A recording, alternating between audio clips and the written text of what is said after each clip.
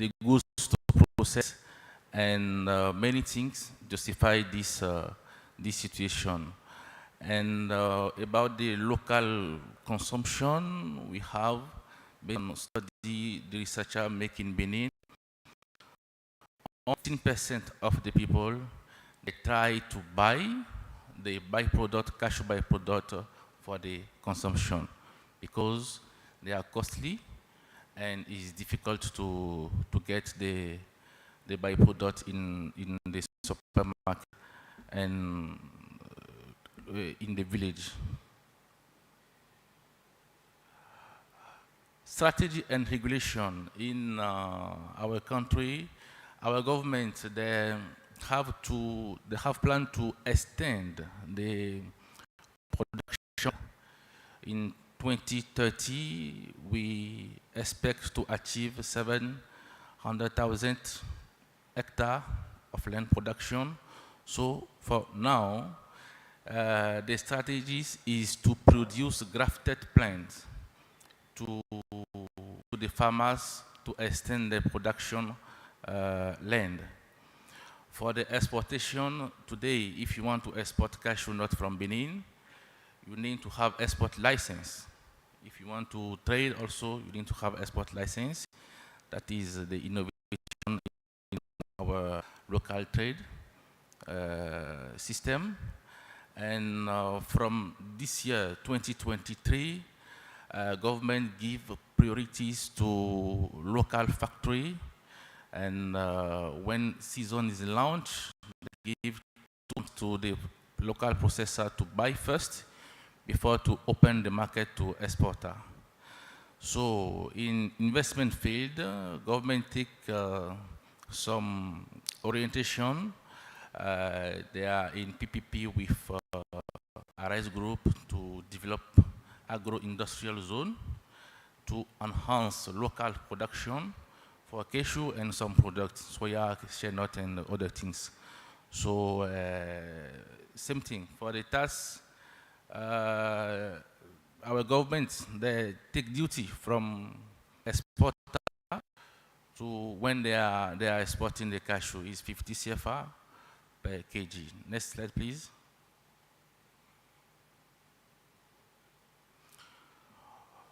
Good. So we want to share with you our thinking about the challenge to make sustainable the supply chain in Africa. So for us, the first challenge for Africa is how to make supply chain sustainable.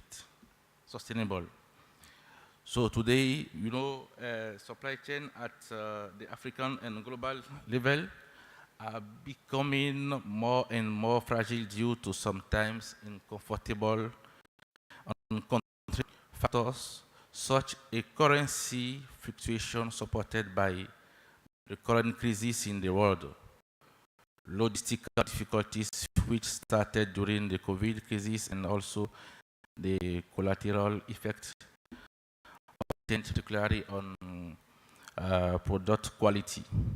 So the African continent produces more than half of world demand, and the failure to control some internal factors in producing countries such as the of storage infrastructure could lead some countries into the future instabilities linked to national trade. The second challenge for African countries is organization and regulation of the cashew industry. We think we have some similarities in the management and organization of the cashew sector in a producing country. So the no existence of a common directive as a sales force could be a weakness against the global strategy deployed by some large processing countries. The third challenge is how to diversify the product and byproduct cashew byproduct in our continent. And next slide, please. How to change the consumer demand. Sometimes we forget that the sustainability of the supply chain also relies on final consumer demand. The decision to consume a product by a consumer is based on the nutritional habit that reside in it. We must therefore innovate, categorize the public health and nutritional needs of population, and develop a cashew product to solve specific problem. So the challenge we identify is also branding, marketing, and domestic demand. And we need to ask to the African country what they are doing to promote our label, cashew label country, and what we are doing also to adapt eating habits based on cashew product. So what to do? Next slide, please. We try to think about how to do in short term, in long term. First, we need in our country to strengthen supply chain sustainability factors in African country, storage infrastructure, how to improve the quality of our product, how to stabilize the price, and the traceability also of our goods, how to do.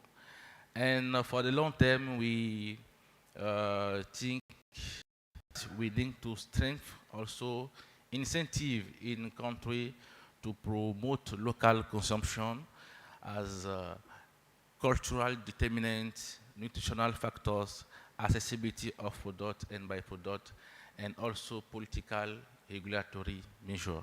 Thank you very much.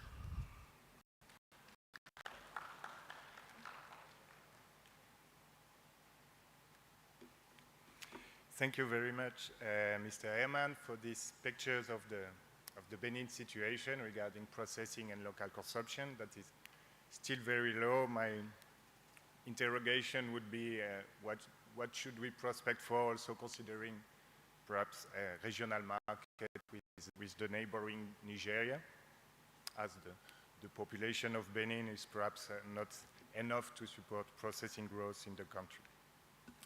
I'm now calling Mr. Fahad, CEO of YYTZ, to make his presentation. Thank you very much.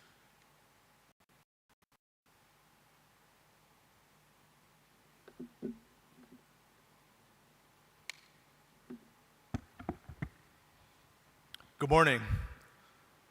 My name is Fahad Awad, and I'm a young Tanzanian entrepreneur. And I'm here to share my experience on what I believe are the keys to unlocking cashew value in Africa. And for me, that is value chain development. I'm going to talk a little bit about my own experience and what I feel are the tasks that we need to be intentional about to more value from cashew in Africa. Next slide, please. So for us, we employed a model that works directly with farmers and women's groups in Tanzania. We found that farmers and women were engaging in value activities. They were looking to add value. Their biggest challenge was access to a market to which they could sell to. And we saw that we could create a role for ourselves where we purchase value-added cashews from farmers, so they perform the first activities, de-shelling at a community level.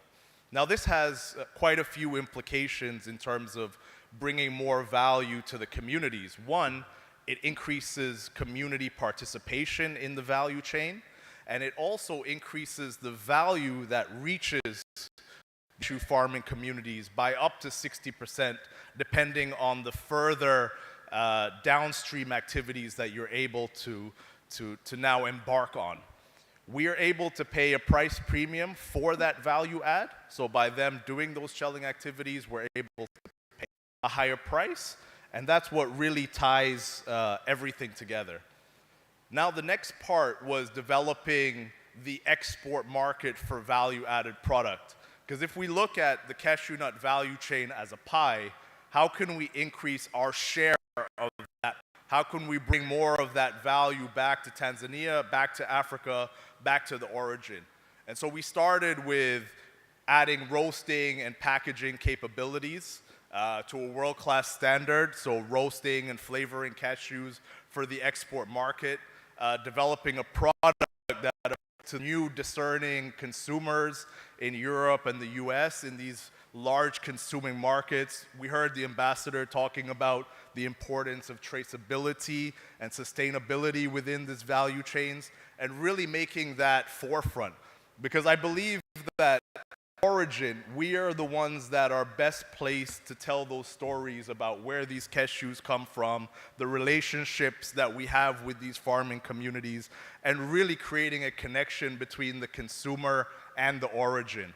And we looked at the other side of the value chain within cashew processing. Well, no, we have a lot of low-value output products. We have the broken pieces that come out, which can be a challenge to really ensure that you're operating profitably. And we just looked at where can we sell these or where can we add value to these products. And we decided to work on a cashew nut butter, which was to now maintain more value within the broken pieces. But aside from that, we're seeing a very large demand growing around vegan alternatives, so plant-based alternatives, using cashew to make cheese, using cashew to make milk, to make yogurt. And these are all products where the consumer is primed for traceability, for sustainability. They're also willing to pay premium prices because they really want to see the impact on the ground. Another product that we've seen has been largely discarded in many producing countries is the cashew nut apple. And recently there is a company in Sweden called Cashew Meatly who have now commercialized the cashew apple by turning it into a plant-based meat alternative. And they're distributing this throughout the Scandinavian countries. They are cooking with it. They are preparing ready-made meals with it. And it is an excellent opportunity to increase value for farmers from a product that historically has just been thrown away. So I think like a lot of the theme that we talk about when pricing dynamics is farmers aren't always happy with the low prices that they're getting from RCN. Now, these are things that we don't necessarily have a lot of control of, but what we do have control of is creating value from everything else that comes out of that farm. And the cashew apple is just one of that. For every kg of RCN at a 200 nut count, you have about 15 kgs of cashew apples. And those apples, if we were to buy them at a 200 shilling, which is about 8 cents US, that doubles the income for a farmer compared to RCN. The other key find that is a huge advantage that we have within African countries is the duty-free access to consumer markets for finished and value-added products. We have preferential access to the US market through AGOA, everything but arms to the EU, and then now with the AFCFTA, the African is also open for business. One of the challenges that we see, so NTBs, non-tariff barriers, is the adherence to standards and quality requirements when it comes to labeling and understanding the labeling regulations for all of those countries that you would like to enter, which can be very because you need a different package for the EU, you need a different package for the US. Even within the EU, you have language requirements. So these are all things that we have to be cognizant of. And I think the other key is having a certification standard. So whether it's ISO, FSSC, or BRC, these are key to entry and key to gaining access to some of the larger blue chip consumers. And I think one of the last parts that really helps to drive the efforts in opening up markets for value-added products is presence at international trade shows. And I think as Africa, as African producing countries that we need to have a presence on this stage. We need to organize ourselves to have pavilions so that we can interact directly with buyers. They can understand exactly where the product is coming from. And like I said earlier, there is no one better positioned to tell our story ourselves. A concerted effort to promote value-added products is key, and we talked about the sustainability and traceability that is now required from discerning customers. This is something that we also have to put forefront, and that is an advantage that we have to process and produce everything directly from origin, creating more value along the entire value chain. And I think the last part that underpins all of this is a sector financing model that really works. As an entrepreneur starting this business, one of the biggest challenges to this day is still financing. As a lot of the Cashew entrepreneurs in this room know, the CapEx investments are very small compared to the working capital needs that you require if you want to scale your business. And we still don't have very supportive financial institutions that are able to really look at where the growth is coming from and support that growth, especially from a nascent stage. So we need supportive financing models that reward companies that are exporting, that are promoting these products, that are winning markets. It increased Forex earnings, which I think is becoming more and more important today. And it's a proven model for increasing competitiveness in export markets. If we look at some of the Far East Asian economies, how they were able to grow was very intentional and deliberate support in terms of fighting for companies that are enhancing and moving forward the agenda of exporting processed value-added products to international markets. So I thank you all for your time. And those are some of the experiences that I've had, and I look forward to the discussion on this. Thank you so much.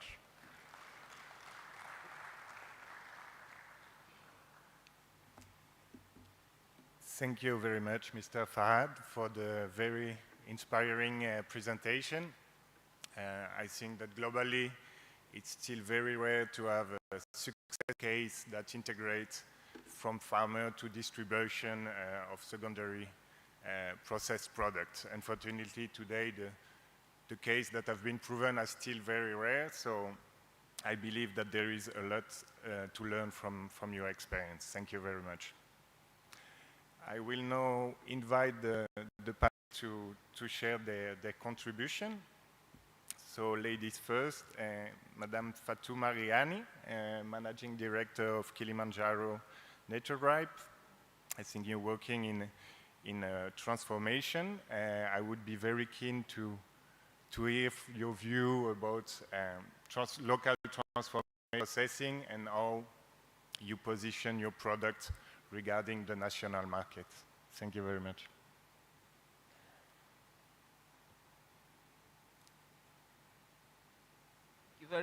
Thank you very much. As he said, I'm Fatma Mariam, the Director of Nature Ripe Kilimanjaro. We've been in processing of cashew nuts since 2007. But up to now, we have only 3 products from cashew nuts: cashew butter, cashew nuts, and we have cashew nut snack.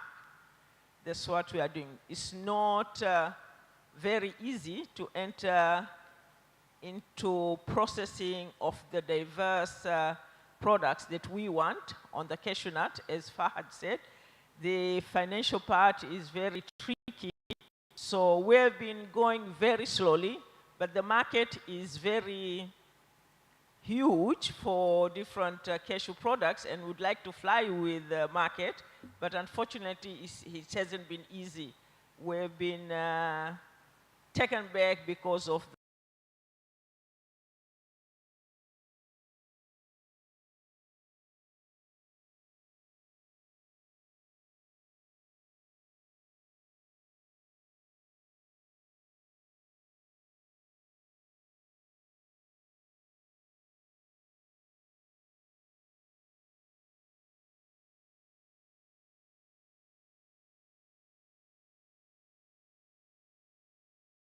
come out of the cashew, and also the whole cashew tree with the leaves and all the products.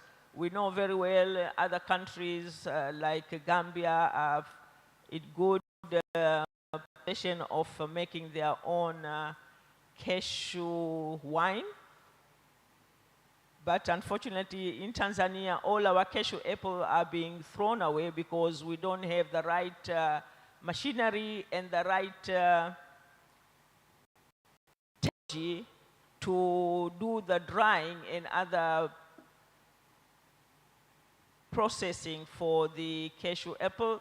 Might be since Sweden now is doing the cashew apple, then we can say we'll go for the technology that are being used. Search for technology. We need to search for the technology to know what others are doing and what we will do. So it is not been an easy path into the diverse products for that, because of the issues of our own research being done in our country, so that we can source the research of what can be done. It's very limited. It's not easy to get, and also the knowledge. I will look for knowledge, but it's not easy to go through everywhere to look for knowledge. So we need researchers also to help us in doing showing us what we can do for other products. Thank you very much.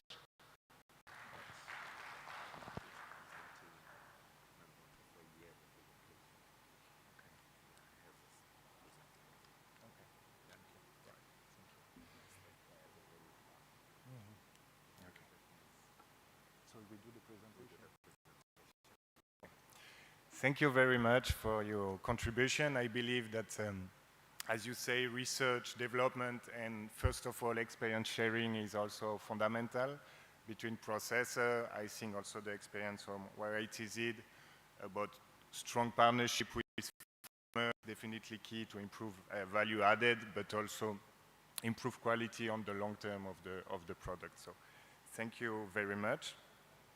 I will now call Mr. Mgendi to do a presentation about so he's a lecturer from the University of Dar es Salaam. Please, Mr. Mgendi.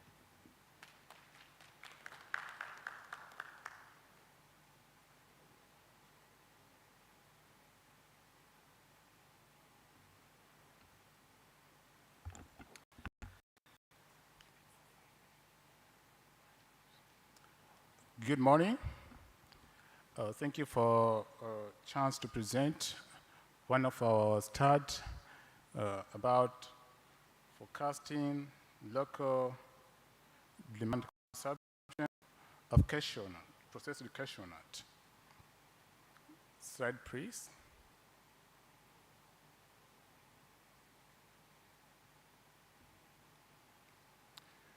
In fact, we understand that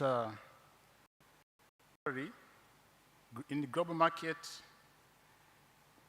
normally Africa, we sell the low agricultural product.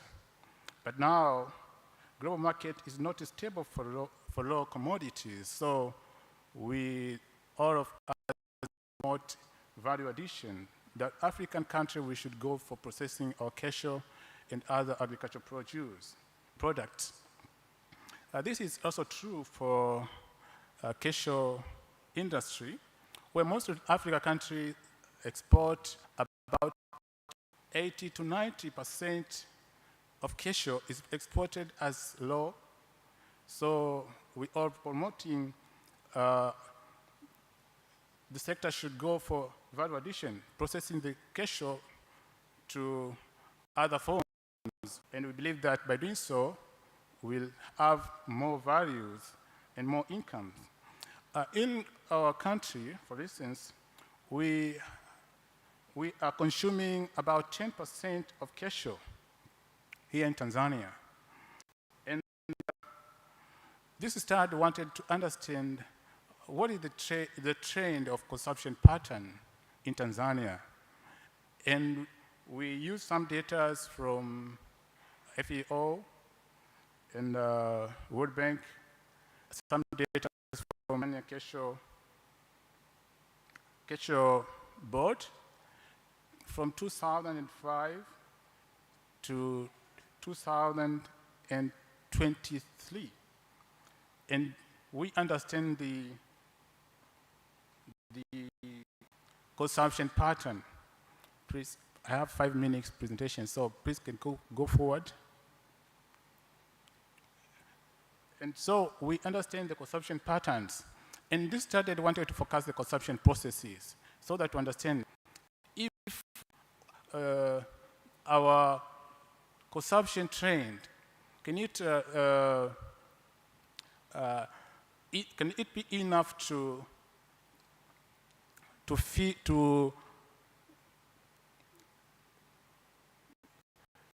fit for our local demand, or there's a gap, or there's a strategy that we have to do. Because we understand that if we understand the trend, it's important for setting other strategies to promote the cashew nut consumption for domestic market. And the data show that the production has been increasing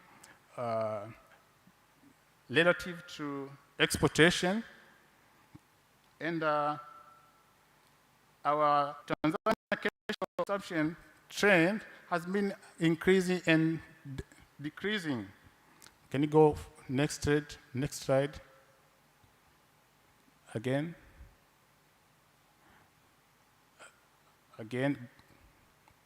So you see the figure show that the trend of production has been increasing, and even the exportation also has been increasing.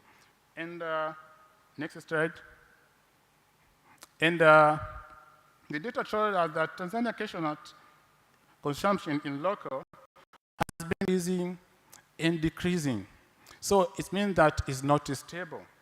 Though the price has been increasing, but you can see that the share of cashew nut produced locally is not very sustainable. I mean that it's been increasing and decreasing.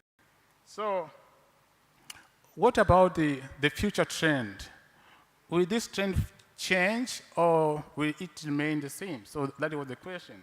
And what can this data tell us, and what can we do to make sure we are sustaining the local market? So that was the questions. So we tried to processing the data. Go to the next stage. Go to the next slide, please. We process the data with any model, and then follow some steps here as to make sure that we do the demand forecasting. And we use the regression model, whereby we assume that local consumption is a function of some variables. And the variable that we were including there was GDP per capita, prices of processed cashew nut, and urban population. Those were the variable that we got. Next slide. Next slide again. So our findings suggest that the model was very promising, because you can see that the error terms was very low. You can see that the mean square errors was also very low. Suggests that the trend that we will be forecasting is cross-matching to the really situation, the actual situation. And this figure, schematic representation of MRP, the neural networks, suggests that these variables, there's some factors that are affecting the final consumptions. And there's a lot of factors. And this model shows that there's 3 layers: input layers, neuron layer, and output layers. All these contributed to final output, which is local consumption trend. So, next slide. The findings suggest that since 2005, the local consumption has been increasing, but also there's a point that it is decreasing. Remember that in 2012, it reaches to the maximum point. And the data tell us that this trend can be can become again in 2030. It's around 7 years to come. The trend we can reach the maximum production that we used to reach in 2012. So, but that is not only. There is a down trend. It means that the market for local consumption is not promised. There is a increasing and decreasing. So the question is that how can we make sure that this market is very sustainable? Because the data tells us that this situation can continue if we want intervening. So we are here to share some insight that of what we can do to make sure that we are sustaining the local demand, because as we're promoting that farmers should increase their productivity, and we have stated that we have to reach 1 million tons, depending only in foreign market will be frustrating. So we should think about stabilizing the local market as well. So we are thinking that stable domestic market is very important. Tanzania reached highest level of cashew nut consumption in 2022 by consuming about 31,000. But forecasting show that this can be reached again in 2031. So a market campaign for cashew consumption at domestic market is very crucial. But also, other strategies we have to do is that to promote nutrition benefit. We think that maybe this trend is behaving like this because consumers are not aware about nutrition value, as other speakers said. So promoting nutrition benefits can also increasing consumer shares, and therefore we can stabilize the market for cashew, local consumption of cashew. But also previous research showed that inadequate financing limited processors to grow. Most speakers have said about it, and we are strengthening, we are pressing it that is reality. So we have to put more effort to help them to finance this process so that we can stabilize the local market. As well, more has to be done in this area, addressing policy issues that limit domestic productions. So the message of today, based on these studies, it said that understanding the dynamic of cashew nut consumption is very crucial for growth in Tanzania cashew nut industry. By analyzing historical consumption pattern and utilize advanced forecasting model, we can predict the future trend. Why? Because we want to be proactive, make a clear strategy so that we may not fall, so that we can have a sure about the market. This insight empowers stakeholders to make informed decisions, ensure consumption stability, and foster the sustainable growth of the cashew industry. Thank you very much.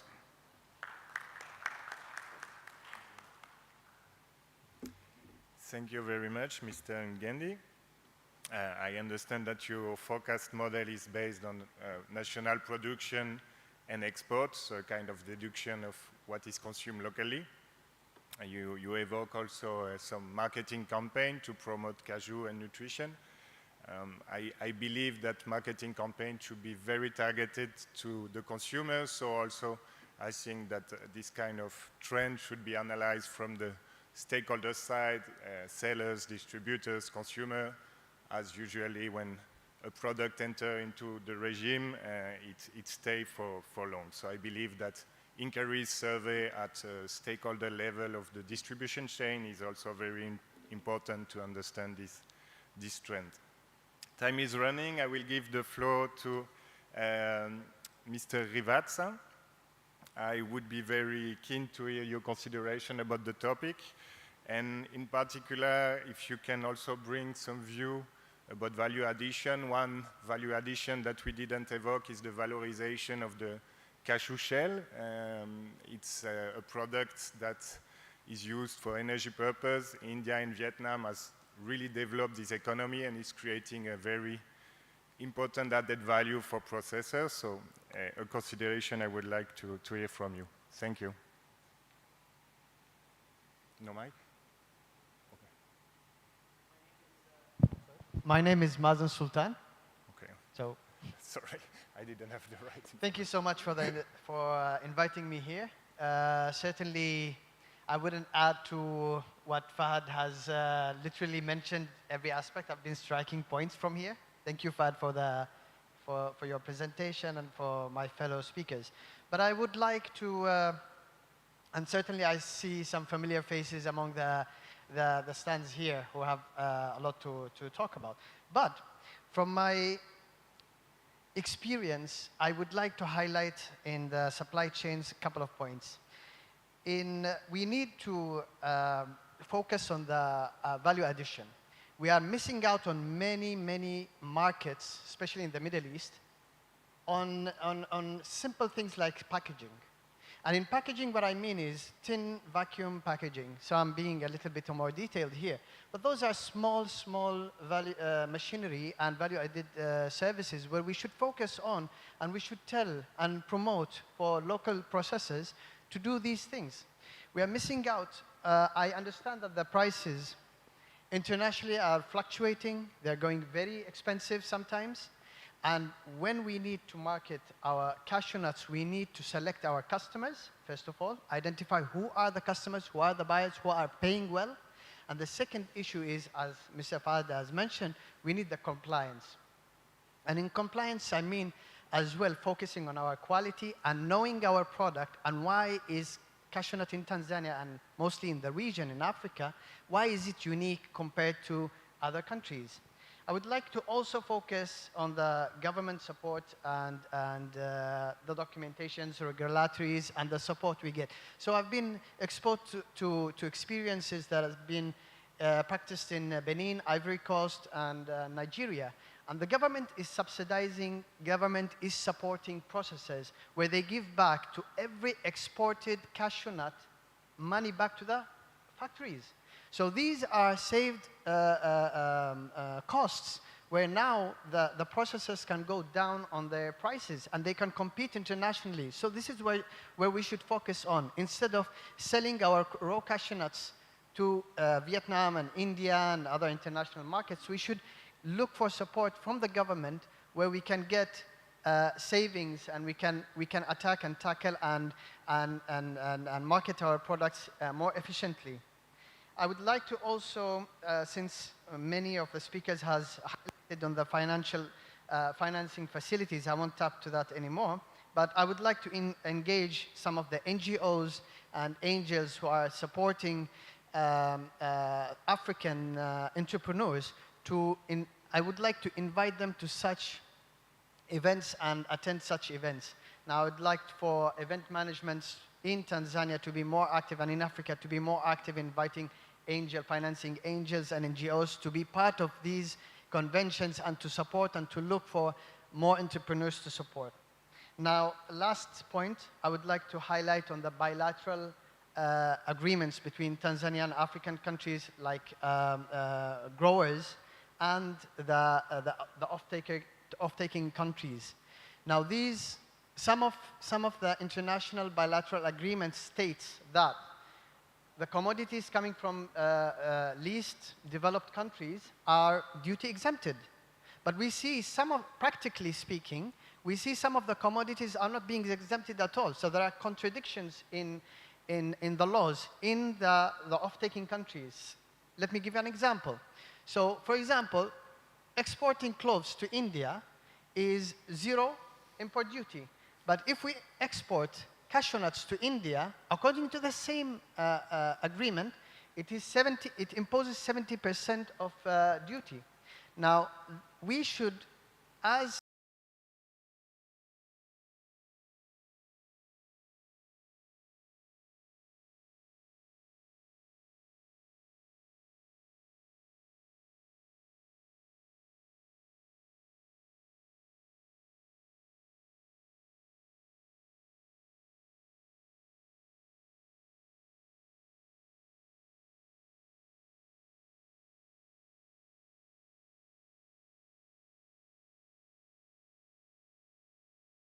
course, in Tanzania or in Mozambique, the cashew processors have to purchase on 2-3 months the whole stock for the year. So indeed, the cost of the loans and interest are huge, and I believe that perhaps Mr. Ambassador could share also his view about this question about helping processor, the financing sectors, and your consideration. Thank you. Thank you very much. I think what is crucial is value addition. That is and a concerted effort within the whole production chain. And well, this segment is about marketing also. So how could this European consumer market of 1.3 billion US dollars per year, that would be 1.2 billion euros per year, but it's an enormous market and it's growing. So I think targeting those markets could help a lot in adding value. And this European consumer, well, more than 27 nationalities, but in general, what are they looking for? They are looking for a healthy product. They are looking for a product that is free of child labor. They are looking for a product that has low carbon footprint. It makes no sense to send the raw cashews to another continent and then send them back to Africa or maybe even further to Europe. This carbon footprint will be more and more important in the years to come. There is a big market for a premium product, for maybe an organic product. There lies your added value. Tanzania has this high quality of the cashew nut, so the Tanzanian cashew nut in the future should stand out in the market. It should be very clear on the packaging that it has been grown and processed in Tanzania. This is the way towards value addition and towards standing out in the market, I think. And if you want to do that, then traceability within the whole sector is of extreme importance. And you can only reach this traceability if you also have the direct contact between the processors, the growers, and the traders, making this possible. Thank you. Thank you very much. Please, a round of applause for the presentators and panelists. Thank you very much. Can you join them for a group picture? Can we please make a line at the front? We take a group picture and then we exit. Distinguished participants, I'm happy to inform you that we have 4 remaining sessions before we call this conference. Just move forward. Let's move forward. Yes, before we call this session, this international conference to an end. So we do break now, and then we do the 2 sessions. We go for lunch. Just hold on. There's a cameraman running as quickly as he can. Just hold on for a couple of seconds. So we do, we go for a tea break now.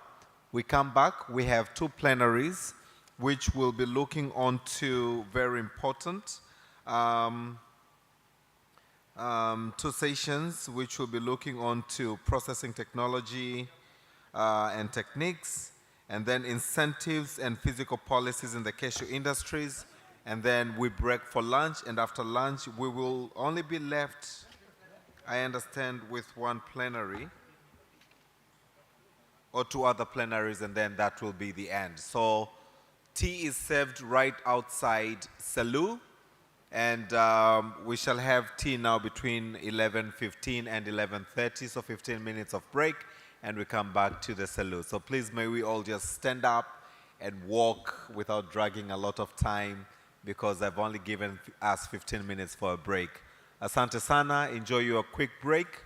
Let's continue to network, because this is one of the objectives of this meeting. network exchange business cards, and let's just take the cashew industry forward. Asante sana. DJ, technical team, naomba ile video, the technical video I play with sound. Thank you.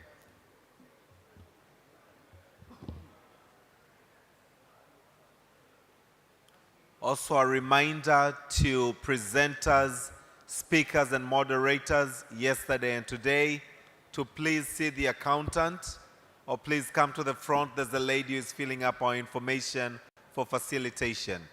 If you know you're a presenter, you're a moderator, or you're a panelist, please see the young lady at the front for facilitation. Thank you very much.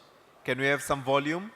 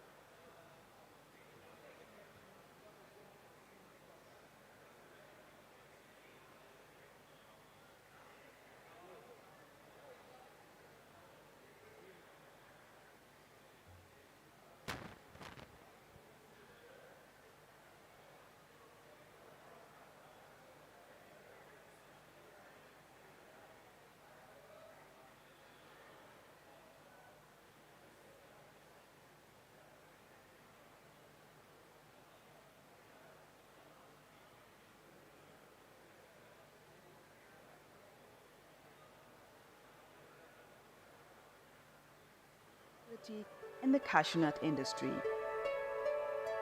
Part of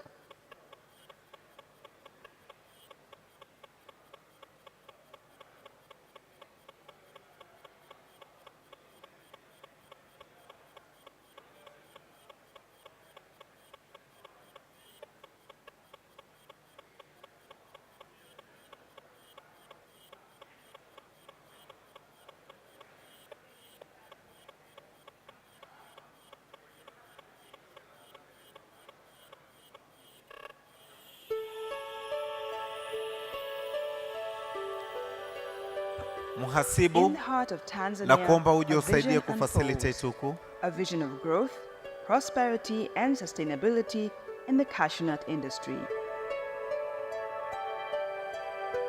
Kimangila, Welcome to the story of the 2023 to Kimangila, 2030 Tanzanian cashew nut nakuomba industry uje hapa strategy, a na tale form of zako. ambition and promise. The 2023 to 2030 Tanzanian cashew nut industry strategy has set its course with 3 strategic objectives. First, we aim to promote productivity, intensification, and green growth. We have in place strategic interventions to increase productivity and boost cashew nut production through improving genetics, managing soil health, moisture, and optimizing agronomic practices through extension services. This includes ensuring the availability of improved cashew tree varieties for better yields and sustainability. This will increase the current cashew production of 300,000 tons to over 1 million tons by 2030. Next, we're on a mission to catalyze agro-processing and product diversification. We are in the midst of developing a world-class industrial zone, which, among other things, will encompass an integrated industrial ecosystem for cashew and sesame processing, called Project 1 Million. It will significantly boost our processing capacity, attracting major investment and sustaining agro-processing by ensuring supply through block farming and plantations for processors. A recent research study from West Africa unveils a powerful truth. Processing 100,000 tons of cashew nuts can create 12,300 factory jobs. Imagine the impact in Tanzania, where it processes 1 million tons of cashew nuts by 2030. Over 100,000 jobs will bloom, bringing prosperity to many. This means more jobs and an export value of processed cashew skyrocket from 42 million to an astounding 450 million US dollars. Our final objective? Enhance industry, efficiency, and competitiveness. To achieve this, the strategy will mitigate vertical integration in the cashew market, fostering competitiveness. It will also diversify markets and products, not only adding value to the nut, but also to its byproducts, like processing cashew apples and cashew nut shells. From these byproducts, treasures will emerge, such as a cashew butter, cashew wines, and more. This journey has the potential to boost export earnings from $357 million to a remarkable $1 billion by 2030. Join us on this captivating journey of ambition and growth in Tanzanian cashew nut industry. Together, we'll build a brighter future for Tanzania. Tanzanian cashew nuts, a taste of prosperity.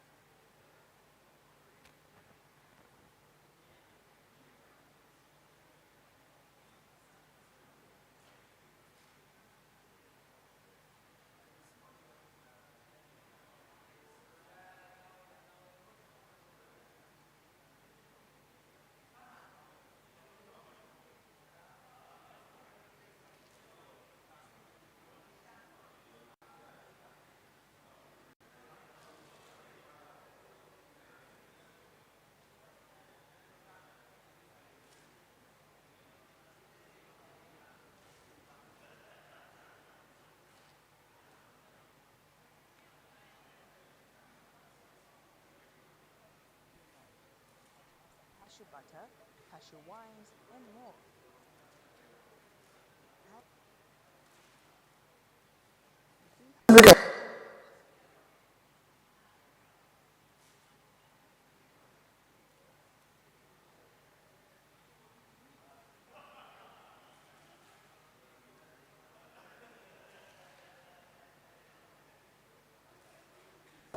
Tanzanian cashew nuts, a taste of prosperity.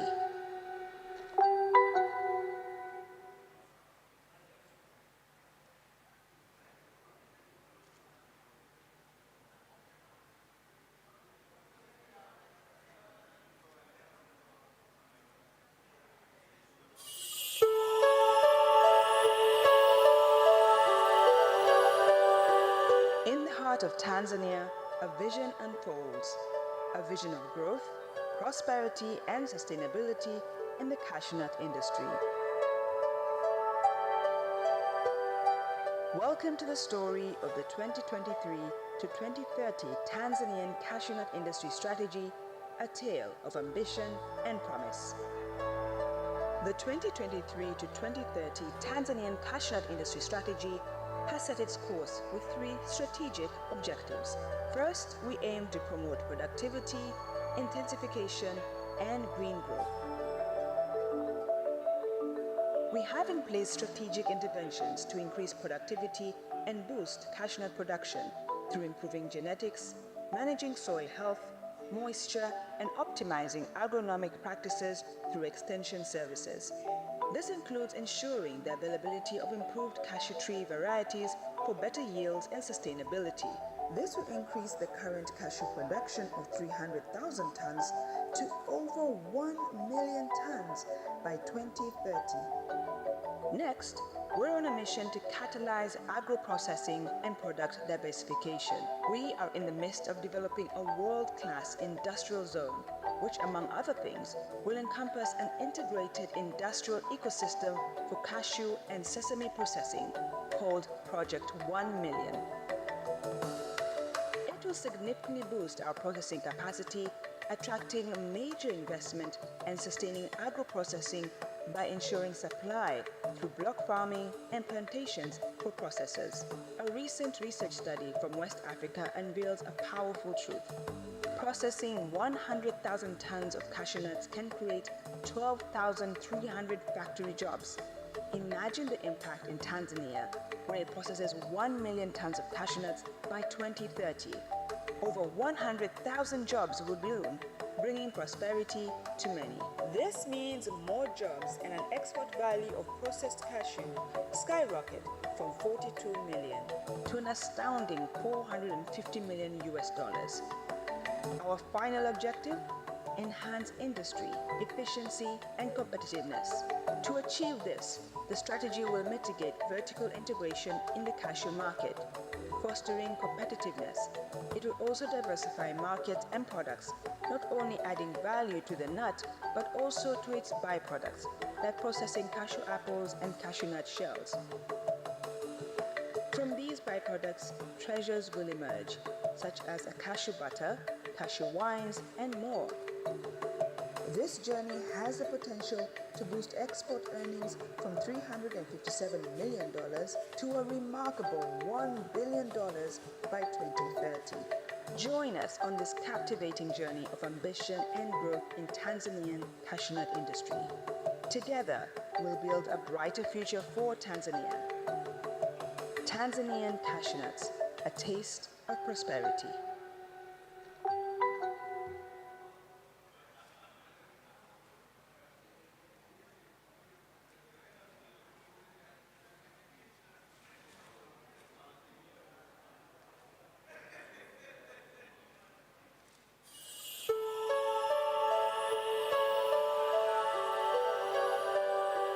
In the heart of Tanzania, a vision unfolds, a vision of growth, prosperity, and sustainability in the cashew nut industry. Welcome to the story of the 2023 to 2030 Tanzanian cashew nut industry strategy, a tale of ambition and promise. The 2023 to 2030 Tanzanian cashew nut industry strategy has set its course with three strategic objectives. First, we aim to promote productivity, intensification, and green growth. We have in place strategic interventions to increase productivity and boost cashew nut production through improving genetics, managing soil health, moisture, and optimizing agronomic practices through extension services. This includes ensuring the availability of improved cashew tree varieties for better yields and sustainability. This will increase the current cashew production of 300,000 tons to over 1 million tons by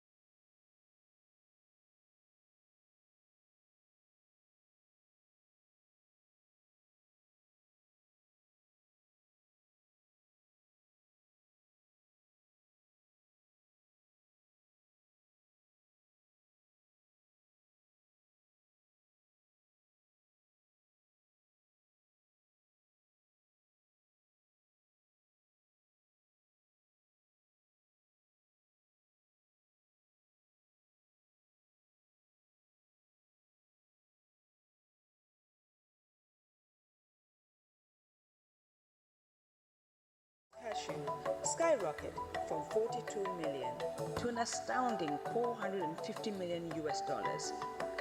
Our final objective? Enhance industry, efficiency, and competitiveness. To achieve this, the strategy will mitigate vertical integration in the cashew market, fostering competitiveness.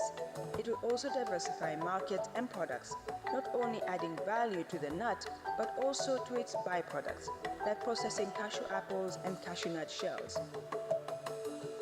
From these byproducts, treasures will emerge, such as a cashew butter, cashew wines, and more.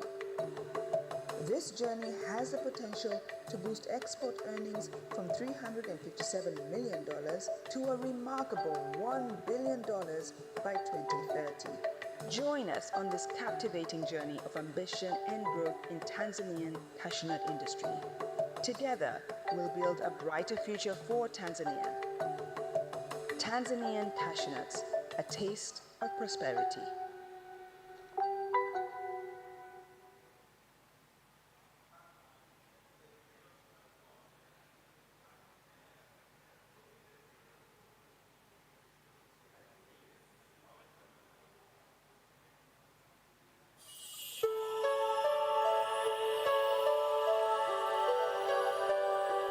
In the heart of Tanzania, a vision unfolds. A vision of growth, prosperity, and sustainability in the cashew nut industry.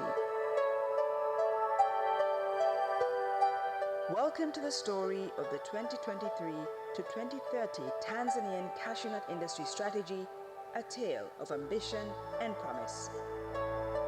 The 2023 to 2030 Tanzanian cashew nut industry strategy has set its course with three strategic objectives. First, we aim to promote productivity, intensification, and green growth. We have in place strategic interventions to increase productivity and boost cashew nut production through improving genetics, managing soil health, moisture, and optimizing agronomic practices through extension services. This includes ensuring the availability of improved cashew tree varieties for better yields and sustainability. This will increase the current cashew production of 300,000 tons to over 1 million tons by 2030. Next, we're on a mission to catalyze agro-processing and product diversification. We are in the midst of developing a world-class industrial zone, which, among other things, will encompass an integrated industrial ecosystem for cashew and sesame processing, called Project 1 Million. It will significantly boost our processing capacity, attracting major investment and sustaining agro-processing by ensuring supply through block farming and plantations for processors. A recent research study from West Africa unveils a powerful truth. Processing 100,000 tons of cashew nuts can create 12,300 factory jobs.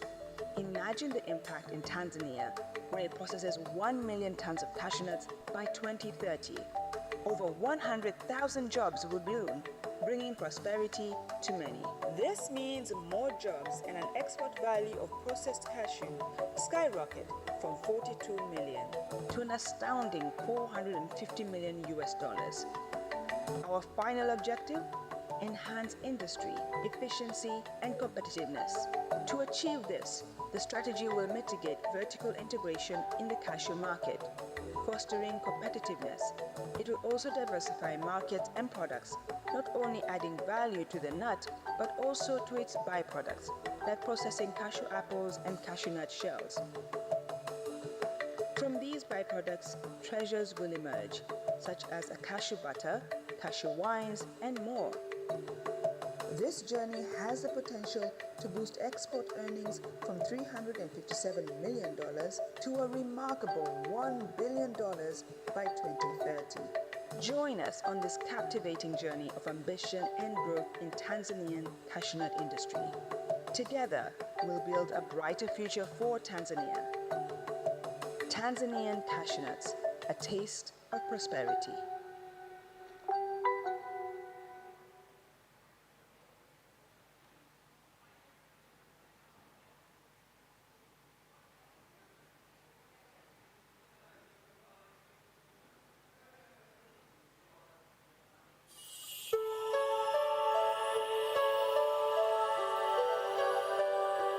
In the heart of Tanzania, a vision unfolds.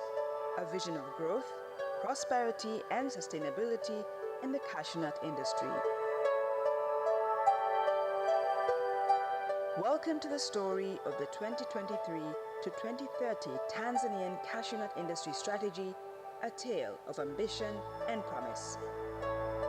The 2023 to 2030 Tanzanian cashew nut industry strategy has set its course with three strategic objectives. First, we aim to promote productivity, intensification, and green growth.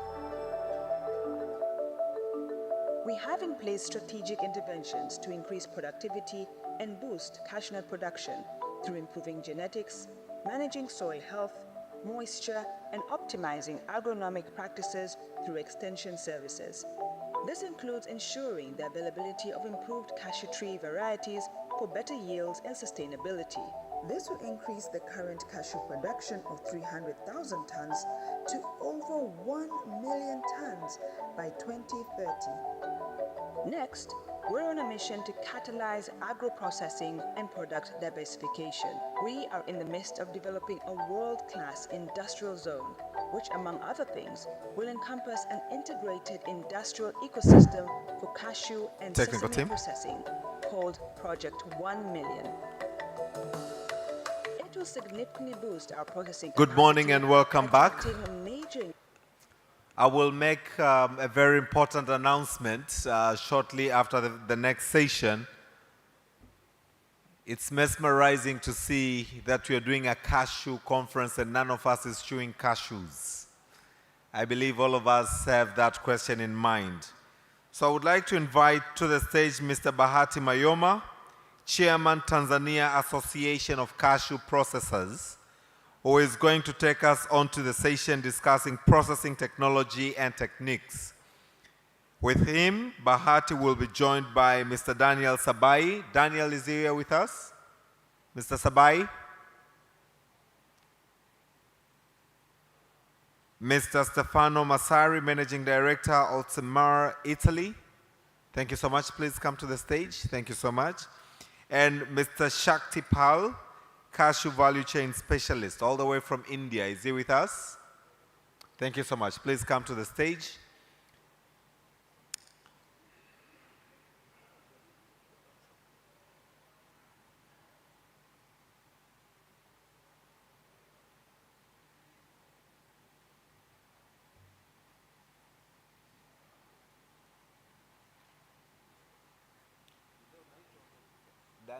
Daniel Sabai yupo au Sabai ambaye anakuwa ni one of the presenters session hii. Nimemwita, wengine wote wako kwenye stage kasoro yeye.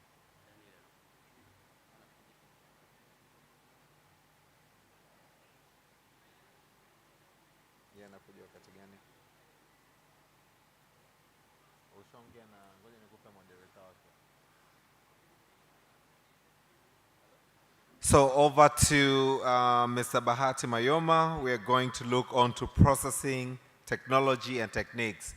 As soon as everybody is settled, I'm going to distribute cashews. It's good before you start snoring. But I'm mesmerized. No one is sleeping in the room because it's so content rich.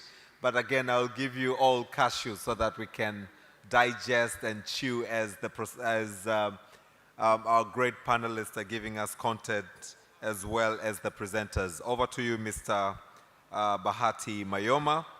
This session will be followed by incentives and fiscal policies in cashew industry, which will be moderated by Mr. Obey Nkia, CEO Uchumi Institute, and after that we'll break for lunch. But for now, we have back-to-back other two sessions.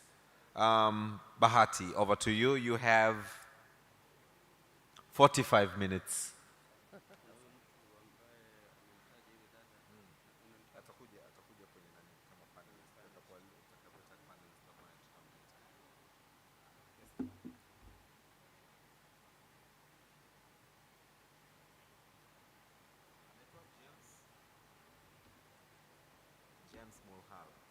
James Mulhar. Ya, muongezetu hapo tamwe. James Mulhal. Mulhar, kama hivi. Hal. L, not R. Yeah, endelea. 45 minutes. Ni 45. Sasa nimebadilisha tena. Sita na nusu. Sasa nusu.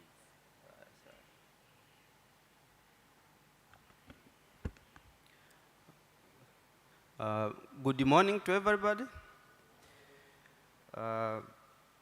As you have been informed, we are now going to go through the third session, which is called Processing Technology and Techniques.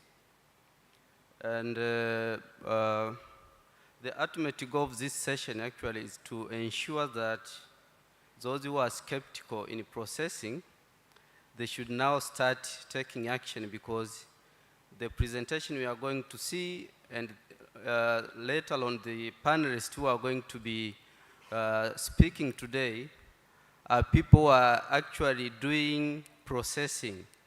So we expect to get the latest information in processing as Tanzania processing is concerned. So I would like most of you actually to pay attention on this session. So to start with, we are going to have presentations, and I'm going to start with Mr. Daniel Sabai, who is the Managing Director of Sabai Investment Company. Welcome, Sabai. You have only 6 minutes, so try to be brief, please.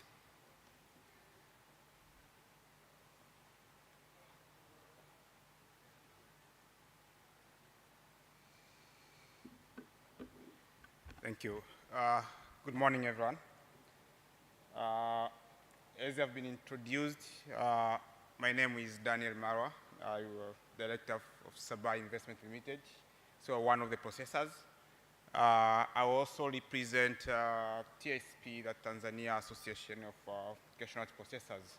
So, can I see some slides?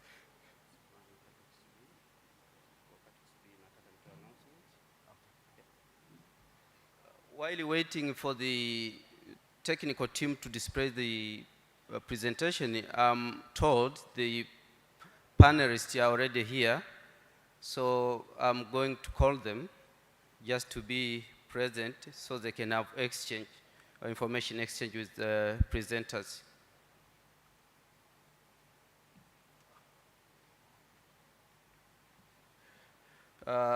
May I call Mr. Posh Leishner, the Managing Director of Barton Group Limited, please. Mr. Vinjishwal Rajkumar, Managing Director of Dorado, Ivory Coast. Have a seat, please. Mr. George Listram, the Managing Director of Listram Commodity Company.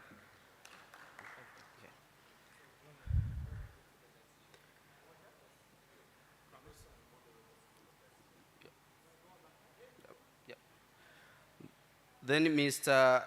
Ethan Trong, Managing Director, Cashew Machine, Vietnam, CMV. Mr. Nivad Shet, Country Head, Arise Tanzania. Please welcome.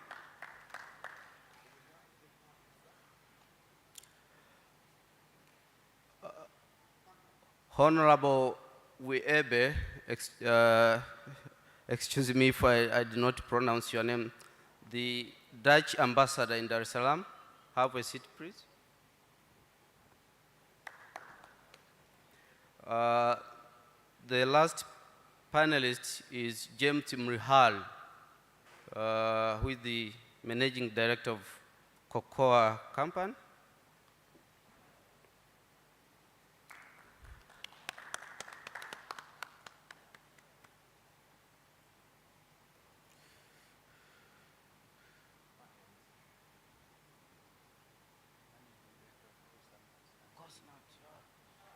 Just to clarify, Mr. James is the managing director of Coastal Nut, Tanzania, based in Mtwara. Now, may I welcome Daniel to proceed, please. Thanks.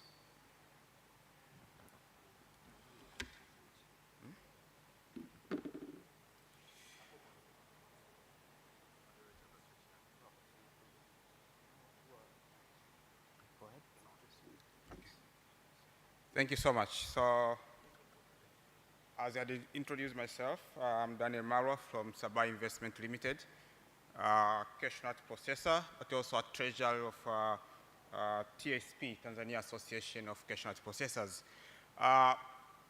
When I saw the theme about technology, and when I saw that also Shakti and Stefan is going to present, then I decided I'll not go into technology because they know better than me. So it will be an insult if I talk more about technology than when they're here. So I'll just give you an overview of the current situation of processing in Tanzania, an overview of what is TSP and what it's doing, and where we want to go. And I think they'll do a better job than me when it comes to the technology and processing. So TSP is a cashew nut, is a Tanzania Association of Cashew Nut Processors. It's an umbrella of cashew nut processors whereby it brings together all the processors to have one voice as processors. We have a total number of around 21 members. So our responsibility is actually to work with the government to increase and promote processing in the country. Sometimes if we have issues, instead of just even a single processor to go and speak with the government, we do that on behalf of all the processors. And we are trying to work with the government because we are at the processing end, and the government is more on the police. So I think if we give the practice, if we tell them what we are doing, what are our needs, I think it's much better than government just sitting from the offices and try to come up with the policies to increase processing. So as TSP, we have been talking and negotiating with the government to see how they can help a country to increase processing, some of the incentives to come on board. It has been taking a while, but some of the things are coming through. Some, I think, we are still waiting. They'll come through.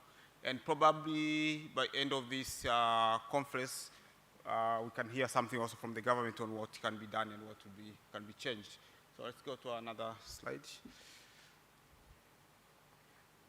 So I'm sure you have seen this. Our current status quo for processing is very little. I think we are still processing less than 10% of our raw cashew nut. So if you check the trend of what we are producing and in terms of raw cashew nut and what we are exporting, is almost the whole of it. So we are still very low in terms of processing.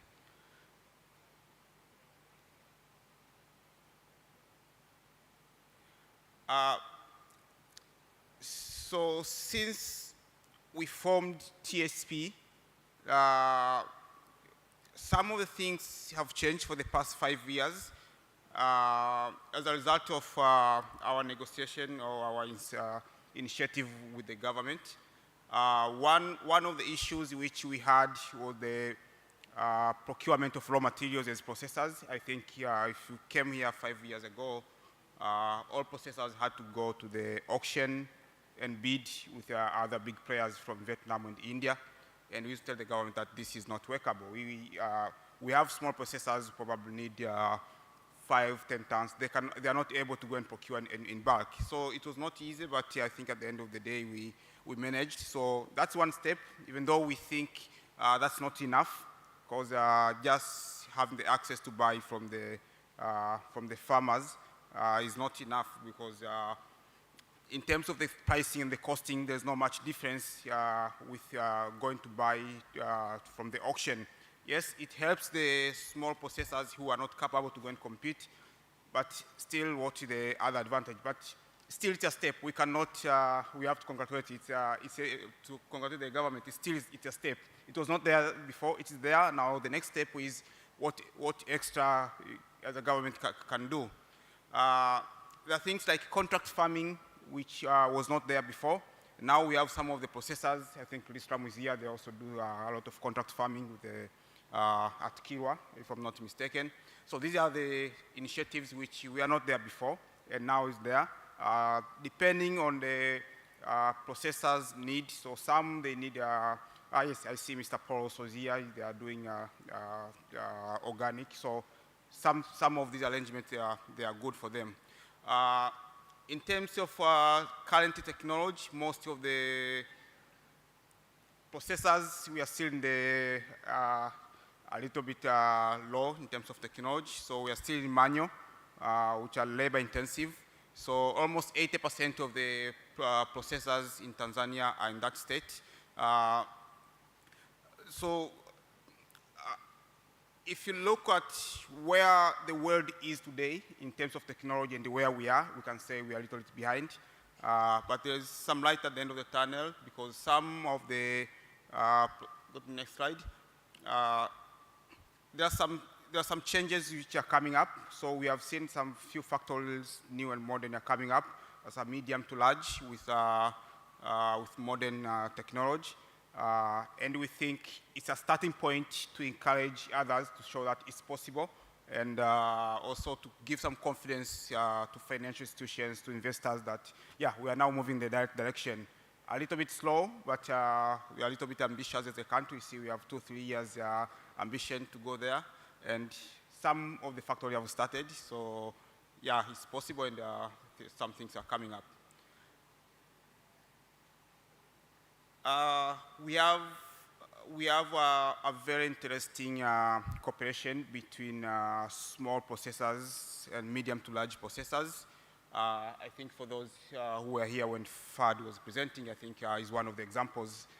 So we have farmers who have just deshelling machines, so they just do the first process, which will just be deshelling, but they will not do drying, peeling, and everything. So some of the factories will go and buy these semi-processed from them and do the finishing. And as TSP, we believe this is one way to increase processing, because it reduces, first of all, I think it reduces the required capital for the processors who are buying from them. So instead of stocking the whole year's crop, these farmers, or processors, some of them, they keep these, so you buy as you need. So there are some programs between CBT and TSP, which we are working to see how we can enhance these small-scale processors. And most of them are women groups. So the more we increase this, also it means the more we increase processing in the country. And I think if you go to India, there are a lot of these such kind of arrangements which have been done, and I think it's one of the right models, instead of just depending on the very big factories or processors to come in. While we're waiting for them, we hope they will come. For us, I think this is one of the steps to increase processing in the country.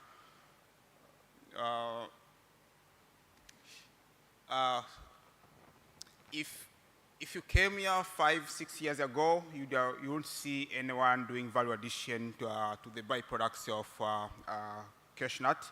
Now we have some factories which are doing value addition, a special CNSL, and this is good also for the processors because previous what we used to do is after processing we used to burn the shells or throw away the shells. But now at least as processors we have a market for the shells, which is a good thing because if you go to other countries like India and Vietnam, I think the only thing that they don't sell is smoke. Everything else they can sell. But here we can only sell the kernels. The rest we used to throw them away. So the coming up of the processing of the cashew byproducts is one of the good things for us. Is a good news for the processors, and it will encourage and also give market to everything. Last slide, I think you. Yeah, so I'm on time, don't worry. So thank you, that was it. Welcome. Please let us put our hands together to appreciate for what Daniel has said. Thank you so much, Daniel, for your insight on what is happening in Tanzania at the moment. So please come and join TSP. Those who are still skeptical, processing is ongoing, and we welcome all of you to come and join us. Now, our next presenter is Stefano Massali, the Managing Director of Otmaya, Italy. Please have the floor.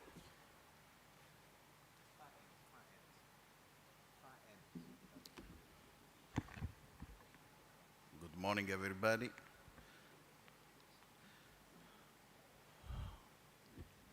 Well, I would like here to introduce to the audience some concept or where we think this industry should go and should thrive for in terms of cashew processing. It is, I think, next slide, please, is the title. We think it's not only a matter of machinery or building plant and something. It is an environment, and when we think about doing a cashew factory, we have to think about various components, which all together come to the design, to the optimal design of the machine, so of the plant. And so there are 3, 4 points, 5 points that I want to highlight. But first, I want to give a tribute to this country because I think we all should be aware of where this country has started from. This country was the first country to process the cashew worldwide, part of India, of course. But mechanically, it was the first part that at the beginning of the 60s, you see in these two pictures, two meaningful pictures, Molymio President Julius Nyerere visiting our factory in Bologna, and then opening up the Tanita cashew factory that was based in here, not far from here, in Pugu Road, what was former Pugu Road. And this is where this country is coming from. And there is no reason why it should go back to what it was, okay? All the premises are there. Now, on processing, what are the challenges and the frontiers we see in the process? We need to try to bring the process full continuous versus the batch process. There are various advantages of doing that. Many other industries are working continuous, the cocoa, the coffee. Many other soft commodities are processed that way. You see in the upper right part of the screen a graph. I think it is a bit small, but it can be interesting to I think is understandable. There is the moisture profile of a batch process and of a continuous process. The moisture is a critical factor of the processing of the cashew.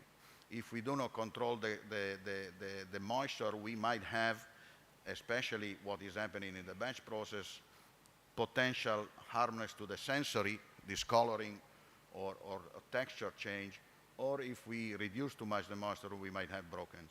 So controlling the moisture is a key factor, and this can be obtained with a full continuous process.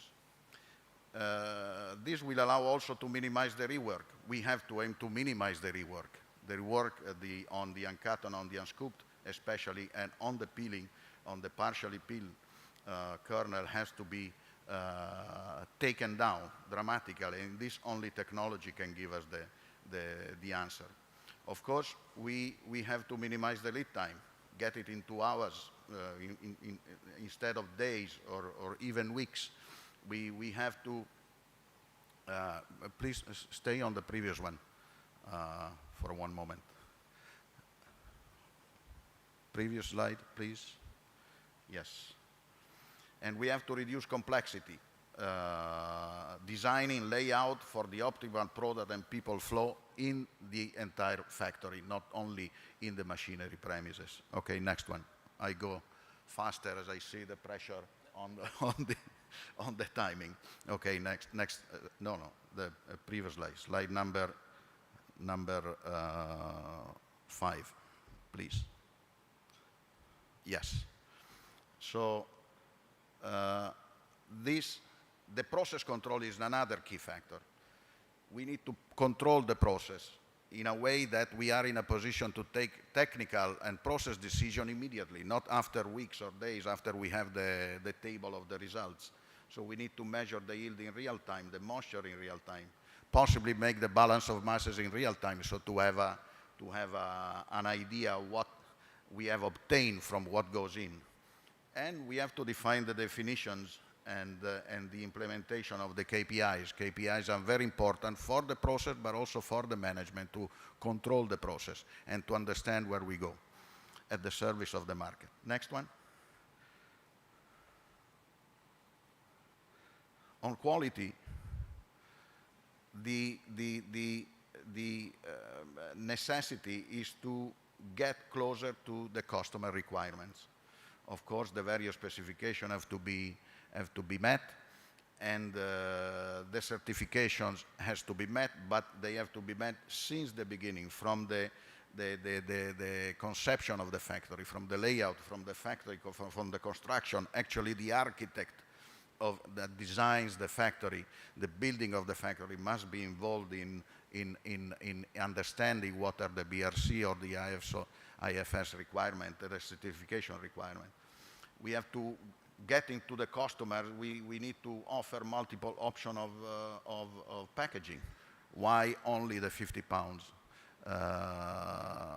Why not the 5 pound, the 5 kilo, for example? Why not the 1 ton? There are many customers who are now accepting the big bag, the 1 ton big bag vacuum. Technology is there. It needs to be applied. Of course, traceability. Traceability is one big part of that. Traceability coming from the field, yes, but guaranteed that through the field goes through the factory, so that each and every package is connected to somebody who has produced that cashew. It is not that far. We are very close to it to do that. Next slide, please. For doing that, we need people. There is no way. It's not only a matter of machinery. We need people. We need to assure value-added job to people, technical job. We need to have motivated people.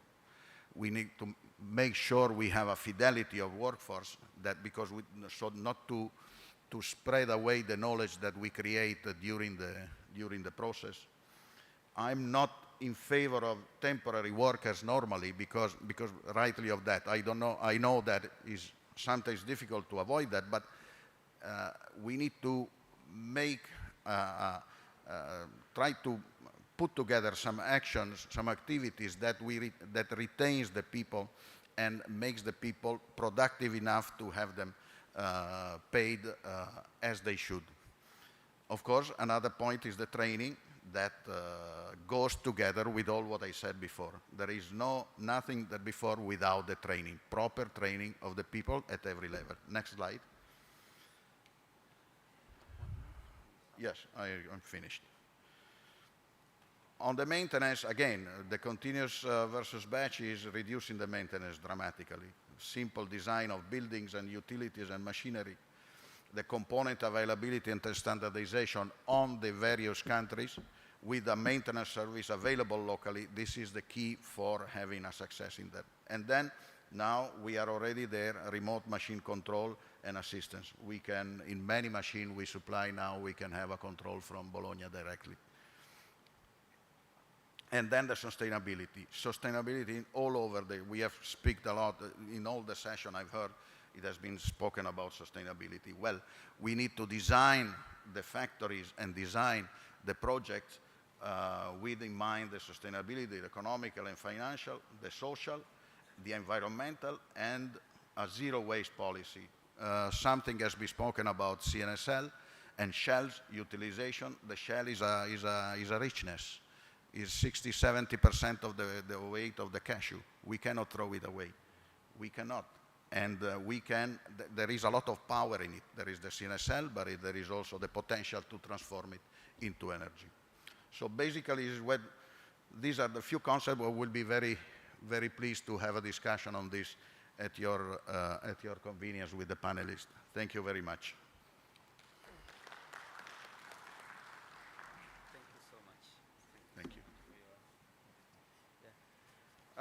Thank you so much for your insight. Especially, I'm very happy and glad to see that when we started processing in Tanzania in early 60s, your company or your technology was very key to achieving what we intended. And I think this should also give us an opportunity to come and discuss to you on how we can still use your technology at the moment to improve our production and achieve the government target of 60% by 2027 and 100% by 2030. Now, our last presenter is Shakti Paul, who is the cash value chain specialist. And because of time limitation, I would again suggest that we go a bit quicker. You have 6 minutes to finish your presentation. Thank you. May I also acknowledge the presence of Dr. Angela Aluko, who is a lecturer from Bay University of Science and Technology. She will be actually part of the panelists later on. Please, the floor is yours. Thank you, Mr. Bharti. Good afternoon, everyone. Can you put the slides? Yeah, my name is Shakti Pal, and I'm involved in African cashew value chain almost 28 years, but I'm a bit biased towards African processing, and I'm very happy to say this. I was asked as a speaker to address 3 things, and these 3 things are to talk about how African processing is doing and what are the challenges in adopting technologies. Second thing which I was supposed to address in this, cashew processing latest technologies, availability and sources. And third is the impact, technology impact on the cost and other factors of the processing side. But looking at the constraints of the time, I'm going to talk only 2 things, which is the challenges in adopting technologies and the impact. The other part, when you say latest technologies, availability and sources, today we have everywhere these type of availability, and I hope these presentations are going to be with each of you, and you can go through those things. Yeah, please. So looking at African processing, I just come up a small recap, what happened from 2016 till now, and what are expected figures of 2023. So you see that's how the installed capacity merely from 400,000 metric ton reached to 1 million metric ton, and processed capacity from 80,000 to approximately 400,000 metric ton, which is expected to be processed in 2023 in different parts of Africa. And that is because of, thanks to 3 things. The government policies which are conducive to processing, which allows the feasibility of the business and that encourage the investors to invest in new technologies, which is a game changer, but expensive. And third thing is the market-led initiatives that market are very open to see we would like to buy more from the origin. 3 things. And these 3 things actually come up with different things that increase the scale. Today we have a big scale processing plant. Africa has a big range of scale. We can say 500 tons a year under one roof, and we can say today 65 or 75,000 metric tons of processing under one roof. You see the parity? That means here it works 500 also working so far. Maybe in near future it will not work, but it's working. Technical assistance is available sometimes through some development sectors and sometimes through some experts. Investor profile is changing. Today, investors are coming with a different type of mentality, like corporate sort of mentality that think about long term. Policies, as I said, this is the biggest pillar to say why processing, why I have to invest in processing. That's how it starts. Who are the leaders actually when we say this big growth in last 8 years? Cote d'Ivoire is the which actually is taking this course really seriously, followed by Benin as well as Nigeria. So if you see last 8 years, 9 years cumulative annual growth rate, Eastern Africa growth rate is less than 2%, where West Africa is 22% approximately. And if you see Cote d'Ivoire growth rate is approximately 43%. So you can understand that almost 85% of the processing is happening, or 90% actually, is West Africa. When we see Tanzania's share in African processing is less than 1.5%. Please, next slide. Let's have a look on some technology trends. What is happening in? As I said, investor profile is changing. It's beginning to develop into a modern industry. And you see corporate approach with long-term thinking. They are thinking about research. They're thinking about adopting new technologies. The current processing is no more just a cottage industry. Though some part of Africa still we have that, and I don't mind that it remains there, but I am a bit hesitate to say that maybe in the future, if we are not putting it in the right way, this small cottage industry is getting a lot of risk. It needs a lot of support. Scale improved significantly in recent past. Today, when we say 50 metric tons a day capacity, it's just very normal in West Africa. No one wants to say less than that because it's not going to be feasible.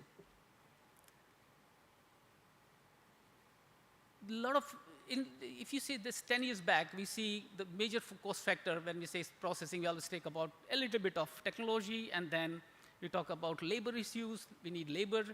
Today, a lot of innovation is changing that. And these innovations are actually the game changer.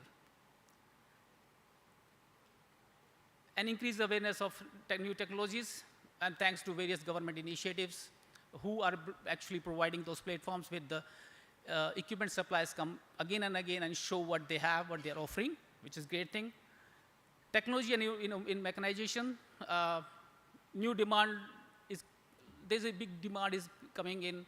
When we are adopting new technologies, we need more human factor, which actually can use those technologies. Increased automation, and that is going again and again more important. Automation within one section of a processing, and automation connecting different stages of the processing. And capital investments is getting more and more. Whenever we say technologies, we talk about upfront investments, and that's why I say this upfront investment has to be incubated by enabling an environment. So without policies, no one is going to spend $20 million or $10 million or $5 million into equipments. It doesn't make any sense. And then technology role in addressing food safety, worker security, and traceability part. Next slide, please. What are the new challenges? Technologies are available, many governments are coming with conducive policies, but still we have some challenges. And those challenges are management and process expertise. Do we understand what processing is? Sometimes, usually we talk about equipment is not working. I ask, are we understanding the equipment? Do we really understand what we are looking for? Second thing is, there's a lack of understanding of cashew processing competitiveness. Many times we feel that, oh, well, I would like to reduce my cost, so I go for an equipment, and then equipment became a cost.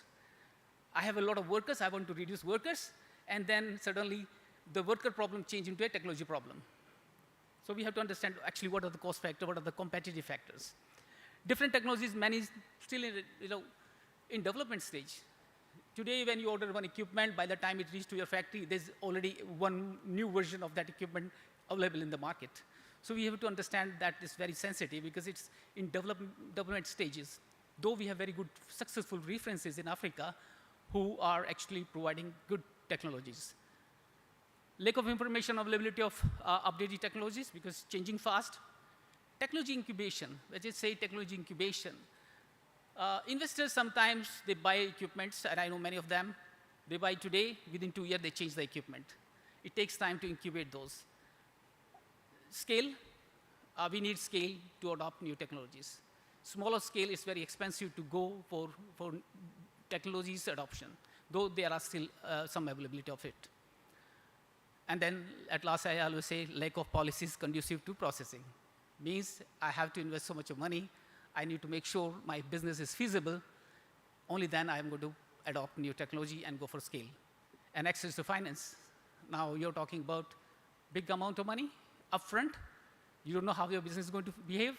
So access to finance sector is very new, and Cashew is not very great example for banking sector. They see it is very risky, so access to finance is a big trouble. We can adopt two types of technologies, purchasing strategy, which we can say one-stop shop, which work very well for small and medium-scale enterprises who don't know much. It's better to go for one sort.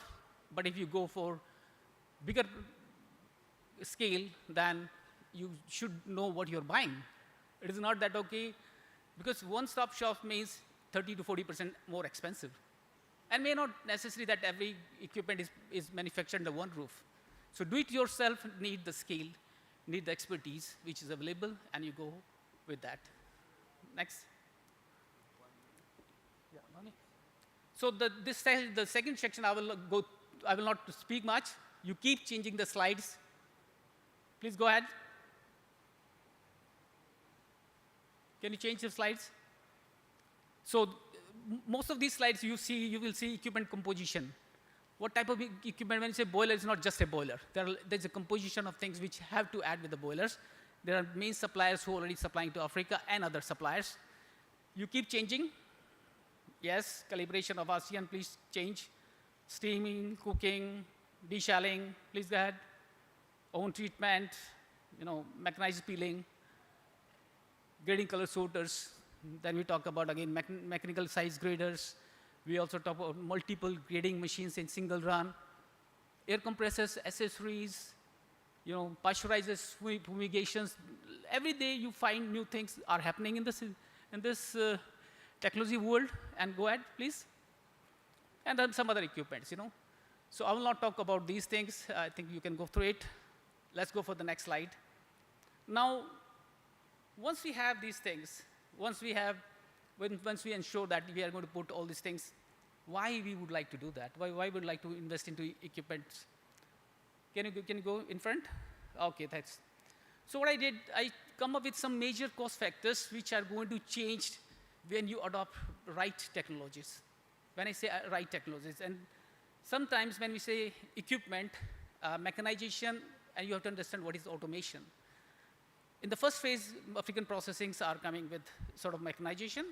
And when you go further for upscale, you need to go for automation. I'm not putting up all the cost. I just take major four costs which actually have a direct impact on the processing cost. I take an example of if I am processing 10,000 metric ton of raw cashew nut under one roof, if I go for manual processing, what should be my cost? If I go for fully mechanized but not automated, then what should be my cost of processing 1 metric ton of raw nut? And if it is fully mechanized and highly automated, what should be the cost? And what are the savings? So this model is 10,000 metric ton processing, 85% of utilization rate. And if you go through it, we find big difference. What we required 1,700 workers, which can reduce to 450. Big change on workforce. At the same time, we are talking about your wages, electricity costs, maintenance, and depreciation. But the overall impact, if you really see, when we process manual, these direct cost is approximately $310, $320 or $340 per metric ton. If we go for fully mechanized and not too much automated, you can reduce to by $170, which is around 45% cost effectiveness. And then if you go fully mechanized and highly automated, it will go around $150. So it saves around 50% reduction in the cost by adopting right technologies. And sometimes if you don't know what is right technologies, it can increase your cost drastically high. Next slide. And this is my last slide. And the impact of technology on other gains. Besides, we talk about performance risk. Any new processor, the biggest risk is, okay. The biggest problem for a new processor is a performance risk. That I meant to process 10,000 tons. Can I do it? If I go for manual, where I will get the workers, training and other things, machine guarantees you. 10,000 metric ton I'm looking for, year one I can go for 8,000. That means 80% utilization in year one. In past, it used to take 5 years to reach to 80% of the utilization rate. That's a great thing. With right mechanization, it guarantees, it helps you to implement the market compliance requirement, which is food safety certification, code of conduct, or traceability. Improves worker safety, definitely. Reduce scraps on kernels, improve the quality, reduce hands touch, reduce the workforce by 70 to 75%, and reduce space requirements. And that you can see the cost in terms of the depreciation. I think that's it. I stop it here. Thank you very much. Thank you so much for your insights, and I'm very glad to see that Tanzania is still very far in terms of processing, but this could be an opportunity for the investors to come and join us actually to achieve our goals. Before we proceed, I think there's an announcement from the MC. Please take your. Not an announcement. I'd promised earlier that I'm going to distribute cashews. So I'm distributing cashews now because it does not make any sense to have a cashew conference and we're not chewing cashews.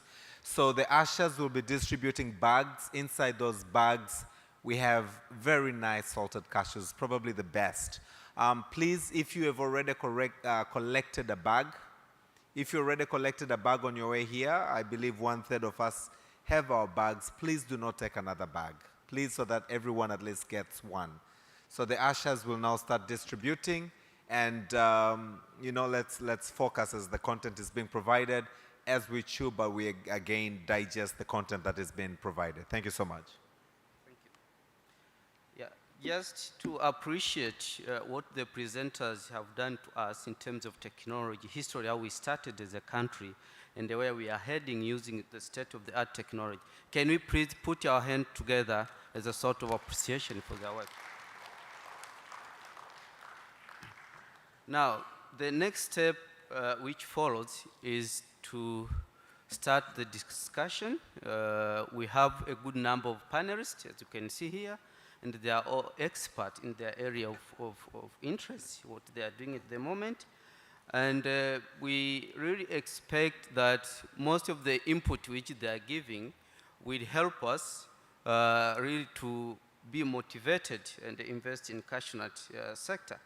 Now, my first panelist who will be responding to some of the issues is Mr. Posh Leishner. And my question to you, Mr. Paul, is just to have your thoughts. I know you have been leading one of the most successful cashew nut processing in Tanzania. I can't remember what level of technology you have, but I understand that you are using both manual and mechanized machinery. So my question to you is, how are the current technologies and the techniques used at your factory complement each other to maximize output? And do you aspire for full mechanization and automation? Please respond to that question. Thank you very much, and thank you for inviting me. and also to share some experiences about our processing here. As you know, biotan is a processor of organic cashew nuts. We started our operation here in the country in 2018, and I think at that time we were one of the most modern factories here in Tanzania, importing technology from Vietnam. It was something like semi-automatic. A lot of people call it semi-automatic. What does it mean? I mean, shelling, of course, is done with machines. We don't have too much manual shelling. And what we learned over the years and what we are always trying to do is a step-by-step approach in using technology. For instance, this year we are in the stage of building a new factory. We are scaling up from 2,000 metric tons to 5,000 metric tons. The factory is almost ready. And even there, in terms of technology, we just use a step-by-step approach and make the next step. You know, it wouldn't help us to implement a fully automatic processing line in the style of Oltremar. I had also a lot of discussions with Mr. Stefano. I talked with the providers of Vietnam. Mr. Etan is one of the providers of our machines, and it would not help us to go for fully automatic processing line. Everything must fit together. It must fit to what you do in terms of what is your capacity, what is your financial and investment capacity, what is the technical capacity of your team, and everything should be sound. But our philosophy is always to focus on the product and the quality of your product and the needs of your client. Your product must be good enough. In our case, for the European market, and our cashew nuts, that is something I can say for sure, they are used by the high-end organic brands in Europe. For instance, Alnatura, but also the big supermarkets from Spar, Rewe, all of them use our cashew nuts. And as we all know, I mean, there is no doubt the Tanzanian cashew nuts, they are unique, outstanding. We know they are the best in the world. And wherever I come in Europe, people love them so much. That is for sure. But we should use this unique position to process them in a good way and make the right choices of machines and technology. Then I think we can succeed. Thank you so much. Ladies and gentlemen, let's put our hand together again to appreciate for the insight from Mr. Paul. Now, because of time, I will be asking one question. I prepared 2 questions, and I'm not sure if I keep the 2 questions, time will be enough. So let's now go to Mr. Rajkumar, the Managing Director of Dorado. My question to you is, from the statistic which was presented by Shakti, we saw that Ivory Coast is actually leading Africa in terms of processing. And we understand that the government of Ivory Coast is really aspiring to achieve full processing and create job to the community. But if you remember from the previous session, the ambassador of Dutch ambassador said in Europe, actually, people are interested in reducing the carbon footprint. They want things to be processed in the origin country to lower down the amount of CO2, which has a lot of implication to the climate change. Now, in that perspective, what can Tanzania learn from Ivory Coast to achieve its goal of processing 60% by 2026-27 and eventually 100% by 2030? What can we take from Ivory Coast? Because you are just near to Tanzania, you need just a few hours to fly to Ivory Coast, and it's on Africa. Welcome, please. Polite reminder, moderator, you have 15 minutes. Thank you. Yes, thank you for the invitation, first of all. Right now, our manufacturing facility, Dorado Ivory, is this year processing about 65,000 metric tons in a single location. Our goal is to do 100,000 metric tons in the same place. So the main thing that the government has done over there is created stability and support. For every 1,000 metric tons that has been processed, we get a support of $150. We have direct relationship, long-standing relationship with the farmers. There are no hidden taxes, and we have clear access and flow of stock in, out of the country, well connected to the rest of the world. These are all things that play a small role, but when you stack it on top of each other, it makes a smooth flow of our day-to-day processing. It is very much possible to do over here. Like everyone admits, the Tanzanian raw cashew nut has a very good value worldwide. Everyone knows what you have to offer over here. What I would say is we take more time in figuring out a way to stabilize and create sustainable long-term solutions and stick to it. So foreign investors and local processors feel a lot more comfortable in increasing their capacity, investing more funds into the cashew industry. Thank you so much. Thank you so much for your insight. Please let's put our hand together for Mr. Rajkumar. The next panelist who is going to share his insights is Mr. George Listrom. And the question to you is, how significant are small processors in transforming Tanzania cashew nut industry? Do we really need to go full automatic for us to achieve, or we can still keep some of the best traditional processing to achieve that target? Welcome, please. Thank you a lot, Mr. Mayoma. My name is George Listrom, the Managing Director of Listrom Commodities. We operate with full manual operations. We have 500 workers in our factory. It is very important to combine between the manual processing and the full automation for the simple reason is that if we need to scale up in production and increasement of cashew nut sector kernels in Tanzania, local processors, small processors, they should be involved.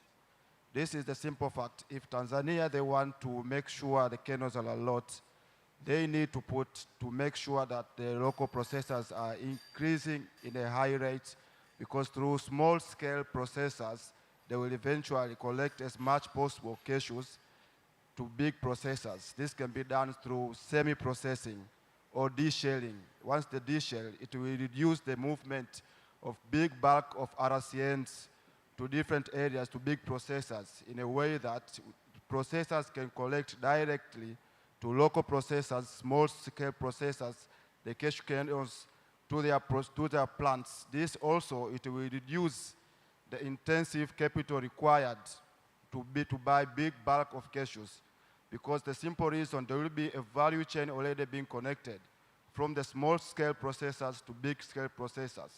In the line of operation, there needs to be a cooperation. The government should be very cooperative to processors to encourage them.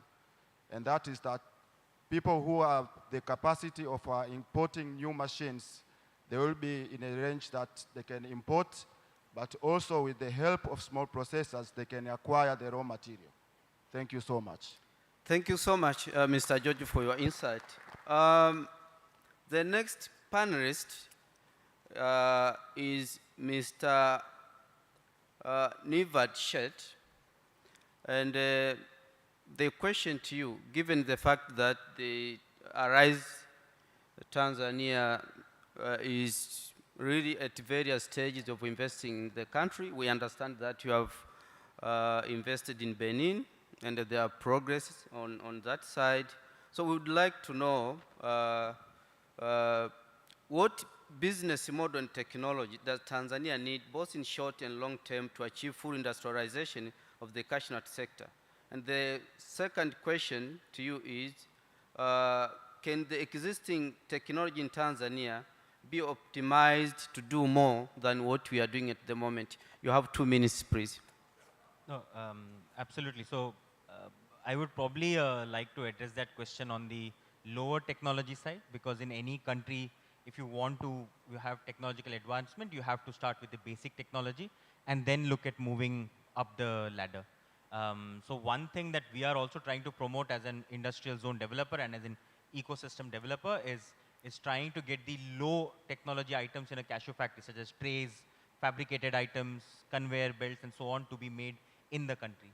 For the long-term development of the industry, yes, we are looking at automated cashew processing. We're looking at mechanization, but we have to divide that into two parts, where we have to look at technology that has to come from, let's say, other countries today, but also low technology items can probably be made in the country itself. If a regular supply of these basic items is available in the country, that would make a significant difference to having the processing industry grow.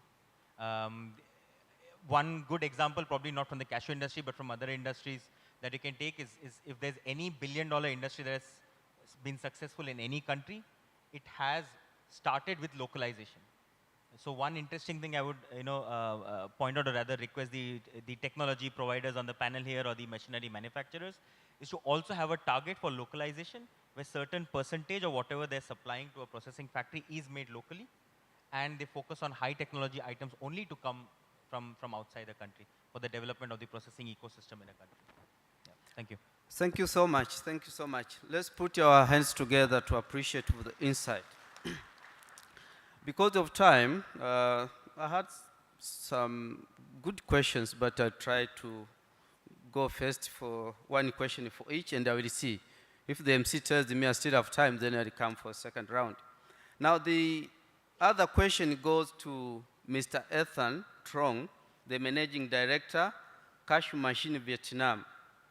And first of all, we really understand that some of these people sitting in this nice venue are your customers already. And they probably, they know better your technology than I do. And probably they are going to give us some more insights when we have this coffee break or whatever, just to understand how it works. My question to you comes, how do you see willingness of processors in Africa, especially Tanzania, to assimilate technology in the cashew nut industry? And the follow-up question is, since we understand that most of the processors have problem with working capital, including the financing to purchase full set of machinery, is CMV, your company, considering softening conditions, for example, having credit arrangement with local banks to allow SMEs to import machinery to enhance processing while paying by installment? We believe this could actually be a game changer in helping almost everybody to access your technology. Floor is yours, please. Yeah, thank you so much for your question, and I would like to share about my experience in the financing. Currently, we are working with more than 15 country investors come from like US, Canada, Europe, UAE, and China, and India. So there are most of them that have strong payment, and we work like TT or DP through the bank. So with small and medium enterprise, like for local processor, we need to make about LCU parts or LC aside, or they can make the royalty for the payment, and then we can support for them like 20% of advance payment and 80% for the LC. So that's what we are doing now for the support to the small and medium enterprise in local processor. Thank you so much. Thank you much for your insight. I think you missed one point, you have 20 seconds. How do you see the appetite of African processors trying to shift from manual to automation? about this point, with my experience about 6 years up to 7 years, we are supplying to Africa. So there are some significant aspects that impact directly to the African awareness and willingness on the technology to cashew industry. Firstly, automation allowed the company to gain a large profit margin and compared with other competitive based on advantage of the cost of the goods sold. So the technology efficiency may reduce the potential competitive risk to a domestic processing sector and the very high cost, high labor cost to compare with Vietnam and India. 10 seconds, please, if you are concluding. So secondly, the building and developing sustainable agriculture and long-term vision for Africa, I think to 25 or 26. The basic element for sustainable framework, we are aiming to improve the technology and transfer the innovative system for the Africa processor to achieve the lower cost like India and Vietnam. Thank you so much. Thank you so much for your insight on that. The next panelist, we have remained with 2 panelists to chip in, goes to Dr. Angela Aluko.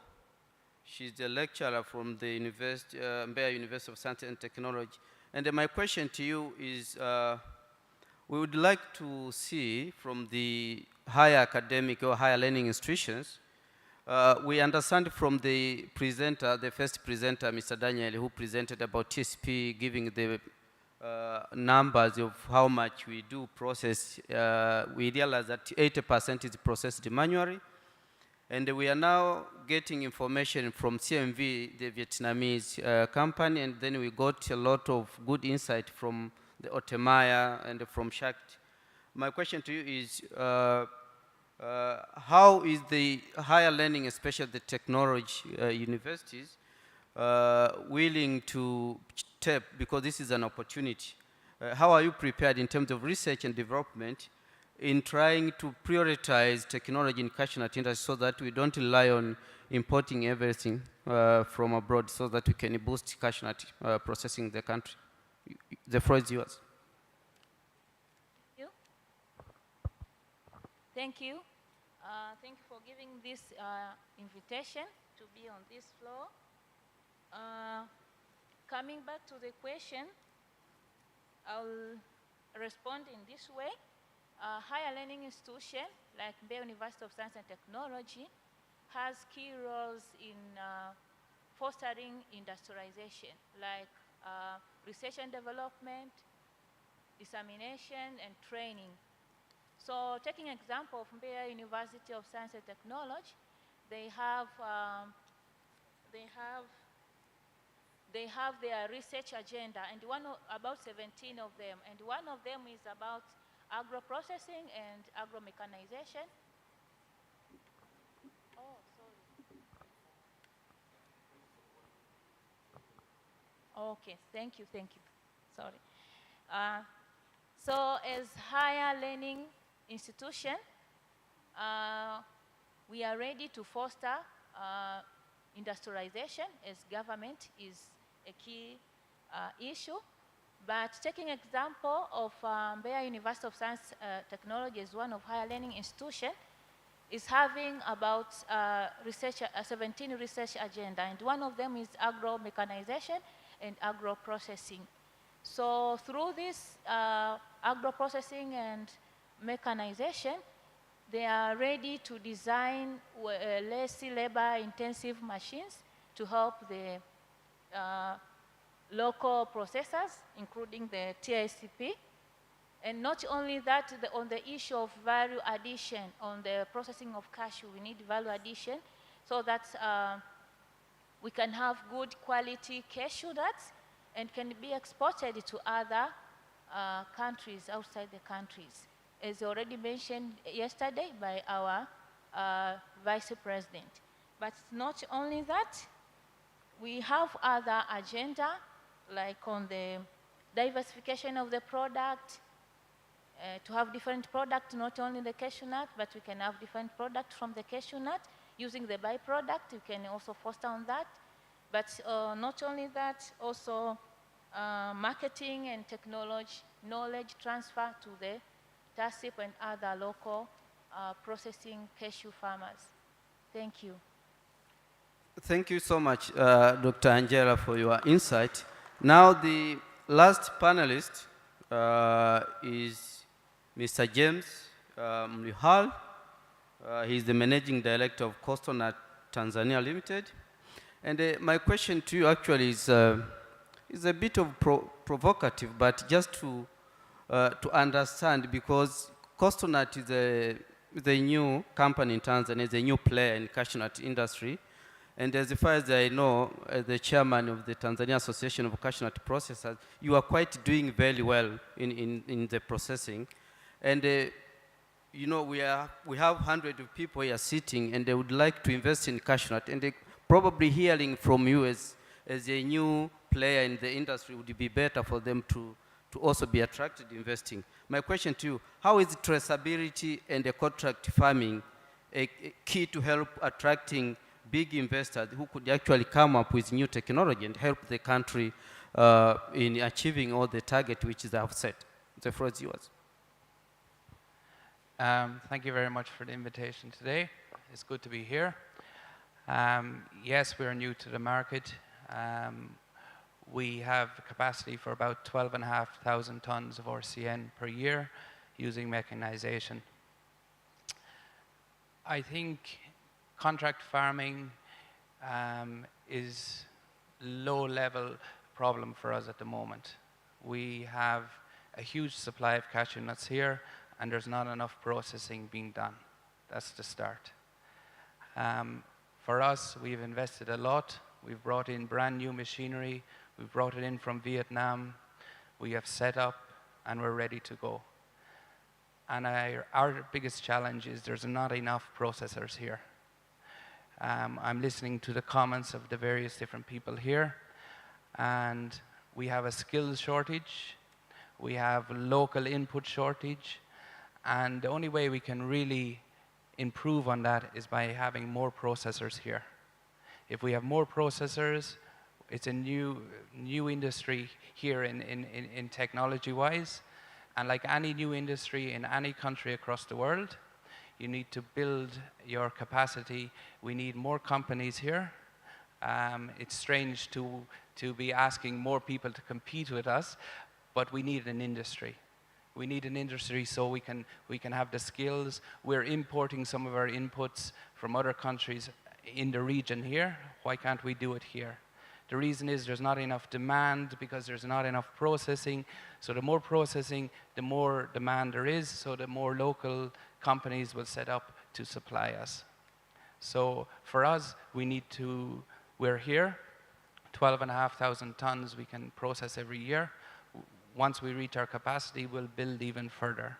But we want other people to come, other companies to come here so they can help us in attracting all the skills and input businesses that we need. Like I don't know your name, from Arise, he mentioned having local input. And that's so important, and it's so correct. But you need an industry to have the small businesses to come in to supply all those things.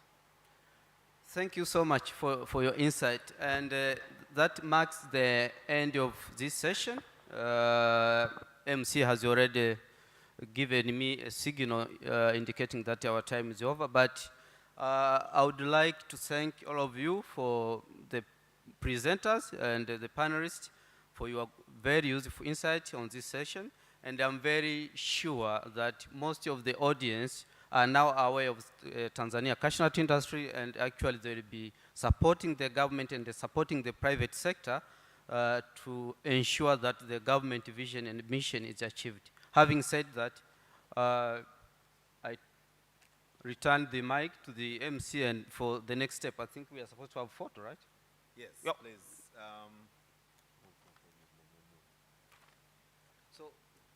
Ladies and gentlemen, a very big round of applause to the moderator as well. Please join the picture. Let's move forward. Let's come together. You want to put one lady out of 11 giants.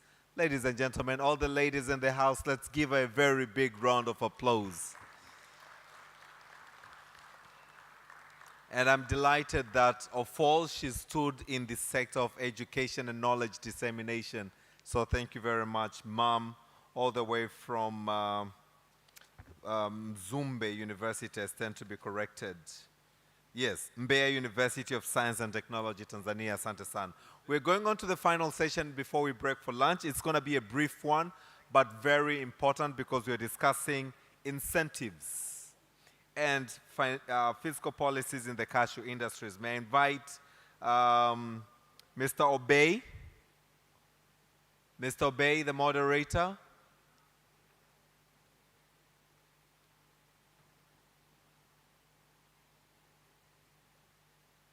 All those who just stepped out of the stage, please make sure that the young lady at the front has gotten your details and your signatures for facilitation. Those who just got out of the stage, please make sure that the young lady has gotten your information for facilitation. Mr. Obey Nkia is the CEO of Uchumi Institute. Karibu sana, please take the floor. And this session is going to be brief. So let's continue to pay our utmost attention because, again, it stands between us and lunch. However, we're going to accord you our hearts and minds. Thank you. Karibu. Thank you very much, Mr. MCE, and very good afternoon, ladies and gentlemen. Yep. So, like I was told, we are standing between ourselves and lunch. We'll try to make it brief. But before I start introducing what we are going to discuss to unpack this afternoon, let me invite our two presenters and 3 panelists who are confirmed. So let me invite Mr. Gungu Mibavu, who is an assistant director at the Ministry of Agriculture, of course, dealing with policy. Mr. Gungu Mibavu, welcome, please. Then Dr. Kulwa Mangana from Nelson Mandela African Institute of Science and Technology.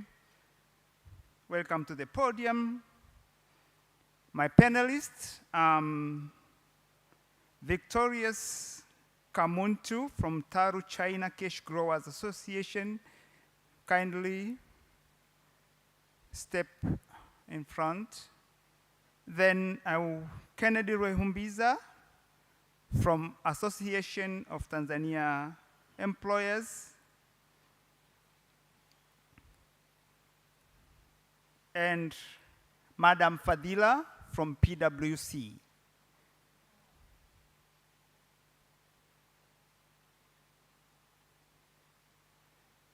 Thank you for speeding up a little bit. All right, as they come on. We know, all of us, economic agents respond to incentive. And any incentive or reforms send the signal to these actors. It can be positive or negative, depending on the signal or reform, whether it is in areas of taxation or levies or subsidies or trade regulations. Our actors will respond immediately.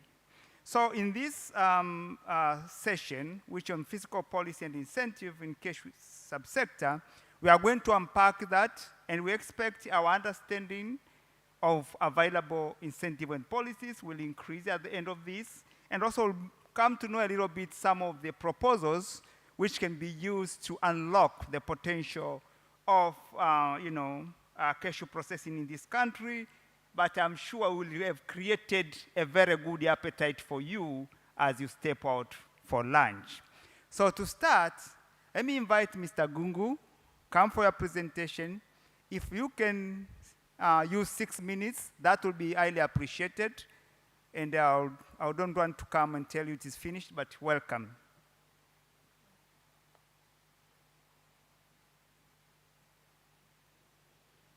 Yeah, thank you very much. As I've been introduced, my name is Gungu Mibavu. I'm the Assistant Director for Policy, Research and Innovation at the Ministry of Agriculture. And much has already been said, and in the interest of time, maybe I'll skip the first part of my presentation. Secretariat, please go to slide number 7 to start.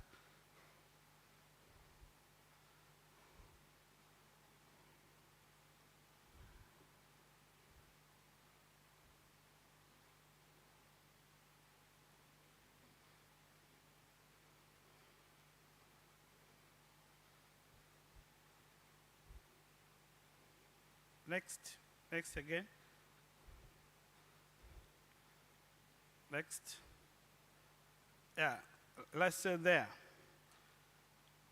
Before my presentation on incentives, I just wanted to take you through the national policy framework that guides the cashew nut industry in Tanzania. These are the tools actually for the implementation of the Tanzania Development Vision,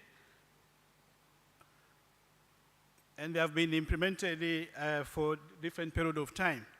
When we had the Tanzania Development Vision, we formulated what we call National Strategy for Growth and Reduction of Poverty, and the famous known as Mkukuta, and our colleague in Zanzibar, what they called it Mkuza. Now, this was reviewed in 2009 to formulate what we call the long-term perspective plan, and we agreed to implement it into 3 phases of 5 years, and now we are in the final 5 years of this implementation. Cashew nut industry has been reflected and taken on board on all these frameworks. In 5-year development plan 3, it was identified and targeted to reach 700,000 metric tons by 2025, and this was also reflected again in the ruling party manifesto 2025, and our target is to reach again 700,000 by 2025. Again, we have the National Agriculture Policy. There is a slight mistake there. It's not 2023, it is 2013. This is a visionary policy document that envisaged to have the cashew nut industry, which is modernized, efficient, and also profitable by 2025. Again, cashew nut has been listed in the SB2 as a priority crop. And again, in our Agenda 1030, as you heard yesterday, His Excellency, the Vice President, has also mentioned about this, and this will just be a recap. Out of the 13 priority crops in the agenda, cashew nut was there, and we envisaged to increase the production up to 1 million by 2030, also increase productivity by 50%, and reduce the post-harvest losses close to the single digit. We're also preparing what we call national strategy for increase of exports. Cashew nut is also taken on board and one of the priority crops. Also within the ministry now, we are preparing what we call agriculture master plan, and the cashew nut industry is part of the process. Next slide.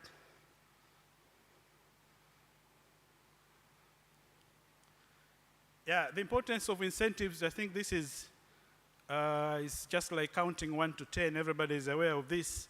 Encourage production, also employment generation, rural development, market access as it facilitates trade agreements to lower the tariffs, and also economic diversification. Next slide.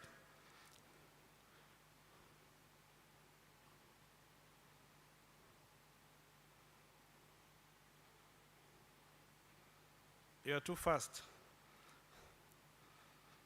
Yeah, it's just saying as you should not put all your eggs in one basket. So cashew nut, sometimes we count it as a fallback crop when coffee, tea, and the rest of the crop portfolio fails. Then This is aiming at making the economic more resilient to external shocks, because we know that the price of the crops usually fluctuate. We have also some interventions to encourage value addition and also support research and innovation. Now, the existing incentive in the fiscal policy. Next slide, please. Yeah, for the past 5 years, we were implementing what we call a blueprint for regulatory reform to promote business environment. And by then, we had about 9 taxes which have been abolished. 6 of them were under the mandate of the Minister for Agriculture. So we just did the review of the regulations. And one of them is abolishing fees for sacks and ropes, remove fee for cashew nut buying license, abolish fees for cooperative operation, abolish fees for task force. Next. Abolish fee for shrinkage. We also amended the Cashew Nut Industry Act in 2022 to introduce a new provision that's prescribed the distribution of the export levy. And now, 50% of the export levy is coming to the Minister of Agriculture for input subsidy. We heard this morning about the input subsidy by our colleague in Mozambique. They'll provide them about 100%, but for us, we do it at 50%. We also provide a zero rate for tax processors, zero rate tax to processors. Again, in 2023, next slide please. In 2023, we provide relief for custom duty through the duty remission procedures at a rate of 0 instead of 25 for 1 year on cashew storage containers recognized by HS code that is reflected in my slide. And this was a measure to add value to the cash crops and provide relief to the processors. Now, we also do have non-financial incentives, the non-tax. For instance, enhancing the competition in the industry, where we have the warehouse receipt system that is supervised by the cashew nut body and also the warehouse receipt regulatory board and the Tanzania Cooperative Development Commission. We have set aside some farms for cash block farms. We heard about Ruangwa when the managing director was presenting here about the industrial parks. And again, next slide. But further, cashew nut industry as part of the agriculture sector is also enjoying the general incentive that has been provided in the sector. So for instance, last year we have exempted VAT on imported equipments like moisture meter, rain gauge in the weather stations, pH meters, tissue culture equipment, soil measuring devices, tension meters, and also in the ministry, we have a facility to provide for export permit for free. And this is an online platform where you can do it even with your handset. The system is known as Agriculture Trade Management Information System. And again, we heard this morning about M-Kilimo and call center, where the farmer can call and the ministry will reply back. And sometimes we put into this system the push message when we want to send some message to farmers, for instance, about weather, about the seasons, about the availability of subsidy, availability of markets, and so forth. Next slide.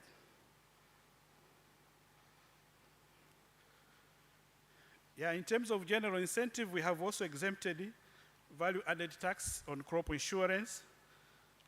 All the inputs in this country have been exempted, including seeds, fertilizer, tractors, and pesticides. And this is also enjoyed by the cashew nut industry. We have reviewed the Local Government Finance Act to reduce the produce cess from 5 to 3 is also enjoyed by the cashew nut industry. And again, capital goods in this country are all exempted. At the TIC, we have a one-stop center, and also we recognize of private property and the protection against any non-commercial risk. Our country is a member of World Bank Foreign Investment Insurance Wing and the Multilateral Investment Guarantee Agency, and also International Center for Investment of Settlement of Investment Dispute. This is a body affiliated to the World Bank. So your investment is secure and protected once you enter into this. Now, I have put some critical issues. This could be a challenge of the incentives. Sometimes incentives usually create an unintended consequence. You have people who are avoiding paying tax. So if you have items which have multiple use, for instance, packaging materials, then some people abuse this kind of facility and also abuse this kind of facility just to avoid paying tax. And sometimes we have information failure. I can give an example. When we exempted the packaging material for seeds in the last 3 years, and that was a time bound. Therefore, by the time when the window was closed, some of the seed companies were not aware. So sometimes information failure could be a challenge. We also have some cases of diverting of resources. We have heard it in subsidy, for instance, for fertilizer, when the subsidy products are crossing borders, and this happens in the both sides. For instance, a subsidized pesticide of Mozambique can be taken to Tanzania or the vice versa. Sometimes we have the diminishing returns of the subsidy, and also most of the reforms which we are taking now, they are concentrated on the primary production stage and not in the higher stages of value chain. And sometimes producer may not put the corresponding level of seriousness and true value of the effort that has been made by the government. You can give them seedling for free, they plant them, but they don't look at it. So at the end, you can have maybe out of 100 million, 1 million seedlings, but only 50 of that survived. And our agro-allied industry are still infant. As I said, most of our efforts are concentrated in the primary stage. But we have taken a lot of efforts to make sure that we improve performance of this sector in terms of reforming the policy and also the act. But there are still some areas which we need also to look at, and therefore there's still some room for improvement. Now, I just wanted to say something on the way forward, the road ahead. What are we having to do as a government towards improving the sector? Our focus first is strengthening and modernizing institutional capacity, enhance markets, and promotion of cashew industry in a sustainable way. The first one, we need to improve delivery of services. We have planned to institute performance management contract at all levels to make sure that our institutions like CBT, the Cash Board of Tanzania, or Tanzania Development Commission, or the Warehouse Receipt Regulatory Body, they're doing their work as required by the law. We also need to capacity building. Most of the speakers have said about this. We need to review and come up with the integrated management information system. I remember one of the participants yesterday asked the Honorable Deputy Minister of Agriculture on this, the information on farmers. So our aim is to finalize the Cashew Farmer Information System that will display farm size, number of trees, yield, productivity, and also other stakeholders. What are they doing? The AMCOs, warehouse operators, and buyers. So our aim is to review existing laws and address the enforcing compliance of the law. We also improving the quality of raw cashew nut. If you read the report from the Cash Body of Tanzania, quarter of the produce, almost in every year, are second, third, and sometimes even rejects.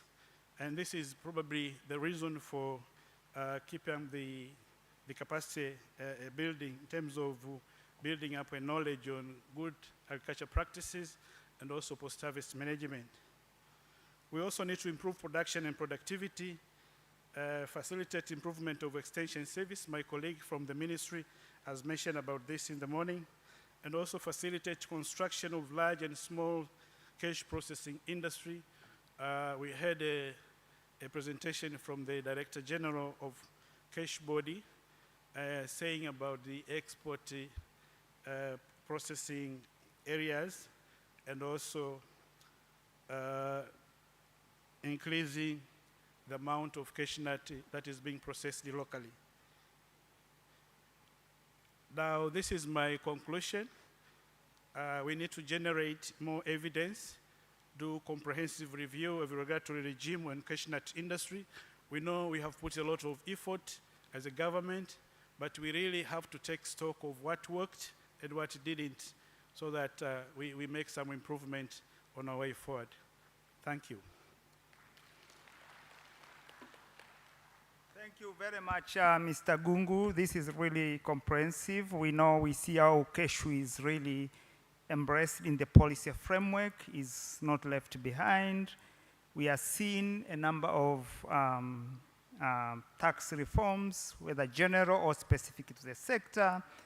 But we have very ambitious, maybe also achieved targets towards 2030, 1 million, and a lot need to be done. That will include, of course, fiscal regime and others. Also, the processing, a lot of things have been done.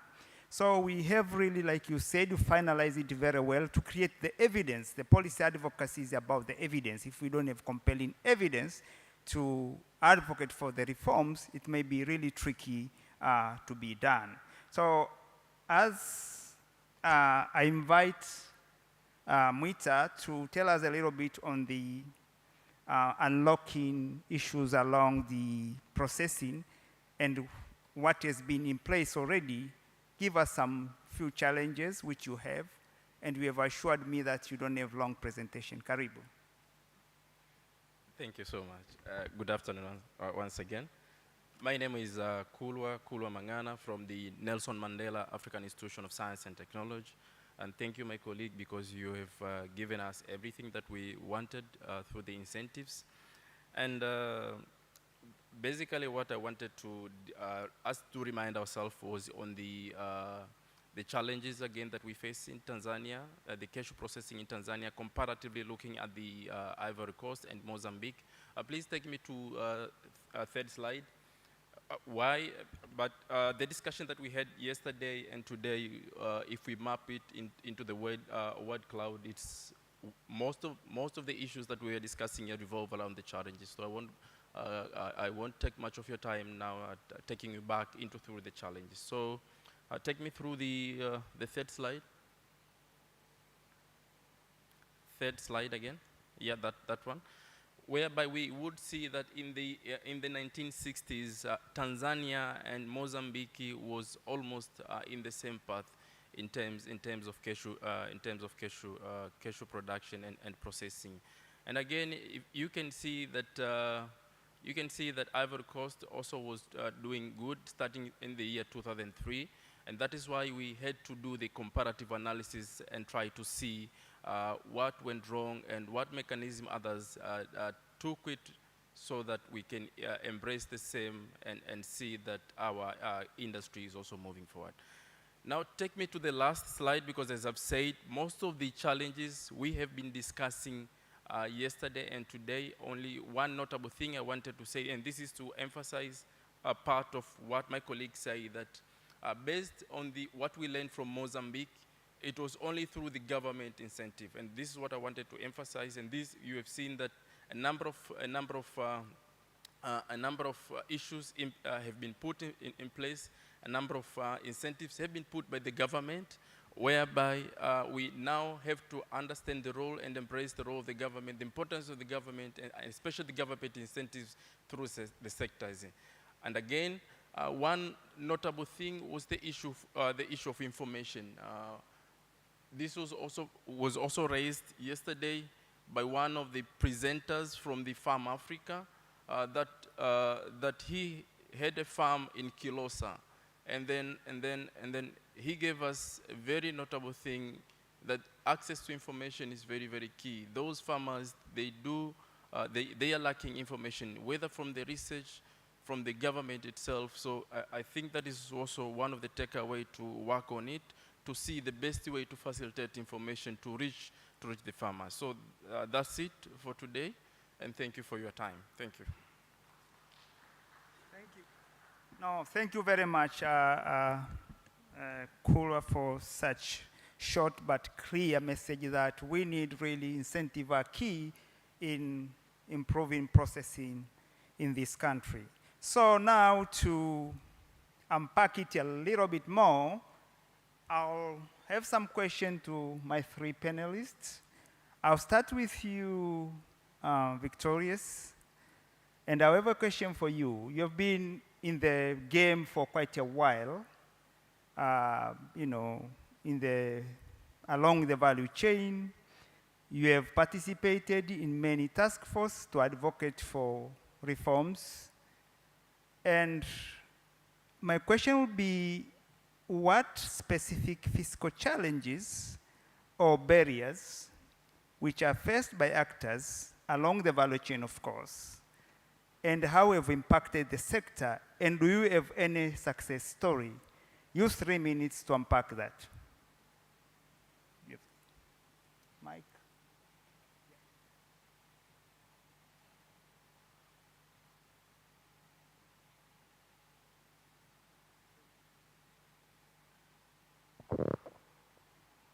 Thank you very much.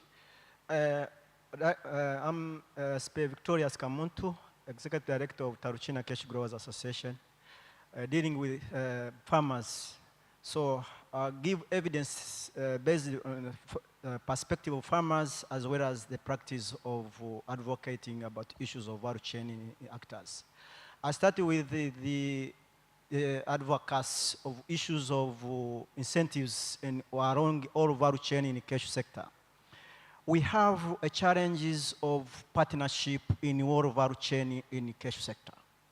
What I mean, that is come up with information from producers, processors, and the market access. Or that what we lack full information. That is the big gap that is in terms of incentives perspective. When we talk about incentive perspective, we have to gain all the costs incentives for each value chain from each part. For the case of producers, that is cashew growers, they have challenges of high cost of production. That means, but where do you get some evidence backed up of researchers to come up to have evidence of calculations, what is the cost of production of 1 kg of raw cashew nuts? What is the challenges of these farmers about access of finance in terms of incentives, about interest rates and others, about technology application? All of those costs, they want to come up with the research and the paper that can support the government to make a decision. Come up with now these processors, all the part of processors, they have some of the challenges. When they incur high cost of production or processing, automatically these costs will be shifted to the producers. Who suffers much are the farmers. Come up to the markets, access information. When they access information about the availability of access information in the global, local and global.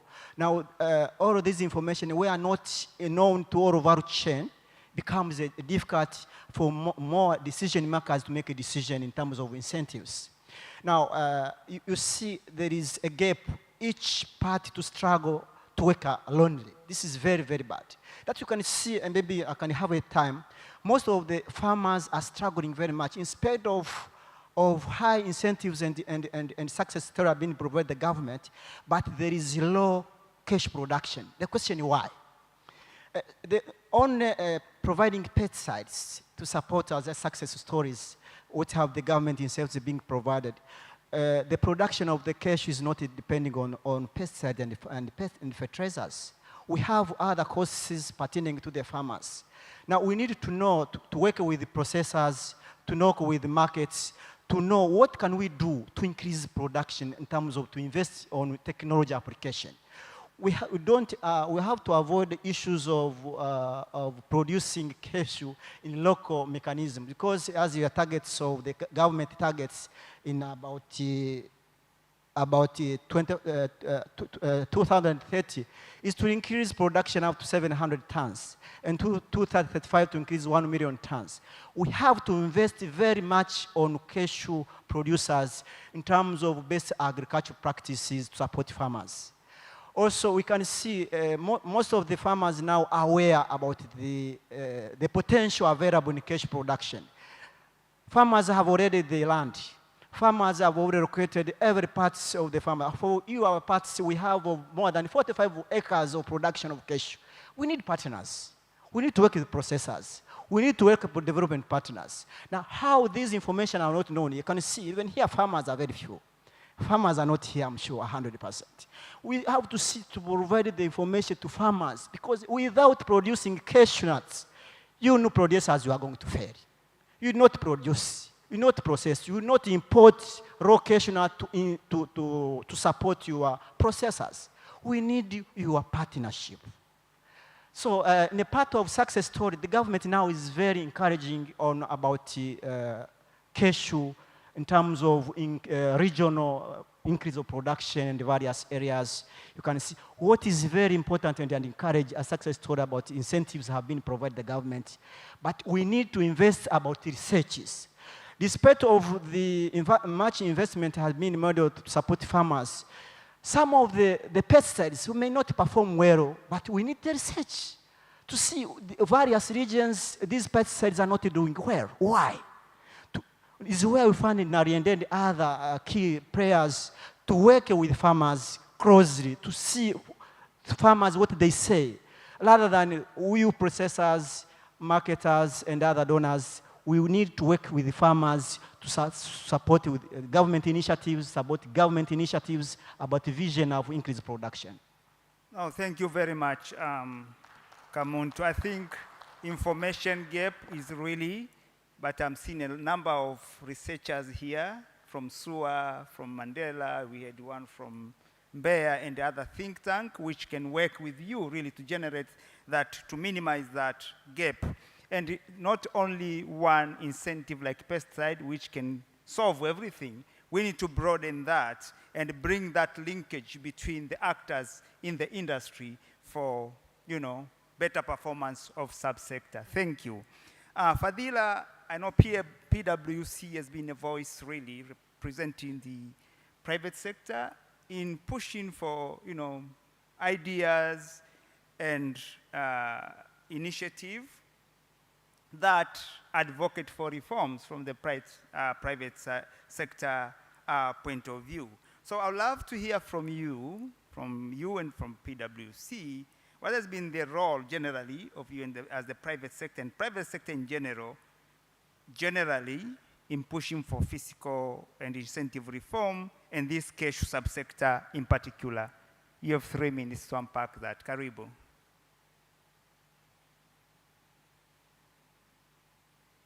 Asante, thank you. So yes, the private sector has a critical role in shaping the fiscal policy.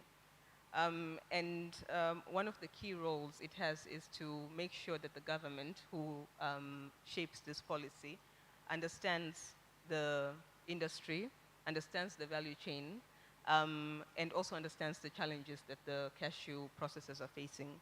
So there is a call for proactivity in making sure that the government actually hears the cashew processor's voice. As PwC, we've been involved, we know there's sometimes calls for tax reform proposals from the government. And one of our key asks has been, can we have more time to engage with the government? We've looked at other jurisdictions like Kenya, Uganda, and we see that they are usually given a bit more time before the law comes into place. So they kind of have visibility in what to expect when there's a budget speech or an act comes out. So there's that prepared, they have more time to prepare. So that was one of our asks. And as the private sector, we need to act with one voice. In the sense that when you approach the government, you don't approach the government as one entity. That won't have the same impact as opposed to going as a group. I was happy to hear that there's an association of the cashew processors. So that is one, body that can be used. And then we have other associations and umbrella bodies like, TPSF, CTI. As the private sector, we need to make sure that they are aware of the issues and the challenges that are faced so that they can adequately represent these issues to the government and provide that link between the stakeholders and the government. And then another thing, I'm just going to echo what everyone is saying, data. You're saying evidence, information, data. Data is very critical in shaping fiscal policy, and the data comes from the processors. So I know that is a big challenge, and when we go to the task force, or when we go to the think tanks, one of the structures is that, okay, what are you proposing? What is the rationale? What is the justification? And what is the impact? And without data, it's very hard to convince people to change or the government to change policies. So that is one of the roles that we play as professional bodies, as umbrella bodies, but also as the stakeholders who are looking for that change. They need to be active and they need to present data. And also not just data from local, that's where we come in, because you look at Mozambique, you look at other countries, other jurisdictions. What is the best practice? What incentives are they getting? How can we also get the same incentives? And I think maybe just the last point is also when we have incentives, I think this has been also mentioned, that you need to review them. There's change in business models, change in technologies, and also even the incentives, you need to be able to assess, are they fit for purpose? Because you don't want to be in a situation where you have maybe a tax holiday for corporate tax in 10 years, but you know that you won't be paying that tax until the 7th year. So does it make sense? And how should it be changed so that it actually is, fit for purpose? And also another thing, it's, the cashew industry might be facing issues that are not unique to that industry, so you need to collaborate with other bodies. So for instance, you're pushing exports, and you'll have a VAT refund issue. It's not just going to be an issue for the cashew industry, so you need to be able to collaborate with other players as well who are facing similar issues to make sure that these are presented, and also the impact and the challenges that come with, tied-up refunds are well presented. So I think those are my few points that I'd like to raise. Thank you very much, Fadila. Again, the role of private sector in generating evidence in collected voice, not one by one, and approach the government. But more space is required to give that, room for dialogue of what more should be done. And of course, there is this issue brought in, the cross-country, comparative, kind of analysis to, to broaden and strengthen your evidence. Reforms in legal, in the policy framework, like we said, we require all that to see what has worked somewhere else. So thank you very much for that. Association of Tanzania Employers. Our first presenter categorically told us this incentive, among other things, targets at really increasing, employment and, economic growth, employment, and income generation, of course, which will lead to a reduction in poverty.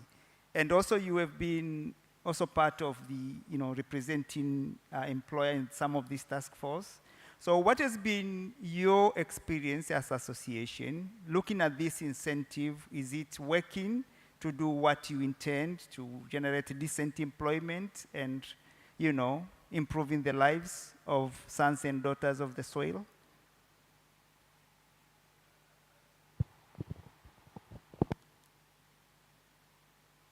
Hello, yes, good afternoon.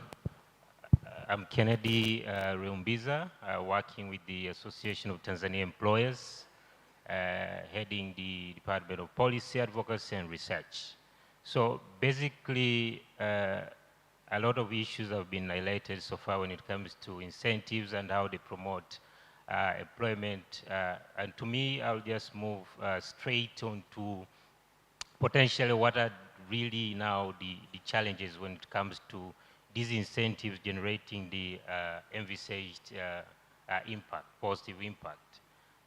Normally, we've seen incentives are being provided, of course, appropriately at all levels across the value chain, but there are some kind of counter actions that normally pops out from other regulatory bodies. You could find we get incentives through Ministry of Finance in terms of tax incentives or generally fiscal-related incentives, but there are some regulatory bodies that also come out now and introduce a midst way fees and charges that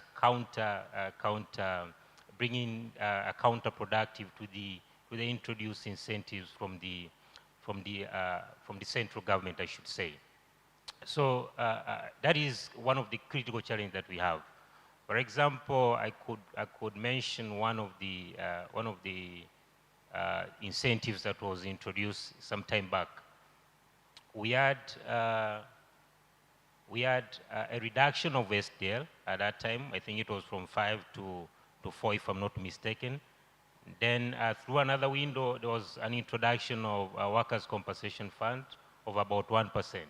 So at one point, yes, you have an incentive of 1% reduction in terms of SDL, but on another window, there's an imposition of another fee or levy of the same magnitude in terms of rate, which now counter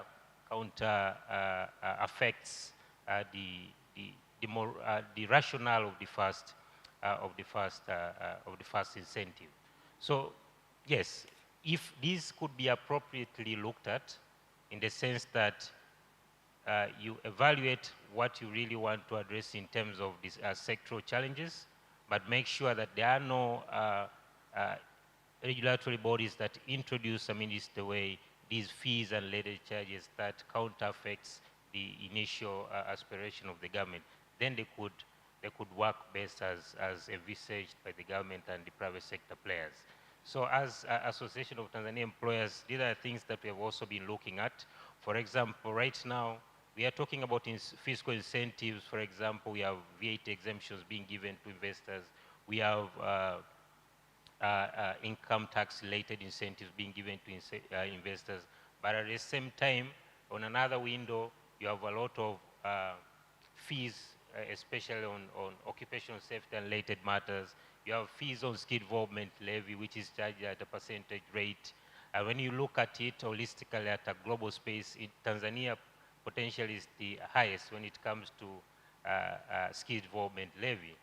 So for us, we believe as private sector, if we want these incentives to work, we should impose them in the sense that we look at the value chain holistically. That is one. But also, we have to make sure that once we introduce these incentives, then there are no any other regulatory bodies that also bring in counterproductive kind of incentives. Now, lastly, maybe what I could talk about in terms of job creation and how these incentives work.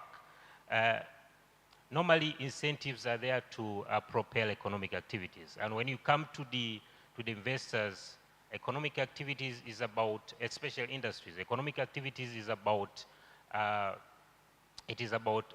utilization of your installed capacity of these industries. If you're not able to utilize your installed capacity to the maximum, automatically you will not be competitive in that particular sector. So what does that mean in terms of employment? If you're not utilizing your installed capacity to produce, for example, cashew, that means you'll not be able to offer enough employment opportunities for people to be able to produce the intended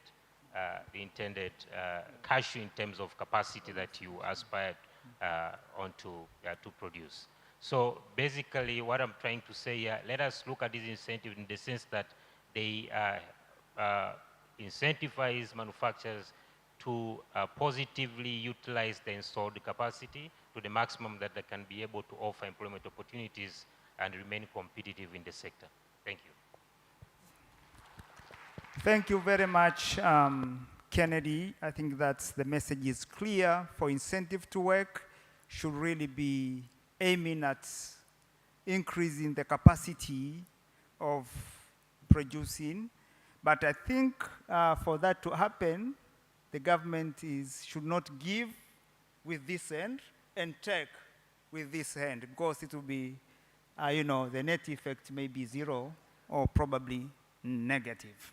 So I think that is important, and we need to wind up this session by really thanking you, panelists and presenters, for really taking us through, but a lot of messages coming up, especially for me, really generating evidence all over for, for policy and regulatory framework reforms, and introduce incentive where needed. Our industry can grow if all of us work together to create honest and partnership that are trusted, and work with the government to bring the changes. Thank you very much for afternoon, and enjoy your lunch.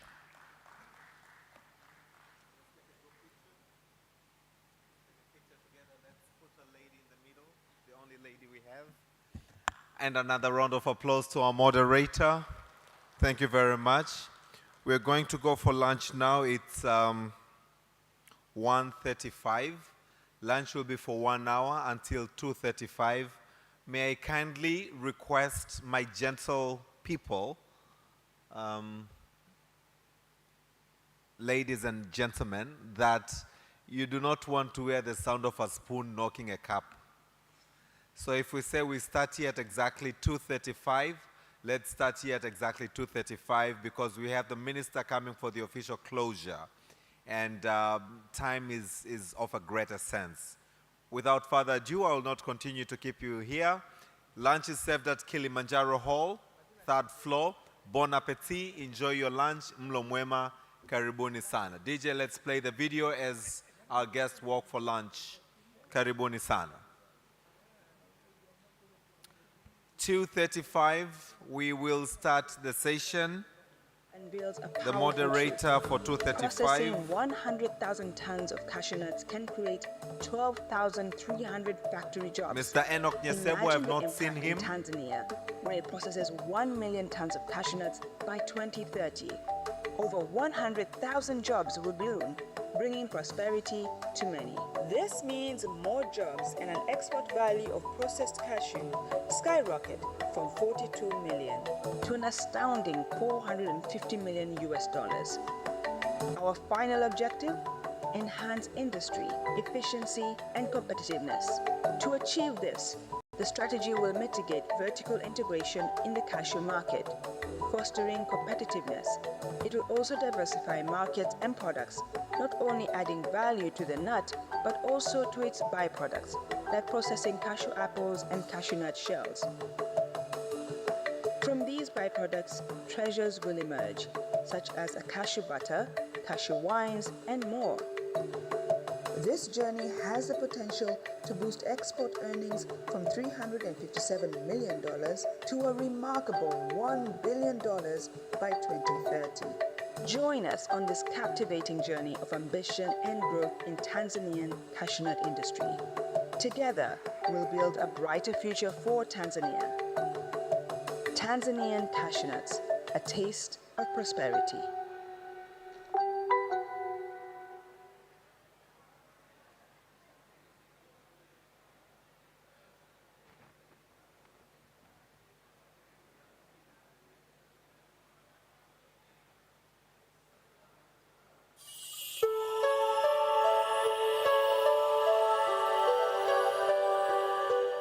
heart of Tanzania, a vision unfolds, a vision of growth, prosperity, and sustainability.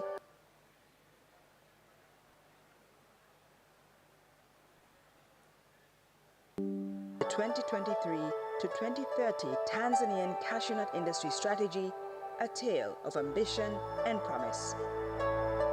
The 2023 to 2030 Tanzanian Cashew Nut Industry Strategy has set its course with 3 strategic objectives. First, we aim to promote productivity, intensification, and green growth. We have in place strategic interventions to increase productivity and boost cashew nut production through improving genetics, managing soil health, moisture, and optimizing agronomic practices through extension services. This includes ensuring the availability of improved cashew tree varieties for better yields and sustainability. This will increase the current cashew production of 300,000 tons to over 1 million tons by 2030. Next, we're on a mission to catalyze agro-processing and product diversification. We are in the midst of developing a world-class industrial zone, which, among other things, will encompass an integrated industrial ecosystem for cashew and sesame processing, called Project 1 Million. It will significantly boost our processing capacity, attracting major investment and sustaining agro-processing by ensuring supply through block farming and plantations for processors. A recent research study from West Africa unveils a powerful truth. Processing 100,000 tons of cashew nuts can create 12,300 factory jobs. Imagine the impact in Tanzania, where it processes 1 million tons of cashew nuts by 2030. Over 100,000 jobs will bloom, bringing prosperity to many.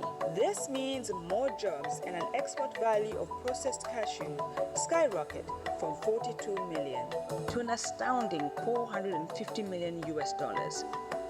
Our final objective? Enhance industry, efficiency, and competitiveness. To achieve this, the strategy will mitigate vertical integration in the cashew market, fostering competitiveness. It will also diversify markets and products, not only adding value to the nut, but also to its byproducts, like processing cashew apples and cashew nut shells. From these byproducts, treasures will emerge, such as a cashew butter, cashew wines, and more. This journey has the potential to boost export earnings from $357 million to a remarkable $1 billion by 2030. Join us on this captivating journey of ambition and growth in Tanzanian cashew nut industry. Together, we'll build a brighter future for Tanzania. Tanzanian cashew nuts, a taste of prosperity.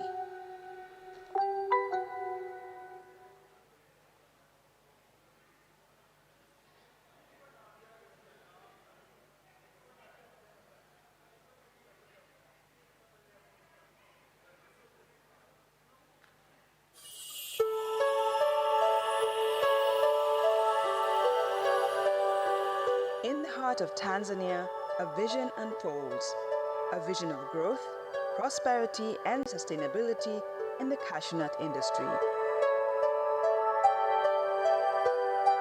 Welcome to the story of the 2023 to 2030 Tanzanian Cashew Nut Industry Strategy, a tale of ambition and promise. The 2023 to 2030 Tanzanian Cashew Nut Industry Strategy has set its course with 3 strategic objectives. First, we aim to promote productivity, intensification, and green growth. We have in place strategic interventions to increase productivity and boost cashew nut production through improving genetics, managing soil health, moisture, and optimizing agronomic practices through extension services. This includes ensuring the availability of improved cashew tree varieties for better yields and sustainability. This will increase the current cashew production of 300,000 tons to over 1 million tons by 2030. Next, we're on a mission to catalyze agro-processing and product diversification. We are in the midst of developing a world-class industrial zone, which, among other things, will encompass an integrated industrial ecosystem for cashew and sesame processing, called Project 1 Million. It will significantly boost our processing capacity, attracting major investment and sustaining agro-processing by ensuring supply through block farming and plantations for processors. A recent research study from West Africa unveils a powerful truth. Processing 100,000 tons of cashew nuts can create 12,300 factory jobs. Imagine the impact in Tanzania, where it processes 1 million tons of cashew nuts by 2030. Over 100,000 jobs will bloom, bringing prosperity to many. This means more jobs and an export value of processed cashew skyrocket from 42 million to an astounding 450 million US dollars. Our final objective? Enhance industry, efficiency, and competitiveness.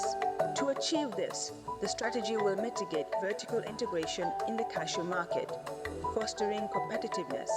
It will also diversify markets and products, not only adding value to the nut, but also to its byproducts, like processing cashew apples and cashew nut shells.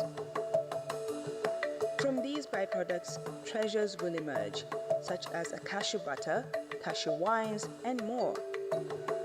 This journey has the potential to boost export earnings from $357 million to a remarkable $1 billion by 2030. Join us on this captivating journey of ambition and growth in Tanzanian cashew nut industry.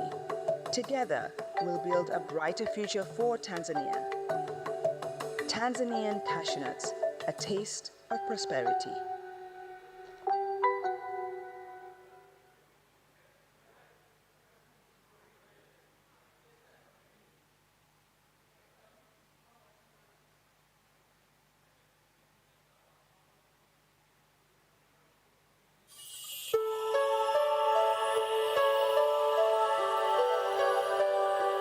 In the heart of Tanzania, a vision unfolds.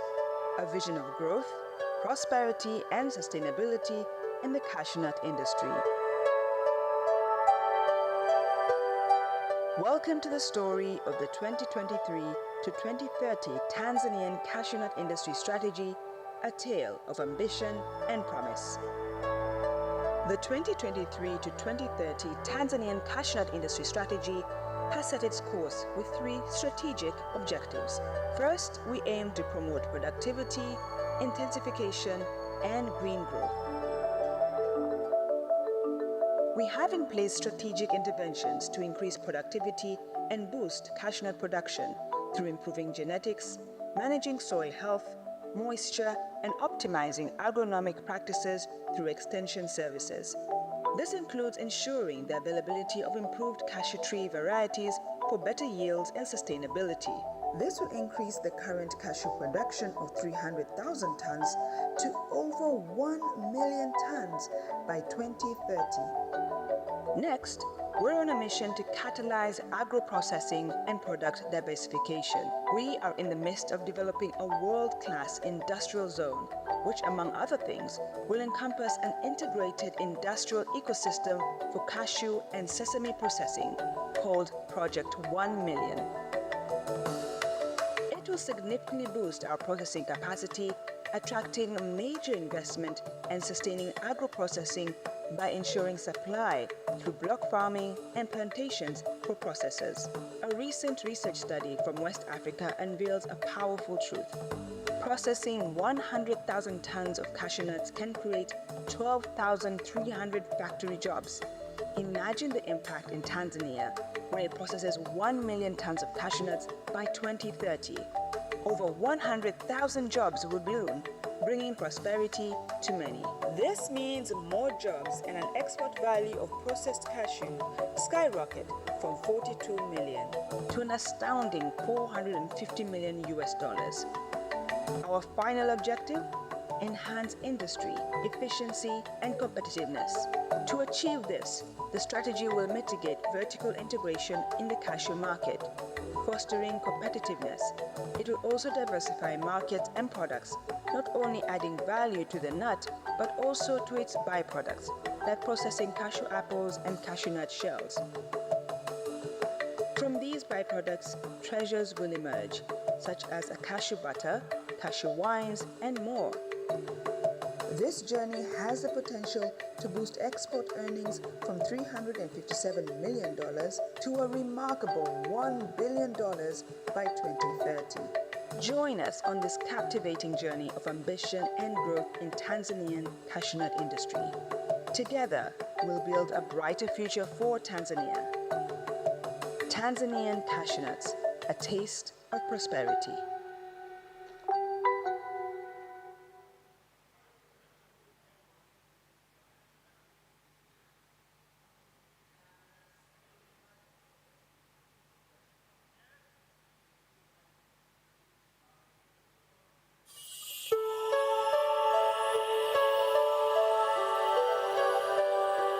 In the heart of Tanzania, a vision unfolds.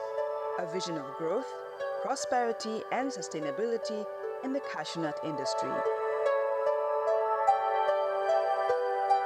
Welcome to the story of the 2023 to 2030 Tanzanian cashew nut industry strategy, a tale of ambition and promise. The 2023 to 2030 Tanzanian cashew nut industry strategy has set its course with three strategic objectives. First, we aim to promote productivity, intensification, and green growth. We have in place strategic interventions to increase productivity and boost cashew nut production through improving genetics, managing soil health, moisture, and optimizing agronomic practices through extension services. This includes ensuring the availability of improved cashew tree varieties for better yields and sustainability. This will increase the current cashew production of 300,000 tons to over 1 million tons by 2030. Next, we're on a mission to catalyze agro-processing and product diversification. We are in the midst of developing a world-class industrial zone, which, among other things, will encompass an integrated industrial ecosystem for cashew and sesame processing, called Project 1 Million. It will significantly boost our processing capacity, attracting major investment and sustaining agro-processing by ensuring supply through block farming and plantations for processors. A recent research study from West Africa unveils a powerful truth. Processing 100,000 tons of cashew nuts can create 12,300 factory jobs. Imagine the impact in Tanzania, where it processes 1 million tons of cashew nuts by 2030. Over 100,000 jobs will bloom, bringing prosperity to many. This means more jobs and an export value of processed cashew skyrocket from 42 million to an astounding 450 million US dollars. Our final objective? Enhance industry, efficiency, and competitiveness. To achieve this, the strategy will mitigate vertical integration in the cashew market, fostering competitiveness. It will also diversify markets and products, not only adding value to the nut, but also to its byproducts, like processing cashew apples and cashew nut shells. From these byproducts, treasures will emerge, such as a cashew butter, cashew wines, and more. This journey has the potential to boost export earnings from $357 million to a remarkable $1 billion by 2030. Join us on this captivating journey of ambition and growth in Tanzanian cashew nut industry. Together, we'll build a brighter future for Tanzania. Tanzanian cashew nuts, a taste of prosperity.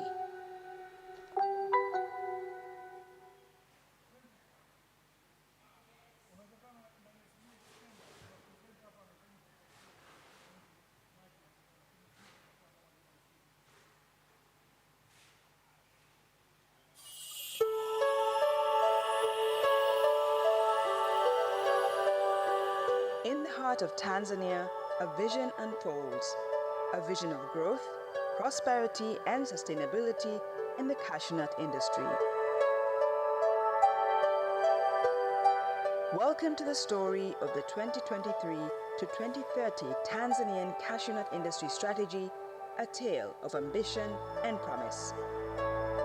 The 2023 to 2030 Tanzanian cashew nut industry strategy has set its course with three strategic objectives.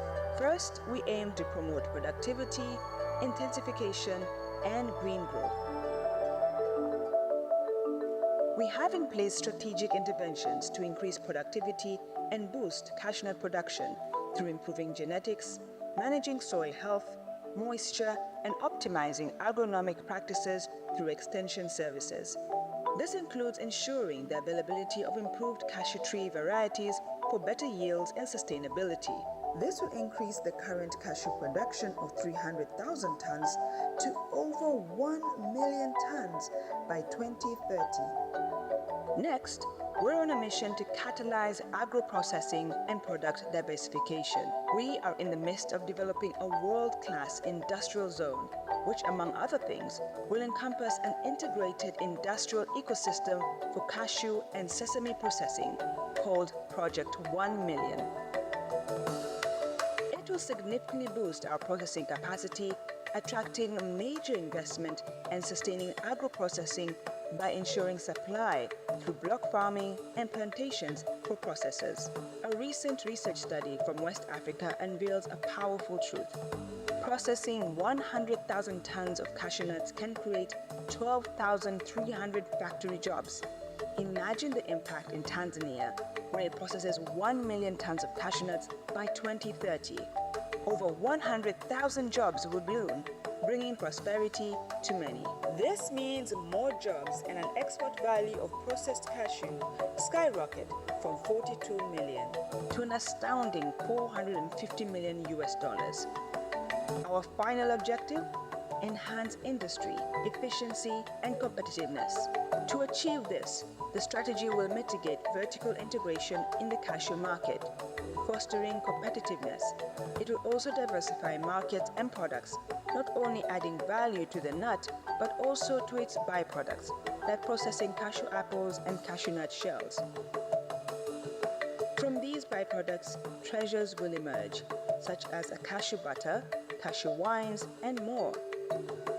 This journey has the potential to boost export earnings from $357 million to a remarkable $1 billion by 2030. Join us on this captivating journey of ambition and growth in Tanzanian cashew nut industry. Together, we'll build a brighter future for Tanzania. Tanzanian cashew nuts, a taste of prosperity.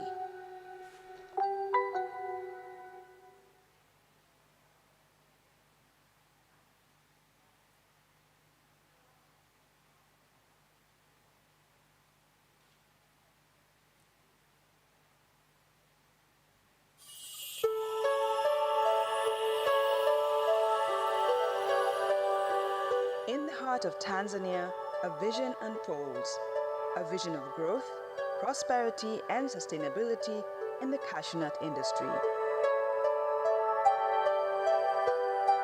Welcome to the story of the 2023 to 2030 Tanzanian cashew nut industry strategy, a tale of ambition and promise. The 2023 to 2030 Tanzanian cashew nut industry strategy has set its course with three strategic objectives. First, we aim to promote productivity, intensification, and green growth. We have in place strategic interventions to increase productivity and boost cashew nut production through improving genetics, managing soil health, moisture, and optimizing agronomic practices through extension services.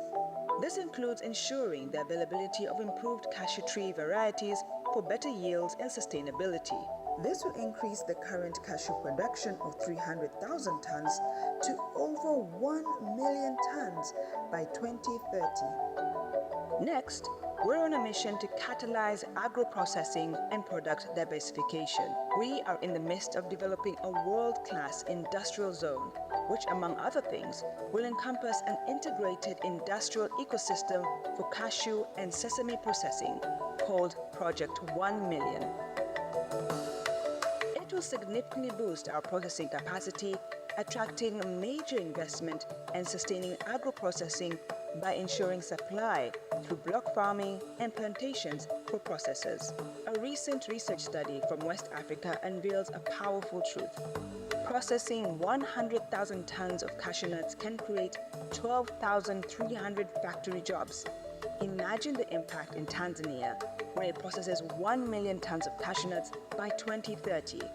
Over 100,000 jobs will bloom, bringing prosperity to many. This means more jobs and an export value of processed cashew skyrocket from 42 million to an astounding 450 million US dollars. Our final objective? Enhance industry, efficiency, and competitiveness. To achieve this, the strategy will mitigate vertical integration in the cashew market, fostering competitiveness. It will also diversify markets and products, not only adding value to the nut, but also to its byproducts, like processing cashew apples and cashew nut shells. From these byproducts, treasures will emerge, such as a cashew butter, cashew wines, and more. This journey has the potential to boost export earnings from $357 million to a remarkable $1 billion by 2030. Join us on this captivating journey of ambition and growth in Tanzanian cashew nut industry. Together, we'll build a brighter future for Tanzania. Tanzanian cashew nuts, a taste of prosperity.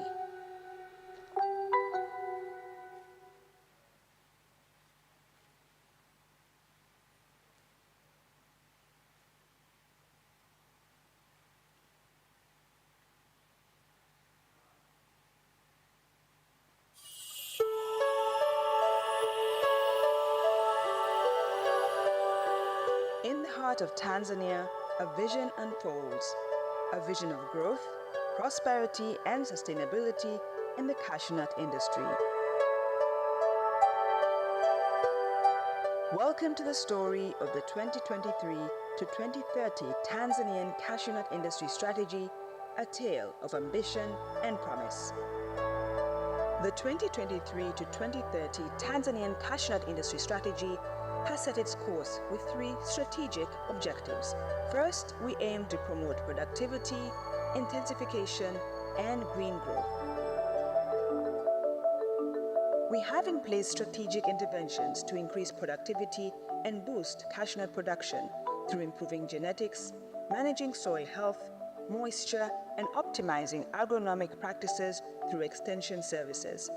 This includes ensuring the availability of improved cashew tree varieties for better yields and sustainability. This will increase the current cashew production of 300,000 tons to over 1 million tons by 2030. Next, we're on a mission to catalyze agro-processing and product diversification. We are in the midst of developing a world-class industrial zone, which, among other things, will encompass an integrated industrial ecosystem for cashew and sesame processing, called Project 1 Million. It will significantly boost our processing capacity, attracting major investment and sustaining agro-processing by ensuring supply through block farming and plantations for processors. A recent research study from West Africa unveils a powerful truth. Processing 100,000 tons of cashew nuts can create 12,300 factory jobs. Imagine the impact in Tanzania, where it processes 1 million tons of cashew nuts by 2030. Over 100,000 jobs will bloom, bringing prosperity to many. This means more jobs and an export value of processed cashew skyrocket from 42 million to an astounding 450 million US dollars. Our final objective? enhance industry, efficiency, and competitiveness.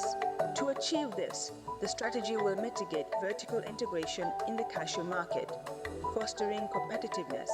It will also diversify markets and products, not only adding value to the nut, but also to its byproducts, like processing cashew apples and cashew nut shells. From these byproducts, treasures will emerge, such as a cashew butter, cashew wines, and more. This journey has the potential to boost export earnings from $357 million to a remarkable $1 billion by 2030. Join us on this captivating journey of ambition and growth in Tanzanian cashew nut industry. Together, we'll build a brighter future for Tanzania. Tanzanian cashew nuts, a taste of prosperity.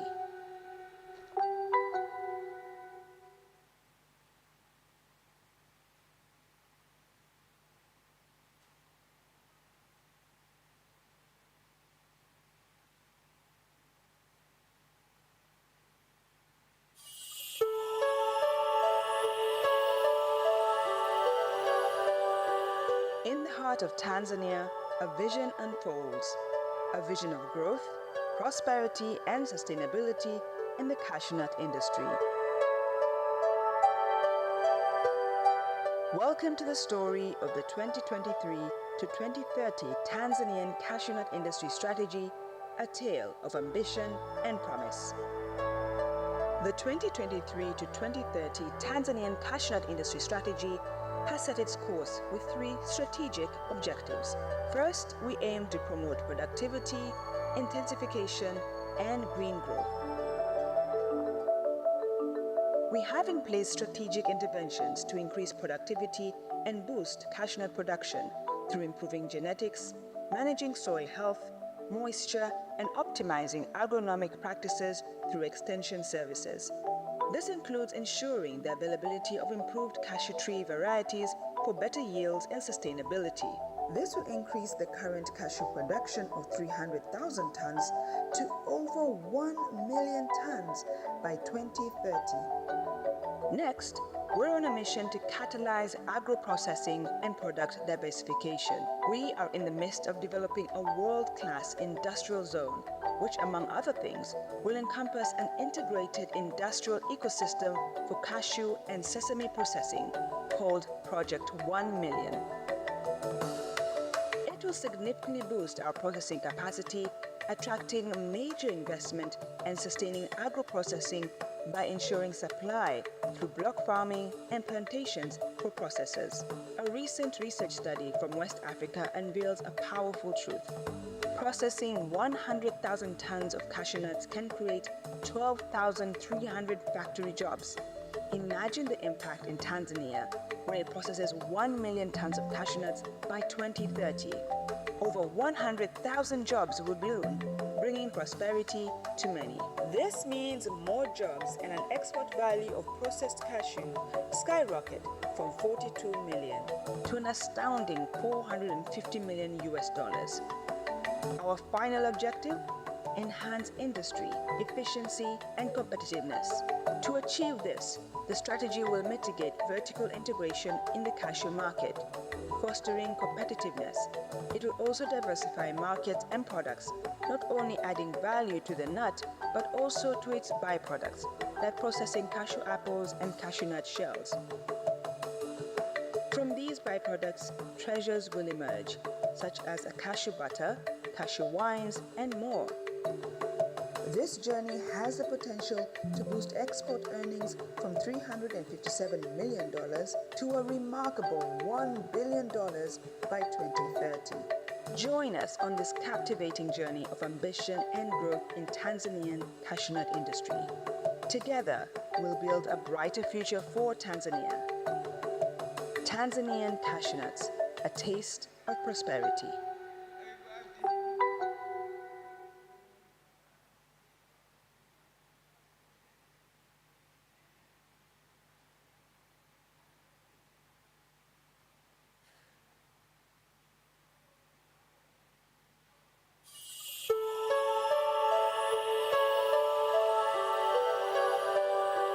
In the the heart of Tanzania, a vision unfolds, a vision of growth, prosperity, and sustainability in the cashew nut industry. Welcome to the story of the 2023 to 2030 Tanzanian cashew nut industry strategy, a tale of ambition and promise. The 2023 to 2030 Tanzanian cashew nut industry strategy has set its course with three strategic objectives. First, we aim to promote productivity, intensification, and green growth. We have in place strategic interventions to increase productivity and boost cashew nut production through improving genetics, managing soil health, moisture, and optimizing agronomic practices through extension services. This includes ensuring the availability of improved cashew tree varieties for better yields and sustainability. This will increase the current cashew production of 300,000 tons to over 1 million tons by 2030. Next, we're on a mission to catalyze agro-processing and product diversification. We are in the midst of developing a world-class industrial zone, which, among other things, will encompass an integrated industrial ecosystem for cashew and sesame processing, called Project 1 Million. It will significantly boost our processing capacity, attracting major investment and sustaining agro-processing by ensuring supply through block farming and plantations for processors. A recent research study from West Africa unveils a powerful truth. Processing 100,000 tons of cashew nuts can create 12,300 factory jobs. Imagine the impact in Tanzania, where it processes 1 million tons of cashew nuts by 2030. Over 100,000 jobs will bloom, bringing prosperity to many. This means more jobs and an export value of processed cashew skyrocket from 42 million to an astounding 450 million US dollars. Our final objective? Enhance industry, efficiency, and competitiveness. To achieve this, the strategy will mitigate vertical integration in the cashew market, fostering competitiveness. It will also diversify markets and products, not only adding value to the nut, but also to its byproducts, like processing cashew apples and cashew nut shells. From these byproducts, treasures will emerge, such as a cashew butter, cashew wines, and more. This journey has the potential to boost export earnings from $357 million to a remarkable $1 billion by 2030. Join us on this captivating journey of ambition and growth in Tanzanian cashew nut industry. Together, we'll build a brighter future for Tanzania. Tanzanian cashew nuts, a taste of prosperity.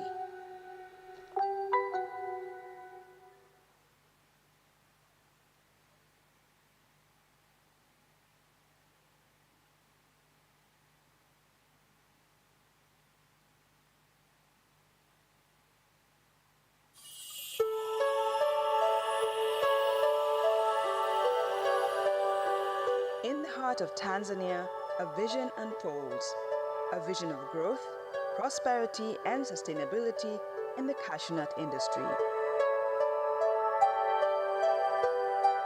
Welcome to the story of the 2023 to 2030 Tanzanian cashew nut industry strategy, a tale of ambition and promise. The 2023 to 2030 Tanzanian cashew nut industry strategy has set its course with three strategic objectives. First, we aim to promote productivity, intensification, and green growth.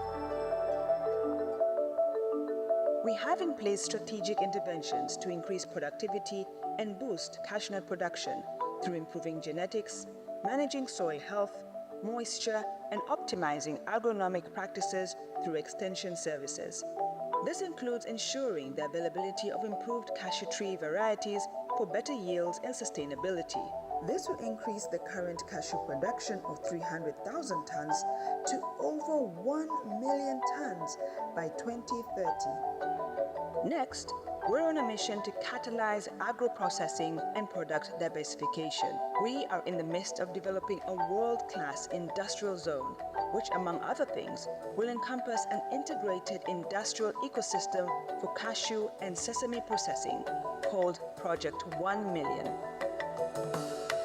It will significantly boost our processing capacity, attracting major investment and sustaining agro-processing by ensuring supply through block farming and plantations for processors. A recent research study from West Africa unveils a powerful truth.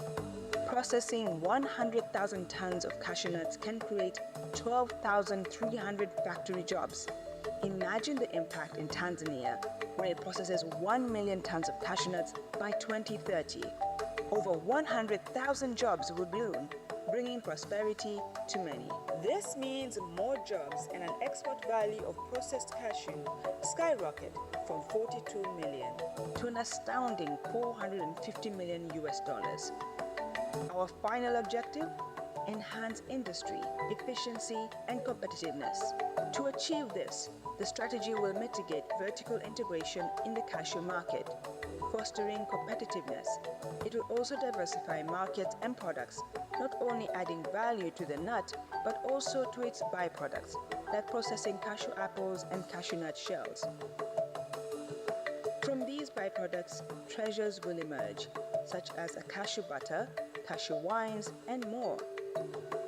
This journey has the potential to boost export earnings from $357 million to a remarkable $1 billion by 2030.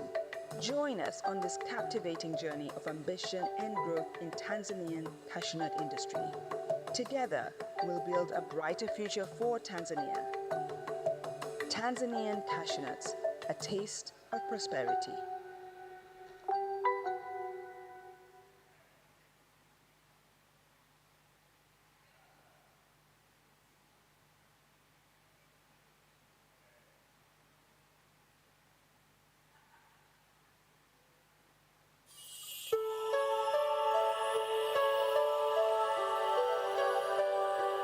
In the heart of Tanzania, a vision unfolds, a vision of growth, prosperity, and sustainability in the cashew nut industry. Welcome to the story of the 2023 to 2030 Tanzanian cashew nut industry strategy, a tale of ambition and promise. The 2023 to 2030 Tanzanian cashew nut industry strategy has set its course with three strategic objectives. First, we aim to promote productivity, intensification, and green growth. We have in place strategic interventions to increase productivity and boost cashew nut production through improving genetics, managing soil health, moisture, and optimizing agronomic practices through extension services. This includes ensuring the availability of improved cashew tree varieties for better yields and sustainability. This will increase the current cashew production of 300,000 tons to over 1 million tons by 2030. Next, we're on a mission to catalyze agro-processing and product diversification. We are in the midst of developing a world-class industrial zone, which, among other things, will encompass an integrated industrial ecosystem for cashew and sesame processing, called Project 1 Million. It will significantly boost our processing capacity, attracting major investment and sustaining agro-processing by ensuring supply through block farming and plantations for processors. A recent research study from West Africa unveils a powerful truth. Processing 100,000 tons of cashew nuts can create 12,300 factory jobs. Imagine the impact in Tanzania, where it processes 1 million tons of cashew nuts by 2030. Over 100,000 jobs will bloom, bringing prosperity to many.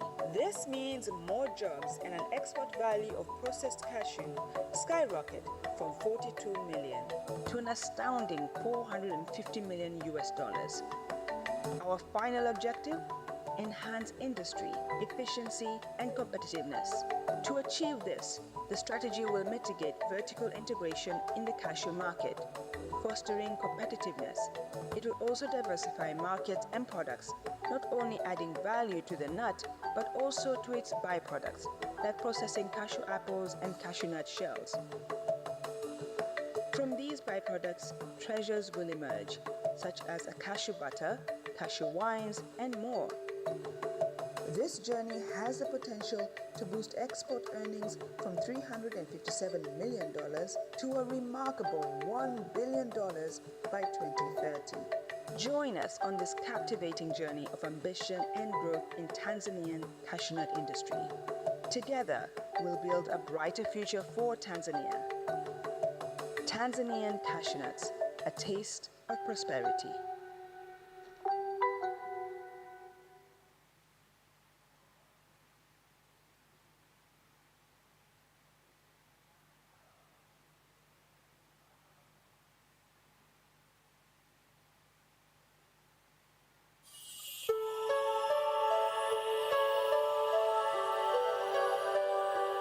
In the heart of Tanzania, a vision unfolds, a vision of growth, prosperity, and sustainability in the cashew nut industry. Welcome to the story of the 2023 to 2030 Tanzanian cashew nut industry strategy, a tale of ambition and promise.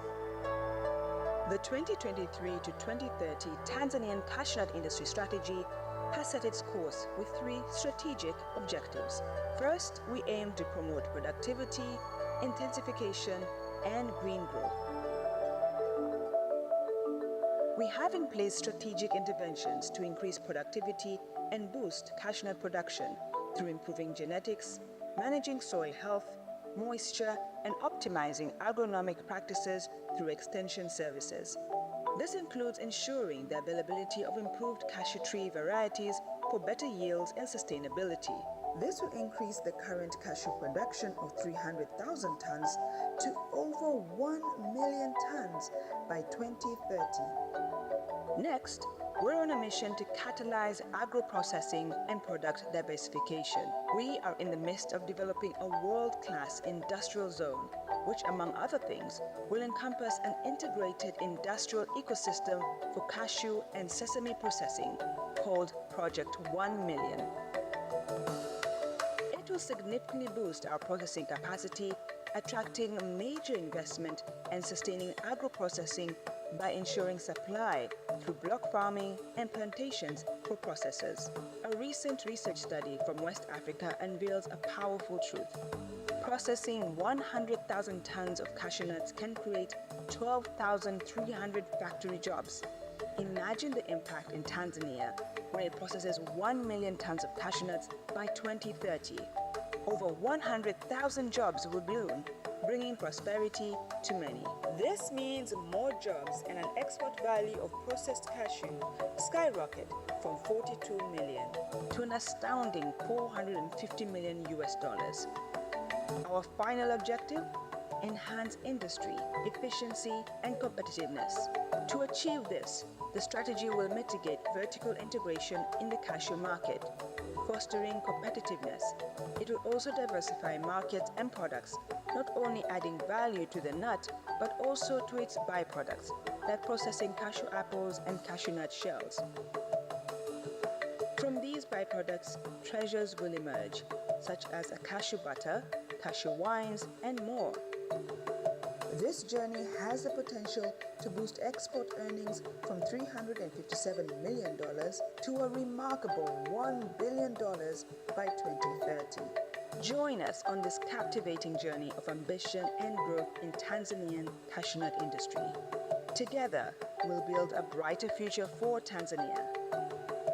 Tanzanian cashew nuts, a taste of prosperity.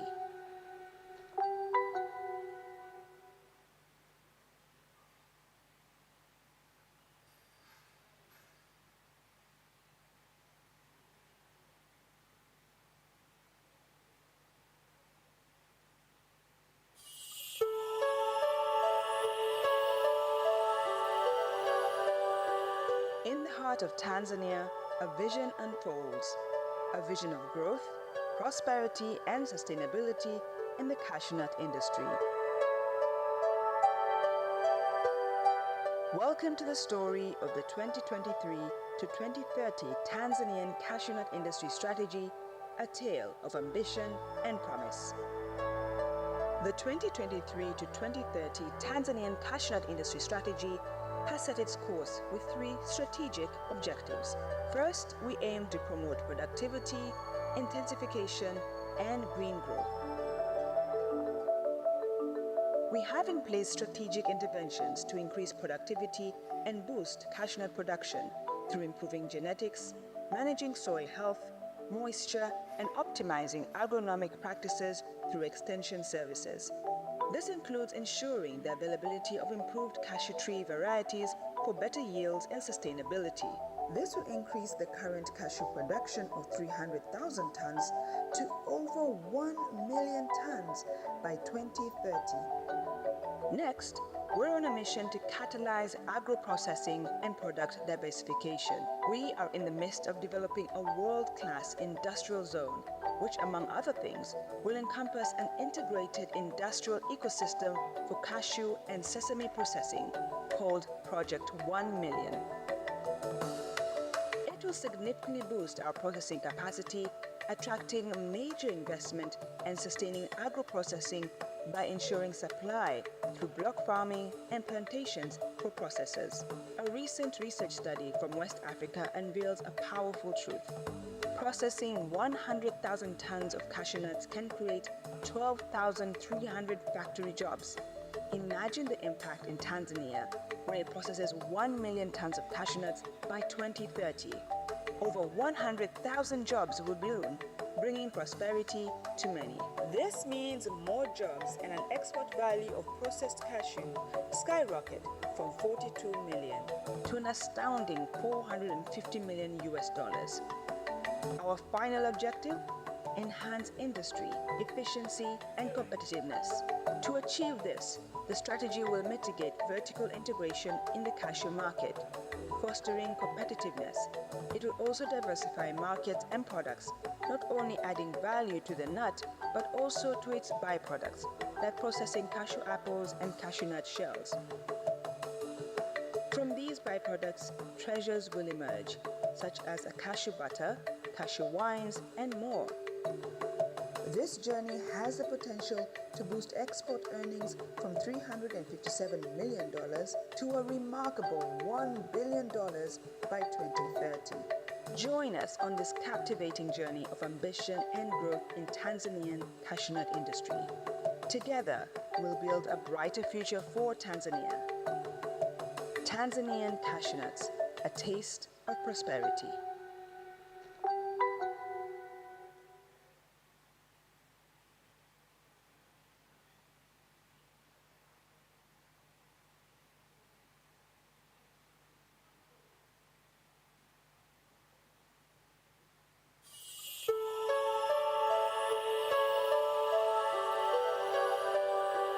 In the heart of Tanzania, a vision unfolds, a vision of growth, prosperity, and sustainability in the cashew nut industry. Welcome to the story of the 2023 to 2030 Tanzanian cashew nut industry strategy, a tale of ambition and promise. The 2023 to 2030 Tanzanian cashew nut industry strategy has set its course with three strategic objectives. First, we aim to promote productivity, intensification, and green growth. We have in place strategic interventions to increase productivity and boost cashew nut production through improving genetics, managing soil health, moisture, and optimizing agronomic practices through extension services. This includes ensuring the availability of improved cashew tree varieties for better yields and sustainability. This will increase the current cashew production of 300,000 tons to over 1 million tons by 2030. Next, we're on a mission to catalyze agro-processing and product diversification. We are in the midst of developing a world-class industrial zone, which among other things will encompass an integrated industrial ecosystem for cashew and sesame processing called Project 1 Million. It will significantly boost our processing capacity, attracting major investment and sustaining agro-processing by ensuring supply through block farming and plantations for processors. A recent research study from West Africa unveils a powerful truth. Processing 100,000 tons of cashew nuts can create 12,300 factory jobs. Imagine the impact in Tanzania, where it processes 1 million tons of cashew nuts by 2030. Over 100,000 jobs would bloom, bringing prosperity to many. This means more jobs and an export value of processed cashew skyrocket from 42 million to an astounding 450 million US dollars. Our final objective?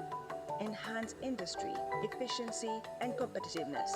To achieve this, the strategy will mitigate vertical integration in the cashew market, fostering competitiveness. It will also diversify markets and products, not only adding value to the nut, but also to its byproducts, like processing cashew apples and cashew nut shells.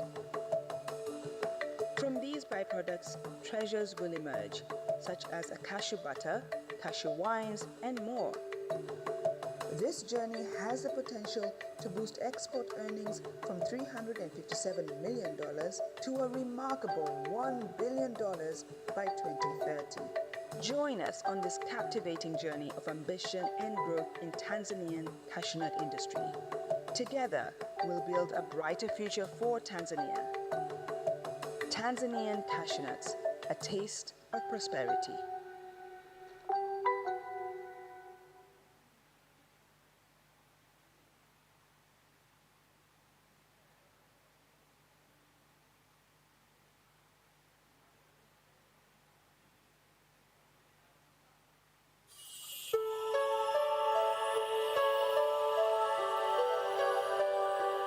In the heart of Tanzania, a vision unfolds. A vision of growth, prosperity, and sustainability in the cashew nut industry. Welcome to the story of the 2023 to 2030 Tanzanian cashew nut industry strategy, a tale of ambition and promise. The 2023 to 2030 Tanzanian cashew nut industry strategy has set its course with three strategic objectives. First, we aim to promote productivity, intensification, and green growth. We have in place strategic interventions to increase productivity and boost cashew nut production through improving genetics, managing soil health, moisture, and optimizing agronomic practices through extension services. This includes ensuring the availability of improved cashew tree varieties for better yields and sustainability. This will increase the current cashew production of 300,000 tons to over 1 million tons by 2030. Next, we're on a mission to catalyze agro-processing and product diversification. We are in the midst of developing a world-class industrial zone, which, among other things, will encompass an integrated industrial ecosystem for cashew and sesame processing called Project 1 Million. It will significantly boost our processing capacity, attracting major investment and sustaining agro-processing by ensuring supply through block farming and plantations for processors. A recent research study from West Africa unveils a powerful truth. Processing 100,000 tons of cashew nuts can create 12,300 factory jobs. Imagine the impact in Tanzania, where it processes 1 million tons of cashew nuts by 2030. Over 100,000 jobs will bloom, bringing prosperity to many. This means more jobs and an export value of processed cashew skyrocket from 42 million to an astounding 450 million US dollars. Our final objective? Enhance industry, efficiency, and competitiveness. To achieve this, the strategy will mitigate vertical integration in the cashew market, fostering competitiveness.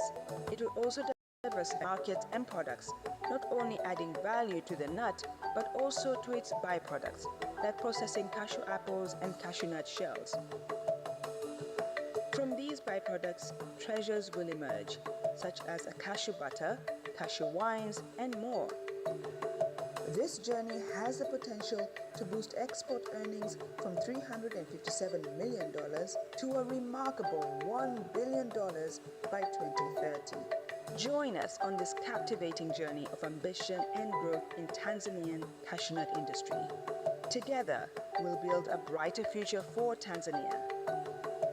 Tanzanian cashew nuts, a taste of prosperity.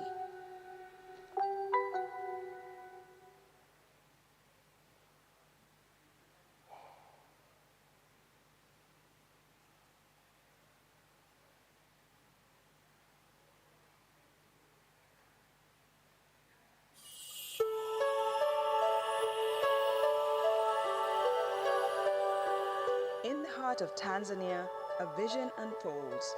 A vision of growth, prosperity, and sustainability in the cashew nut industry.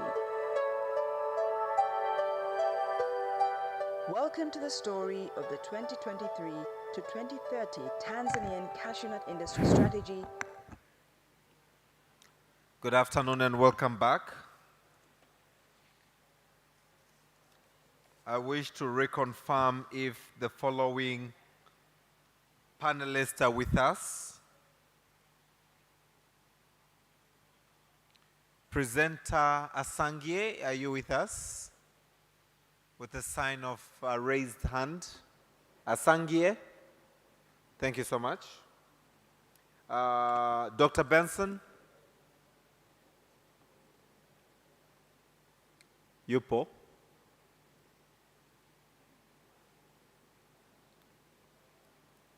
He was here?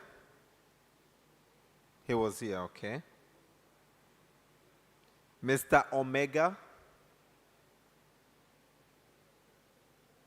He's represented. Okay, good. Honorable, I have not seen Mtatiro. Is he with us? He is. Oh, wonderful.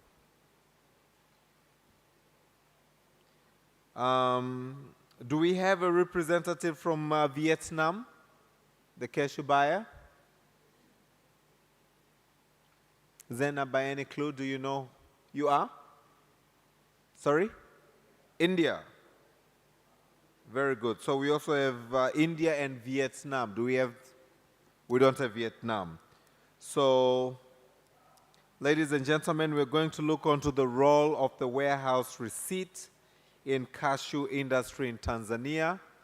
And I'm delighted to bring to the stage Dr. Zena, doctor, right? Dr. Zena Mpenda from the Sokoine University of Agriculture to come over and take the stage. We're going to have this session starting at now 2:35 up to 3:35, and the final session from 3:35 up to 4:35, looking onto engagement or involvement of the youth in the cashew value chain. And that will mark the end of the presentations, going on to the closing ceremony. But for now, those of us present, with full of energy from coming after lunch, can we clap our hands for Dr. Zena? This is very good sign. We are active and ready to roll. Dr. Zena, the floor is yours. I will be making an announcement with regards to the field trip tomorrow. There's a field trip tomorrow to Mkuranga. And I understand there will be some people who will be going to Zanzibar, but I'll be announcing immediately after this session. But for now, Dr. Zena, the floor is yours, 2:35.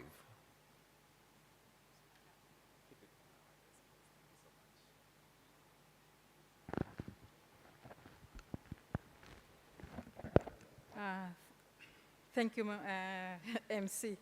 Good afternoon.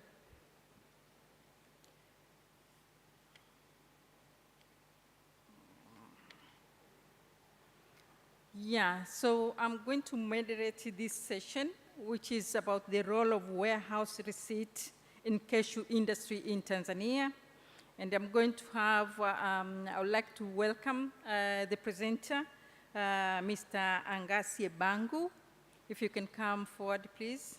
And then I also like to invite the panelists. We have Mr. Omega Menas, the Managing Director of Alpha Namat. Yes. I want to welcome the Honorable Julius Mtatiro, the District Commissioner from Tunduru. Yes, please. I also like to invite a buyer from India, Mr. Nabahari Prabhu. Yes. I was also expecting to have Dr. Benson Diege. If Dr. Benson Diege is around, please come forward. Okay, he will join us when he comes in. And yes. So in this session, as I said, we are going to look at the role of warehouse receipt system. We know that we have got big target ahead of us. The government is planning to increase production of cashew nut, but we also need to look at the handling issues, and warehouse is one of the major components that needs to be looked at to be able to move in the right direction. So for that, I'd like to invite Mr. Bangu, if you can do your presentation. I give you, because we have got limited time, I can give you 10 minutes. Thanks.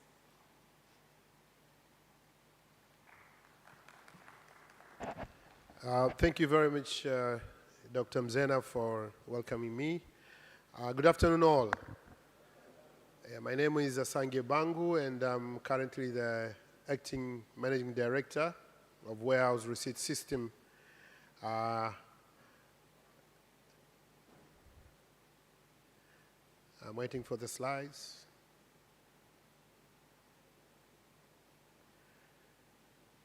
Yeah, thank you very much. So, ladies and gentlemen, I'm just going to take you through a little bit of what we do. The institution I'm working with is called Warehouse Receipt Regulatory Board. So this is a parastatal institution which handles the warehouse receipt system. And for my fellow wakulima, tunazungumzia mfumo wa stakabadhi za ghala. Lakini nashukuru wengi wetu tuna visikilizio, kwa naamini itakapotumia Kiingereza mtaweza kuelewa. Asante sana.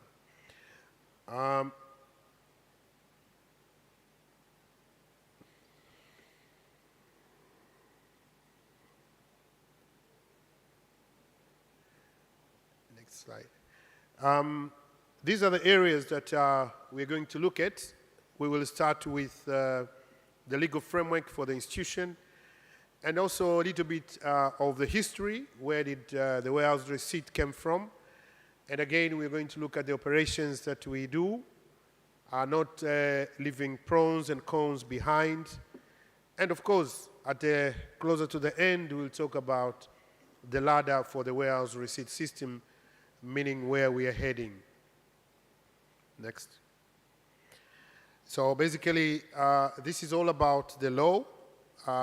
It's Act number 10, and the Act was passed in 2005, but the institution came into operations in 2007 to date.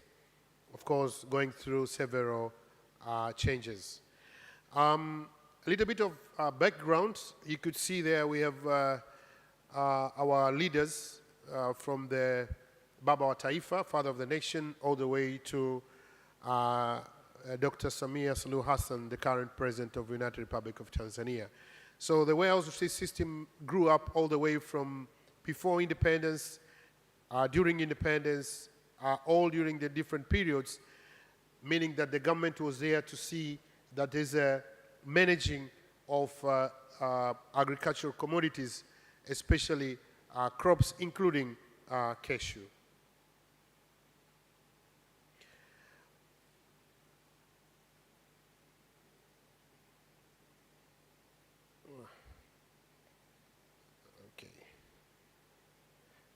So basically, this is how the warehouse receipt system operates. It's a business process. So basically, it connects the farmers, who are mainly coordinated through cooperatives, and then it links to the buyers. And I'm happy today we have the buyers in front. They're going to be able to also explain issues. And then in the warehouse, we have somebody who operates the warehouse. It's called a warehouse operator, who is given a license.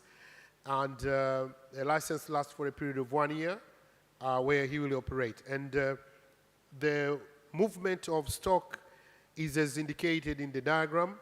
You could see we have the production level, but we have got the AMCOS, which also takes care of, coordinating the farmers into one place. And all this stock is submitted to the licensed warehouse, and a catalog is being developed, which has got all the necessary information with regard to the quality, the quantity, as well as the originality of the crop, as per standards put in forward, particularly if we talk about cashew, which is put forward by Tanzania Bureau of Standards, as well as CBT. This is Cashew Board of Tanzania. And then after that, then the process of auction goes on, and the payment is done after the buyers have a buyer who has won the auction, and then finally he goes back to the warehouse to collect what he won. With the warehouse receipt system in Tanzania, we do operate mainly 2 categories. The last category, I'll speak about it shortly. But with the warehouse receipt system is what I've actually just currently explained, where the aggregation is made as a preparation for auction. So farmers are not selling their crops individually, but rather they sell them into an organized group into a well-licensed warehouse. But we also do CMA. Yesterday, in one of the side meetings, there was a discussion with financing, and we had a lot about what the financial institutions are doing, and more particularly here, we are saying the warehouse receipt system assists to formalize a farmer. So from a farmer who was not trusted by the financial institution to make him or her being able to be trusted. And the last is the aggregation, for which this is what now has come up as a new area that we need to work. We have buyers who go and buy to the at farmers' trade, and then, but if they do that process, it means the whole process of looking at the quality, the controls of how the cargo was being weighed for the benefit of the farmer and the buyer as well is not well taken care of. I know, and I'm not saying that this has not been happening. I know buyers have been handling this part, but warehouse receipt system in terms of, warehouse regulatory board sees an avenue that it can offer this service and also improve what is going out to the market. We have our different stakeholders. We have the major stakeholders. They are listed there, from depositors, warehouse operators, and buyers, of course, not leaving the financial institutions aside. But we also have the major supporters, and these are inspectors who actually confirms that the quantity that is introduced in the catalog is exactly what is in the warehouse. And we have the insurance companies, I'll talk about it later, our colleagues, transporters, and communication companies, which also facilitate to avail information. Now, the last side, we have regulators. I initially mentioned TBS that we work with. We work with WMA just to make sure that the buyers are getting the proper weights that through the weighing scales that have been approved by a relevant authority. Of course, TPRI, TRA, and TPA, and the rest are also our colleagues, not leaving the regional and the local government authorities. This diagram shows the relationship, rather the cobweb that the warehouse receipts operate. On the extreme left, there is Tanzania Commission for Cooperatives. They handle the cooperatives from the AMCOS level to the union level. But then in the middle, you find WRRB. This is warehouse receipt system, which talks to TanTrade. TanTrade takes care of external trade, knowing what the buyers want, what the market wants. But again, we have 2 options to work with the cooperatives to do auctions, which are tender box auctions, or we work with Tanzania Mercantile Exchange, who do an online marketing. So in the process, we all are managed by EGA, which is e-government authority. They handle all the communication issues. These are statistics. I'm sorry if the numbers are not very clearly seen, but what is more impressive, you could look at the column for Cashew. You could see that throughout the time, all the way from when the Wells receipt system began way back in 2007, Cashew has always been using the system. There are other crops which did not use in the beginning. Some got engaged, some dropped. But currently, as we improve to do other things, we know cashew farmers do not depend only on cashew. They also have sesame, they have pigeon peas. We all introduced a system to make sure that the farmers continue to get the best price that is available in the market. These are just a depiction of what happens prior to having the system in place. You know, prices were low, but after the introduction of the system, prices went high. I know now we are having issues with prices going up and down, but I think we also work as a government. We're working hard to see at the end of the day better prices are being observed. So once you get the better prices, you also impact on the production. The map shows different places where the warehouse receipt system operates, not only with cashew but with other crops, and where there's a blue mark is where the regions which uses the system to operate cashew. This is an interesting analysis which we have done, and this is not for cashew because I told you cashew has been there for so long, but we cannot avoid to talk about other crops that same farmers that do cashew also do other crops. So what you see there is without using a formalized system like warehouse receipt system, a price of about 900 was obtained. Using the warehouse risk system without engaging the TMX, that is Mercantile Exchange online forums, a price of 1,700 was obtained. This was Sesame, 2020-21. But when we introduced warehouse receipt system and TMX, we were able to fetch a higher price. So this remains to be a question. And yesterday, I remember when the guest of honor, Dr. Philip Isdori Mpango, Vice President of the United Republic of Tanzania, also highlighted on the fact that there's a need to have transparency so that at least our farmers continue to get what is available in the market. A number of issues have been happening, but I would like to mention that in this process of implementing warehouse receipt system, from the beginning we had been doing it manually, but currently we've automated a lot of processes, which has also improved the services that warehouse receipt system is offering. I want to talk a little bit about the insurance. Currently, for the past maybe 7-8 years, when buyers had issues in the warehouses after winning the auctions, and it happened that they couldn't get a whole lot that they had paid for, there was no any consideration. And this, to a large extent, removed some of the best buyers from the game. But we thank God that the government of Tanzania from last year, we have signed MOU with NIC. So now they are helping us to making sure that the buyers are not getting losses. And I'm sure the buyers are a little bit happy. There are still some issues that we're working out to make sure that the complete cycle of business should be as convenient as possible. These are some of the advantages of using the system. We formalize the agricultural business, more particular with the cashew, but we help provision of financial services to farmers, decreasing post-harvest losses, and instilling confidence in the business. I don't want to talk much about bottlenecks. I think you can look by yourselves. These are issues that we are still working on to see that we go through without delays. And quickly, our future plans, we wish to introduce the product to other areas, including livestock, forests, fruits, vegetables, and non-glittering minerals.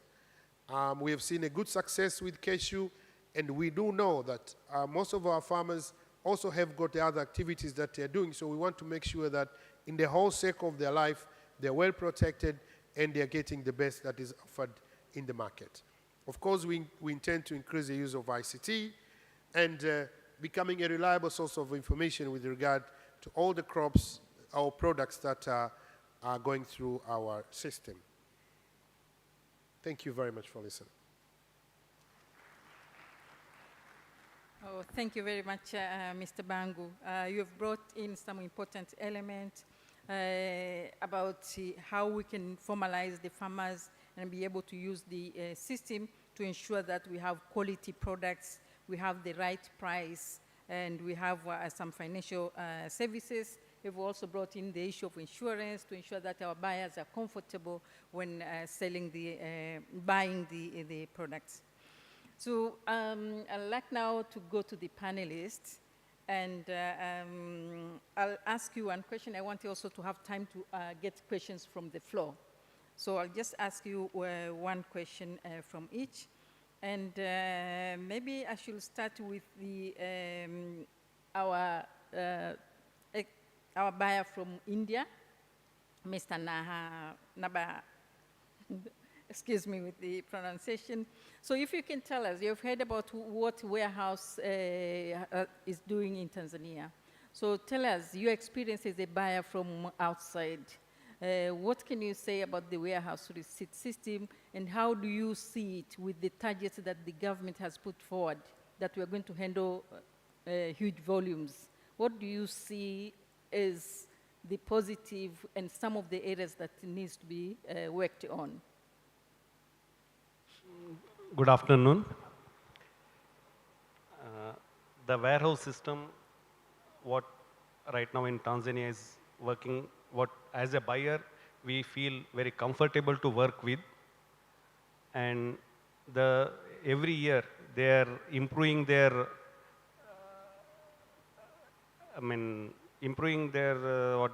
they're delivering what we want, improving they improve whatever the setbacks every year. They will learn and they'll improve their qualities. So as a buyer, so we are very much comfortable to deal with now to buy from Tanzania, because it's the only one country where we pay the money without seeing the quality, because that much of trust has been built by the warehouse board as well as cashew nut board in Tanzania. So, and if you look into the whatever world scenario, the Tanzanian are getting always the better price because of the quality management. So this is the main advantage what we prefer to buy from Tanzania. And yeah, while we have some small issues, but it has been discussed with different platforms, and we are getting solution for that. Every year they are improving their services, and the cashew nut board and also warehouse board are always coordinating with the buyers. They come 2-3 times to India in last 1 year. So had a discussion in different panels to how they can improve the service. So I don't have nothing to say, but we say thank you and hope, and now what we feel, they are comfortable to handle whatever the challenges, like now government gave them a target to handle 1 million ton by 2030. I think warehouse board is good enough to manage the system. Thank you. Thank you very much. Thank you, Nabahari, for that. It means you have built this trust over time that has allowed smooth operations. You also have a platform to do negotiations in case there's anything that needs to be addressed. Yes, now let me go to Honorable Mtatiro. You're the district commissioner for Tunduru. And I know from the presentation, we've heard that the warehouse receipt system has been not only in cashew, but in other crops. So you are on the ground. Can you tell us a bit about how is it faring and if there's any room for improvement? Asante sana. For those who doesn't listen Swahili well, they might use the earphone, because responding to that, I'm going to use Swahili. I think that's okay. Asante, habari za mchana.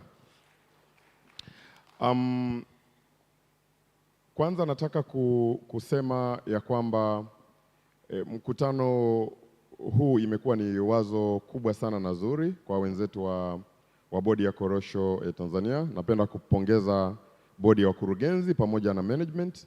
Haya ndio mambo ambayo tunahitaji yatakuza hili zao, kama tunaita wadau kwenye mnyororo wote na wanafanya majadiliano. Na najua mwakani kama mkutano utafanyika, utakuwa mkutano mkubwa zaidi na zaidi na zaidi, na baadaye utazaa matunda makubwa. Kwa hiyo ilikuwa la kwanza leo nitaka kutoa kama compliment. Lakini nikienda sasa kwenye lile ambalo umeweza kuuliza, mfumo huu wa stakabadhi za ghala ni mfumo ambao ukiniuliza mimi na wenzangu ambao kwa sasa labda tuna dhamana ya kusimamia masuala muhimu yanayohusu kilimo pamoja na wakulima, nitasema mfumo huu ni mkombozi wa wakulima, na kinyume chake ni kuendelea kumweka mkulima kwenye umaskini ambao umepitiliza. Na mimi na wenzangu tumekuwa tukifanya utafiti mkubwa katika hilo eneo. Kuna mtu anaweza asielewe, lakini utakuta mkulima anavuna zao fulani na akiliuza katika mfumo holela, labda anapata kwa kilo shilingi 1,000, lakini kwenye stakabadhi angepata labda 2,500. Ukipiga tofauti unaona kuna zaidi ya shilingi 1,500. Sasa ile 1,000 of course ataipata kwa fedha taslimu ya haraka haraka, lakini kama ameuza kilo 100 anakuwa amepata 100,000 kwa ile 1,000. Sasa anza kuangalia volume. Kama angeuza kwa 2,500 angepata 2,500. Na 2,500 ukianza kuhesabu haraka, kwa sababu amepoteza 1,500. Hiyo 1,500 kama angeingiza katika ununuzi wa mbolea ama viuatilifu mbalimbali, angetengeneza faida kubwa sana katika msimu mwingine wa kilimo. Kwa hiyo nataka nisisitize la kwanza kwamba mfumo huu ndio suluhisho la pekee la kumfanya mkulima wa Tanzania atoke katika uholela wa mazao na aende katika utaratibu ambao utaweza kumjenga. Lakini sasa kwa msisitizo, hivi sasa tunafahamu ya kwamba yako mazao kadha wa kadha yako kwenye huu mfumo, ikiwemo zao la mbaazi, lakini pia kuna zao la ufuta, lakini pia tumekuwa tukifanya korosho katika kipindi kirefu. Na mazao haya kama yatasimamiwa ipasavyo, tutakuwa kwenye nafasi nzuri zaidi ya kuendelea kuwasaidia na kuwasukuma wakulima wetu. Uzoefu wangu wa kufanya kazi kama mkuu wa wilaya na wenzangu ambao wana dhamana hizi kule za kusimamia kilimo, wanafahamu kuna mambo kama 4 ya haraka haraka ambayo unayapata kwenye huu mfumo ya haraka haraka kwa uzoefu wangu. La kwanza, mazao yanapochakatwa kupitia mfumo wa stakabadhi za ghala, kwanza unajihakikishia kuongeza uzalishaji. Kwa nini unajihakikishia kuongeza uzalishaji? Wakulima wanapokuwa wana uhakika kwamba wakiuza kwa kiasi kikubwa, wakilima kwa kiasi kikubwa, mazao yao yatauzwa kwa wakati, sio watakaa nayo ndani miezi, ama leo watatoa debe 2 kesho 3. Wakiwa na uhakika wataenda mashambani na kufungua ekari za kutosha. Kwa hiyo mfumo huu unakuhakikishia eneo la kwanza ambalo ni la uzalishaji. Lakini eneo la pili ni eneo la masoko. Mfumo huu unafanya mkulima sasa anakuwa na uhakika kwamba nikilima wanunuzi watakuja, watakusanywa kokote kule waliko, watasoma kwenye internet wakiwa China, wakiwa wapi, watatuma maajenti wao, wataenda kununua. Kwa hiyo hiyo ni aspect kubwa sana, ama ni kiashiria kikubwa sana kwa upande wa mkulima kuwa na uhakika na soko. Lakini eneo la tatu ambalo ni muhimu, usalama wa yale mazao, na usalama ni kwa pande zote mbili, upande wa mkulima, lakini upande wa yule ambaye anakuja kununua yale mazao.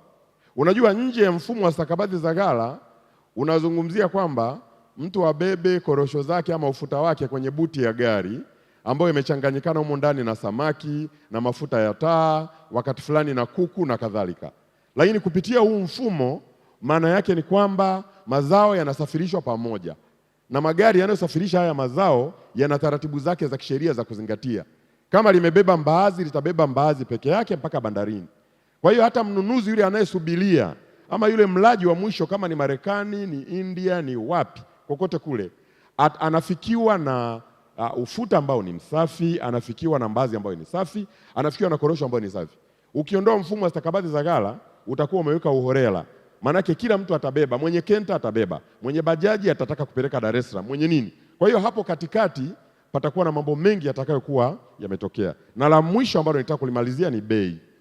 Inampatia mkulima bei ya uhakika, na sisi tumekuwa tukifanya. Kwa mfano kwa Tunduru ambayo ni mkoa wa Ruvuma, mkuu wetu wa mkoa aliweka utaratibu toka 2019.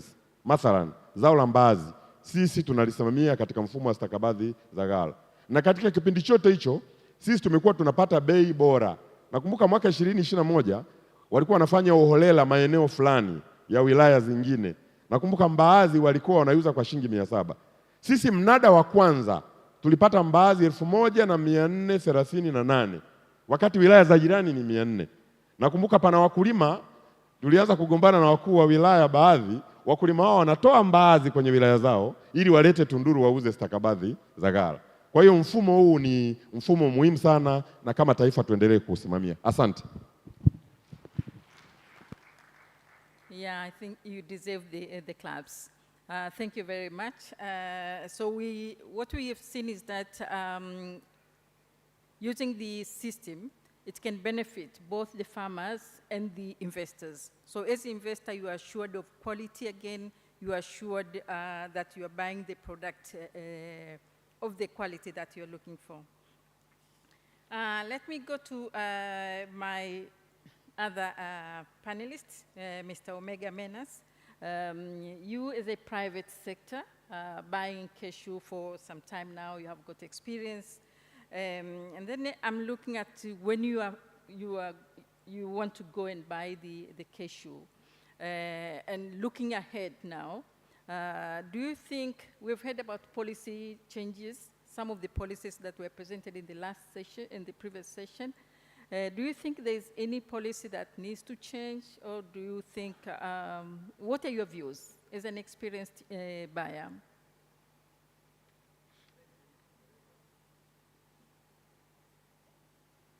Moderator, first I can say the system is very good.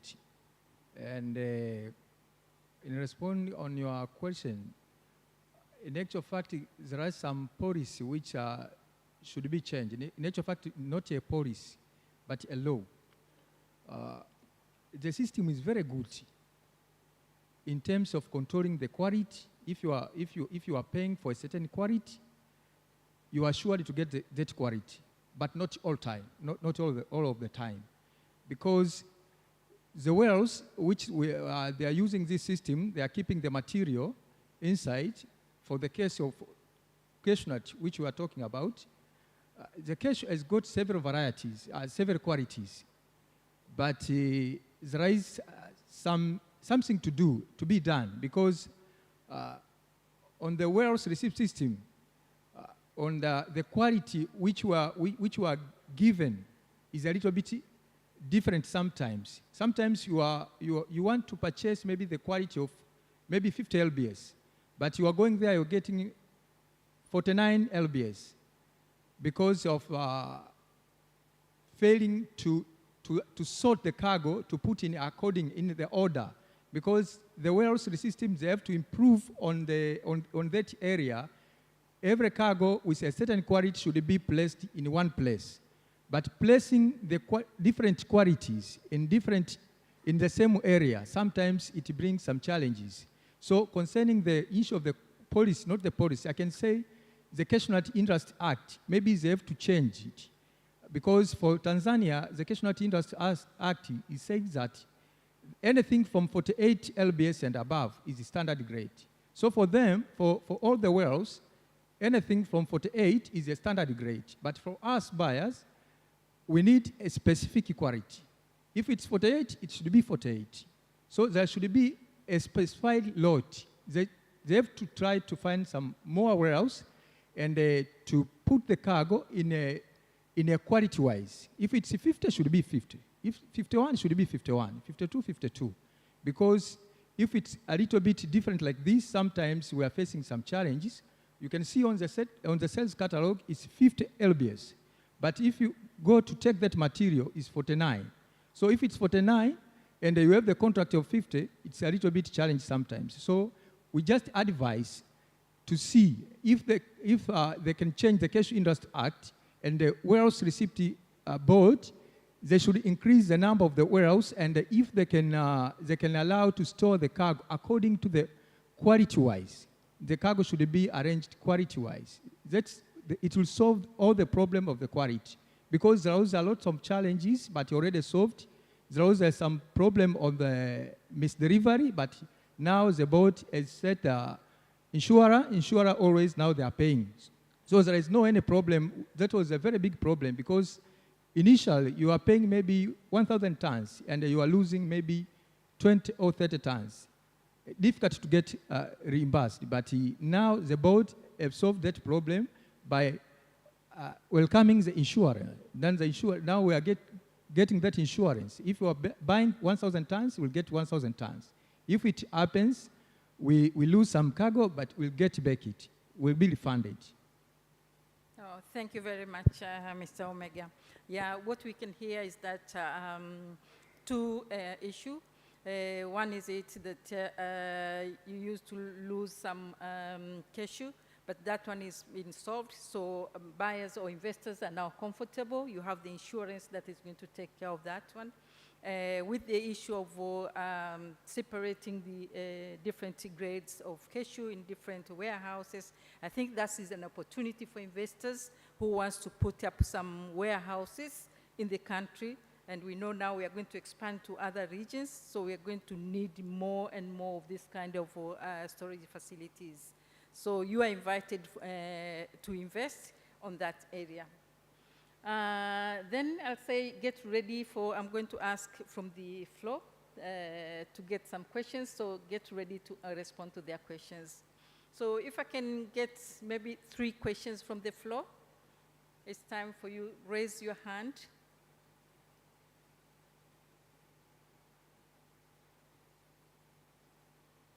Yes, ushers, please, if you can take a mic.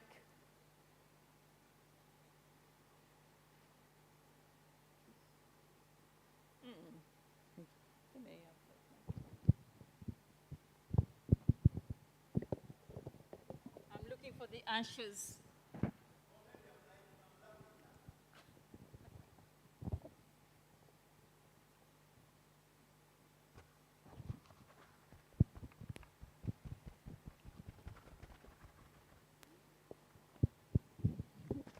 Yeah, thank you for the presentations and the insights on the warehousing Your name, please. Okay, my name is Finyange Pole. I'm the director of the Industrial Crops Research Institute in Kenya. And it's an interesting conversation on the warehousing receipt system. But my small worry, which I needed to be addressed, is this produce is usually put in the warehouse and then auctioned through public auction, if I'm not wrong. Now, my worry is, because it has happened sometimes there in Kenya, that the buyers collude, that we should not buy this produce beyond a certain price, which is a disadvantage to the farmer. What is your take in Tanzania? Okay, I think that one will go to you, but just hold on. If there's any other burning question. Okay, there's a hand there.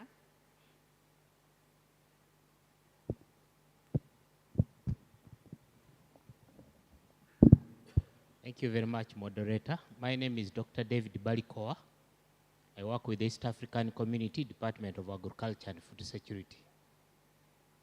Governments always look for opportunities to tax the farmers, either in crop or livestock. And I see that the warehouse receipt system provides an opportunity for the government to get some revenue from farmers, especially crop farmers.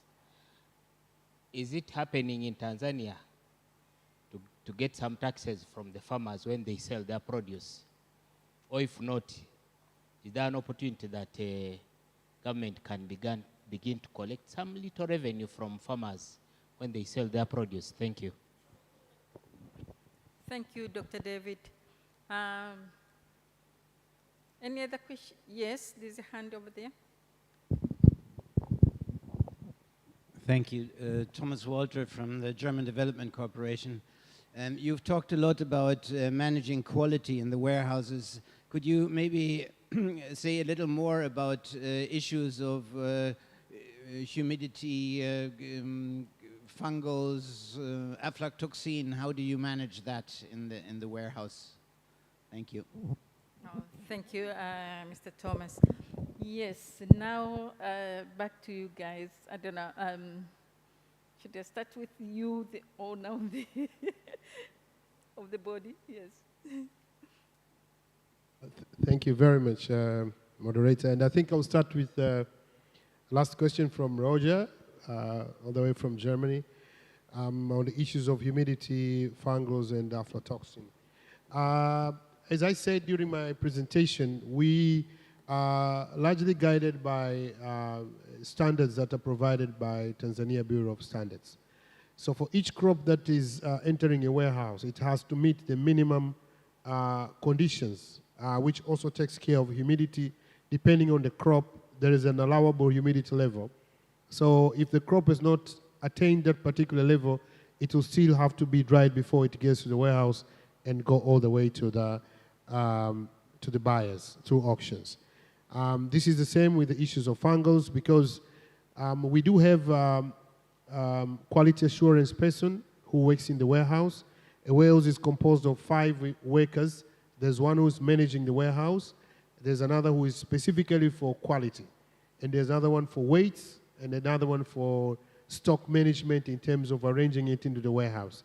So the presence of 2 people, one to take care of stock management in the warehouse, and the other one who is more qualified to look at issues of qualities, then together they can take control of such incidences. And fortunately, we haven't yet been highly affected by such scenarios. However, we are still working so hard to make sure that we'll have more improved equipment, like moisture meters, to make sure that they have proper readings, so that at least no false information is available to take care of such issues. Thank you very much. You want to respond to another one? Okay. Yes. There's this question from David. Okay, this one I can leave it to Mheshimiwa DC. Yeah, because he's checking if the government is doing what, and I think he's presenting the president today here from Tunduru. In terms of, there's Ole, question from Ole, is to the buyers who turned down. I'm sure the buyers is going to speak a little bit more about it, but from the way operations are being done, when the auction is happening and bidders bid for prices, it is the farmers who are there to agree to sell or not agree to sell. So they're not forced to sell at the price that has been offered by the buyer. And it has happened many times that there's an auction and the highest price has been mentioned, and farmers are not agreeing to sell at that price, and they will deny and redo the auction. And normally the prices keeps going high. But again, our buyers are here. I'm sure they're going to say something about this. Sante. Oh, thank you. So let's see have, okay, let's finish that one. The question, I don't know if you're going to be, you need to be as frank as possible. Do you buyers collude? I think that was the question. Yeah, in actual fact, it's a little bit difficult to collude on cashew business. In actual fact, on the type of the auction which we are conducting and the type of the buyers from different areas, it's a little bit difficult. You cannot collude. You know, there are traders who are coming down to buy, for them to trade for different markets, India and Vietnam, and there are also some processors who are coming to buy for their own processing units. So it's a little bit difficult to collude. You cannot collude with a processor and a trader, a little bit difficult. And also, the interest is a little bit different. There are, you know, the main country of which we are exporting this cashew nut is India and Vietnam. And in India, you know, India also they are a big consumer of cashew nut. So if there is a demand, more demand, even on their local market, they cannot collude with the Vietnamese. But when we are here down, there is always competition for those two markets, either Vietnam or India. So difficult. It will never happen, something like that. Oh, thank you. And I also heard you were talking about the TMX, which allows for online, people to buy online. Yeah? So maybe, I don't know if you wants to add more on that one. Otherwise, I will ask Honorable Tachiro to respond to the Dr. David question. Does the government get some revenue from the warehouse receipt system? Thank you. To also add just a single point to the issue of buyers' conspiracy. I am not sure if they can easily conspire because, first of all, they are in a very big competition, and each of them has his or her bidding letter, and he or she wants to take the produce. So I'm not sure if it can be very easy to conspire to plan a certain price. And another point on that, the experience on the ground shows that when you go to every auction, you'll probably get the different prices.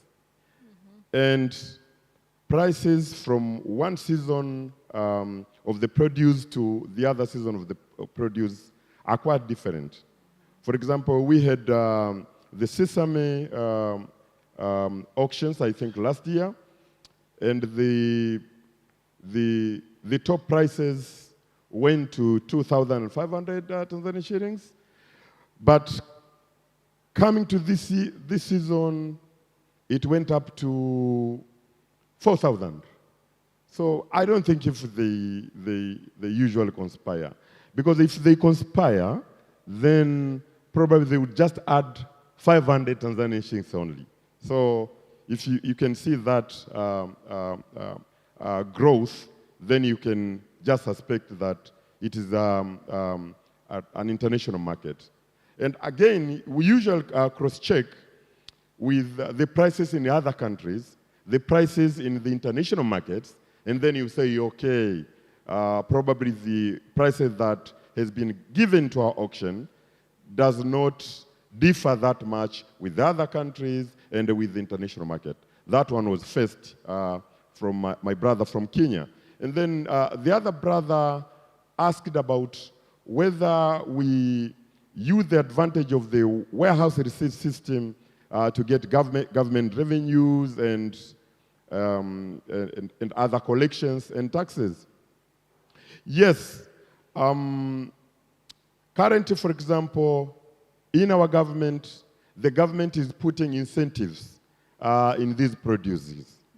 Our president has spent a lot of billions of shillings to put incentives in fertilizers, pesticides, and other agricultural implements.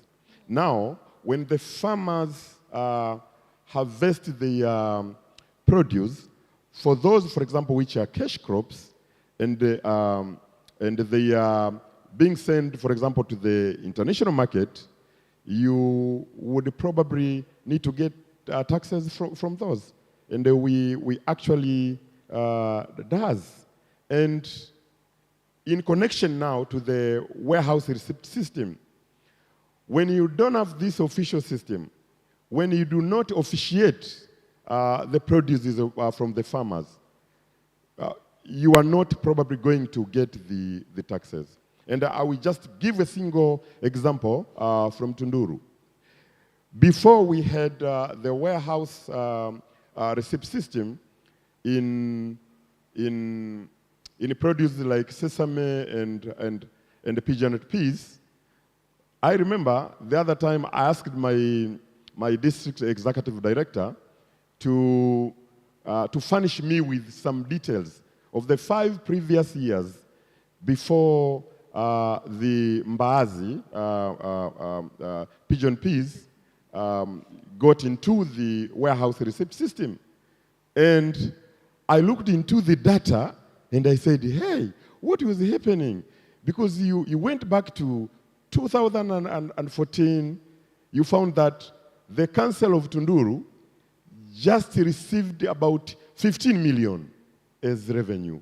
You go to the other 2015, it was, I think, 17 or 18 million.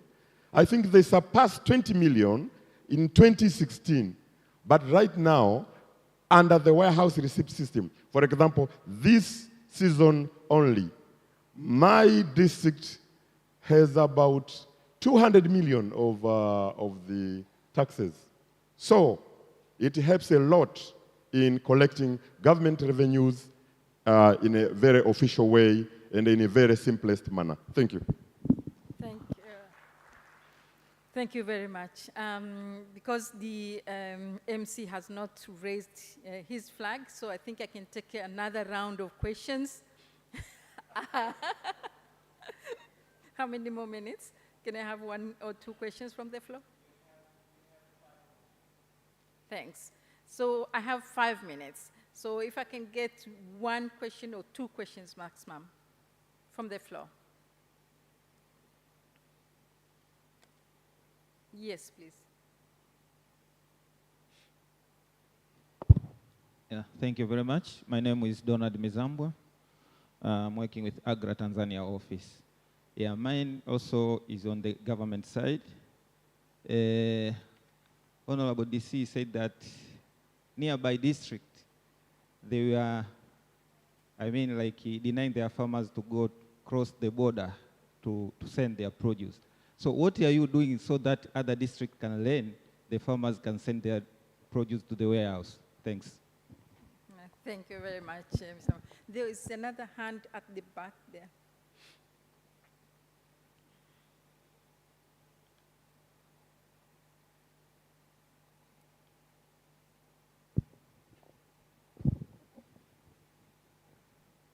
Nitatumia Kiswahili kuuliza swali. Sawa. Kwa jina naitwa Kasmiri Patrick Mbinga. Ni mkulima. Swali langu lipo kwa wanunuzi. Mkulima anapopeleka mazao yake ghalani, mara nyingi mnada ukishafanyika huwa malipo yanacheleweshwa. Ukifuatilia wanakuambia wanunuzi bado hawajaingiza malipo. Ni kitu gani kinachelewesha malipo ikiwa mnada umeshafanyika na wanunuzi mzigo wamepokea? Ningependa kujua tatizo linakuwa wapi. Lakini la pili, kunakuwa na changamoto kwenye mnada. Mfano zao la korosho. Wakulima wanaweza wakagomea bei, wakasema bei ni ndogo, haina maslahi kwa mkulima.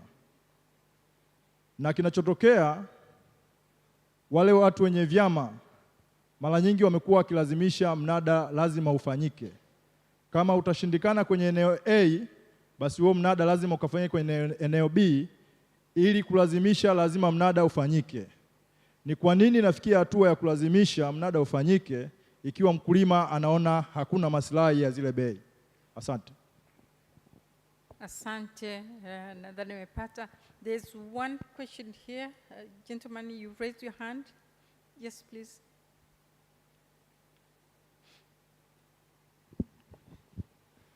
Hi, Doug Khoury. I would like question for the district commissioner who mentioned that the prices can fluctuate quite a bit and that's why it's hard to collude.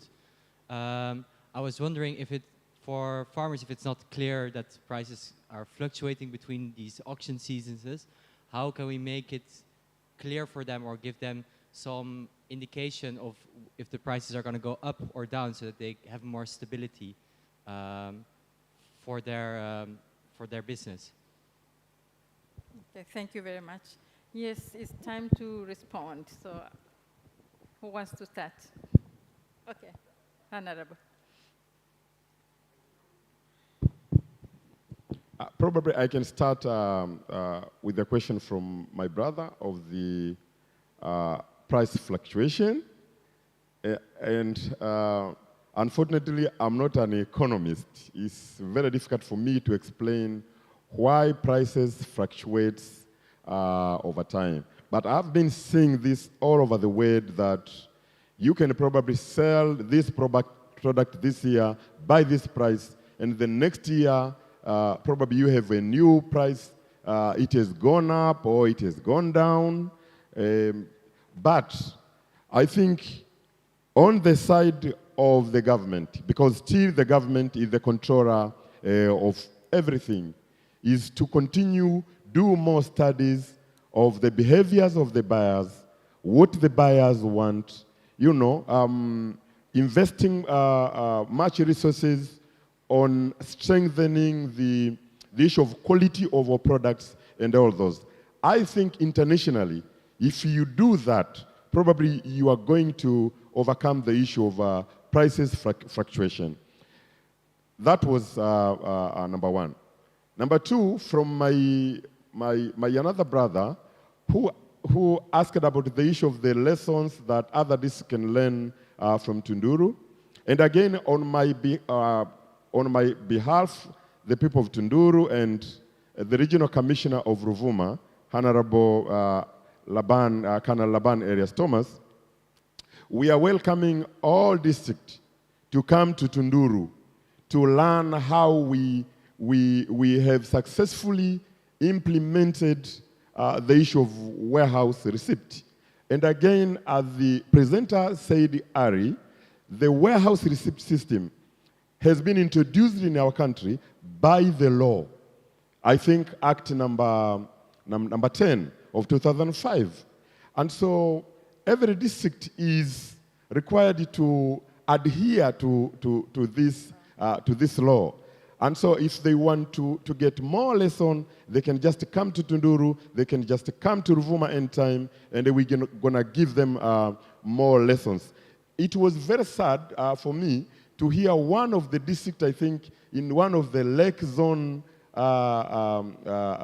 regions, that in 2021, when a kilo of pigeon nut peas in Tunduru was 1,439 shillings, and in that district, it was just 300. So, and I just spoke to at that time, I spoke to the district commissioner and advised him to also come and learn to Tunduru. La mwisho lilikuwa kutoka kwa kaka yangu ambaye amezungumza, kwa sababu sisi tuko kule chini pia tunasimamia. Amezungumza kwamba wakulima wanaweza wakakataa bei, AMCOS zikasisitiza na hiyo bei ikafanyika. Mimi sijawahi kuona hicho kitu. Yaani sijawahi kuona, kwanza hakuna mtu mwenye AMCOS mwenye hiyo gut. Yaani wakulima wamesema hatuuzi, alafu yeye ametoka ameenda ameuza. Sijawahi kuona. Kwa sababu hiyo probably itakuwa ni offense. Mimi kwa experience yangu kwa Tunduru, wakulima wakikataa kuuza kwenye mnada umeishia pale. Kwa mujibu wa sheria, yale mazao yanakusanywa, yanapelekwa kwa ajili ya mnada mwingine, ambapo fresh buyers wanakuja kutebo na kuweka pale bahasha zao, zinafunguliwa, inaangaliwa. Wakulima wakiridhika, wakasema wanauza, basi mnada huo unakuwa umefanyika. Na bahati nzuri daktari, siku hizi mauzo haya yanafanyika live. Siku hizi minada inaendeshwa live. Sio tena kwa siri, yani ni live, pale kila kitu kinafunguliwa live. Wakulima wanasema ndio, tena siku hizi wanacheza mpaka na ngoma. Sasa ukimaliza kucheza ngoma wewe unasema huuzi, definitely utauza. Nakushukuru. Asante sana. Thank you very much for this response. I think unless you want to add anything, otherwise I think you want to do. Okay. Hmm?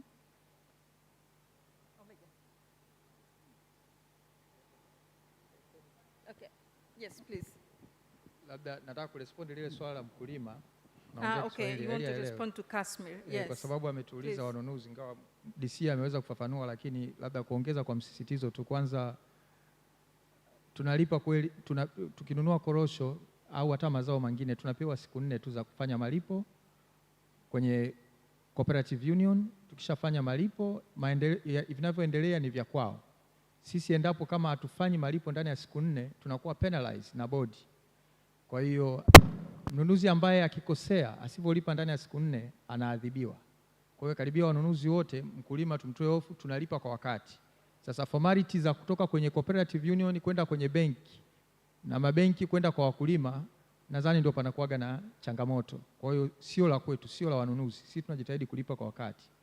Na hili analolisema kwamba wanafosi, nimewahi kuhudhuria kwenye minada. Inatokea kundi moja la wakulima wanasema tunauza, lingine wanasema hatuuzi. Lakini wale ambao wapo kwa kuwasaidia kuuza, wakati mwingine wanafahamu hali iliyokuwepo sokoni. They've already done analysis on the market, on the international market. Kwa hiyo wenyewe wanashauri kulingana na wale kundi linalosema tuuzeni, kwa sababu wanafahamu hali itakayotokea. Walikataa mwaka uliopita. Mfano, walikataa mnada wa kwanza, wa pili walikataa, lakini ikabidi watu wawashauri, kwa sababu wakiendelea kuchelewa na West Africa korosho zikianza kuja, bei itashuka kuliko ile iliyokuwepo. Kuna changamoto kidogo ya wakulima huwa wanafananisha. Mfano mwaka huu tunaweza tukapata changamoto hiyo kwa sababu ufuta bei kwa juu, mbazi bei imekuwa juu, wakulima akili kwamba na korosho nazo zitakuwa juu. Tofauti kabisa, ni vitu tofauti, vitu tofauti. Kwa hiyo wakulima wasikariri na waelimishwe kuhusiana na bei ya mazao, sio wakati yote itakwenda juu. Thank you very much. Thank you very much. Mwenyekiti, unataka kuni... Asante. Mwenyekiti, nitakupa nafasi. Okay, let me finish my session. Thank you very much for the presenter. Thank you very much for the panelists. Thank you very much for all those who have raised some questions. More discussions can continue after here. Thank you very much. Sasa nikukaribishe. Mwenyekiti alitaka atoe mchango kwenye swala zima la fluctuation, wakati panelist wangu tunapiga picha, ili akimaliza niite panel nyingine. Naomba moderator wetu, naomba makofi mengi kwa moderator. Let's put our hands together for the moderator. Wonderful Dr. Zena, thank you very much, all the way from the Sokoine University of Agriculture. Mwenyekiti wa bodi, over to you. Asante sana. Tukuombe labda usimame pia tupate picha nzuri za kumbukumbu. Yes. Kwanza nitoe ufafanuzi kwenye swala la kucheleweshewa malipo. Bodi ya korosho Tanzania imeweka kanuni ambayo inasema baada ya mnada unaoendeshwa na vyama vikuu, mzabuni au mnunuzi aliyechaguliwa kwa maana ya bei yake imekubaliwa, anapewa siku 4 za kazi za kulipa. Siku 4. Baada ya siku 4, maana yake chama kikuu kina siku zingine 3 mpaka 4 za kuanza process ya kuwalipa wakulima wake. Sasa kinachotokea, ndugu ambaye mkulima mwenzangu uliyesema malipo yanachelewa, kinachotokea mnunuzi akishalipa, chama chako kile kikuu ndicho ambacho kina wajibu wa kulipa wakulima. Wakichelewesha malipo, tuna namba ya bodi ya korosho tumeitoa. Piga simu kwenye bodi ya korosho kwamba sisi mauzo yetu mnada ulikuwa tarehe fulani, sasa hii ni wiki ya pili hatujalipwa. Sisi tutachukua hatua kwa mujibu wa sheria. Nadhani hilo liko wazi.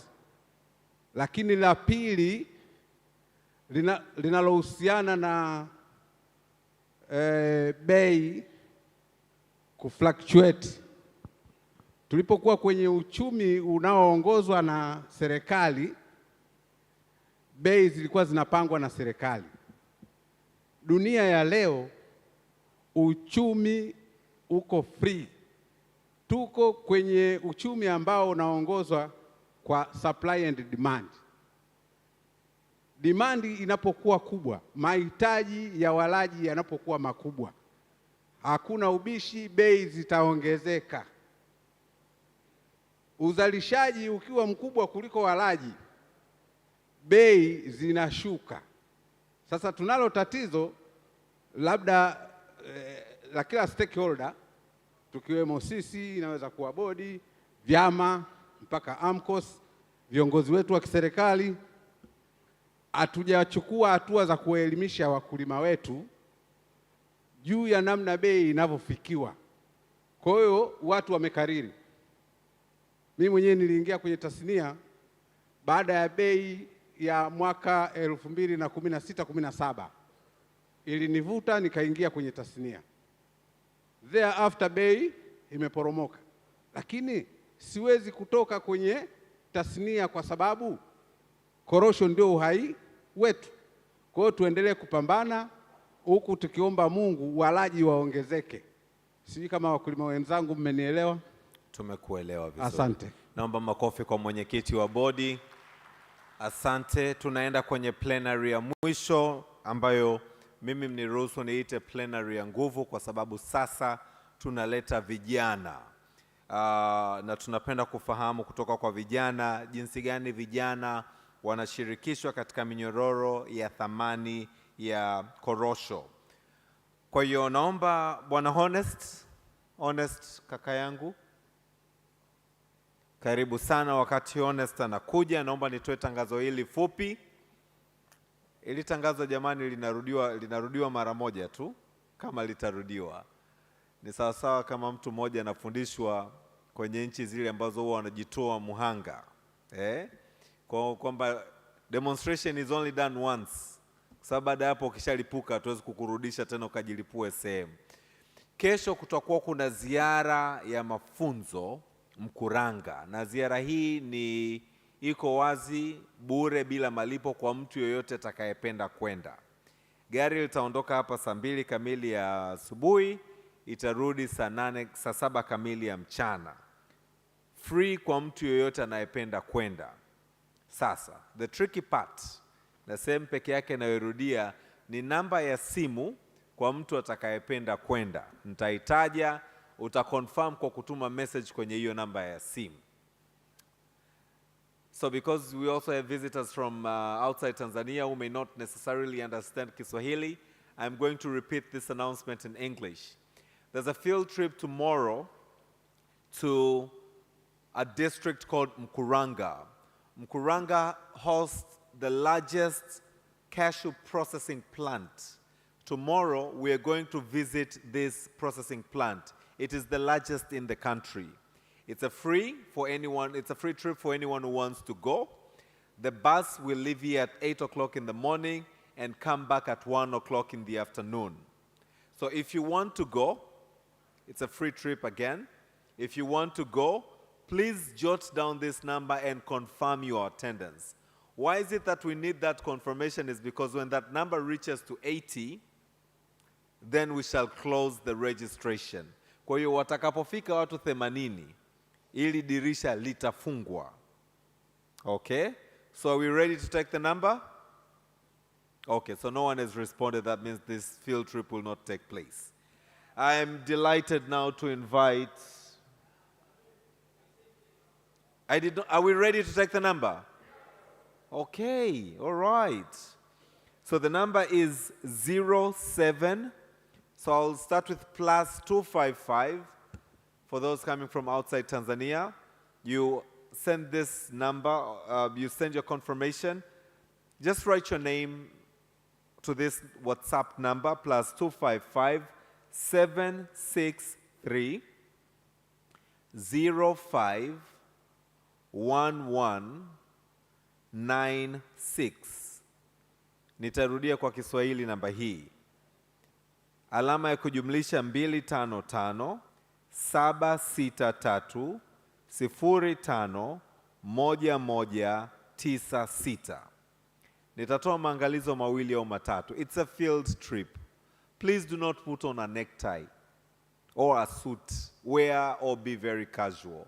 A t-shirt and a jeans will do, and some sneakers. It's a field trip. Tunaenda kutembelea kiwanda kikubwa kuliko vyote Tanzania, kinachochakata korosho, ambacho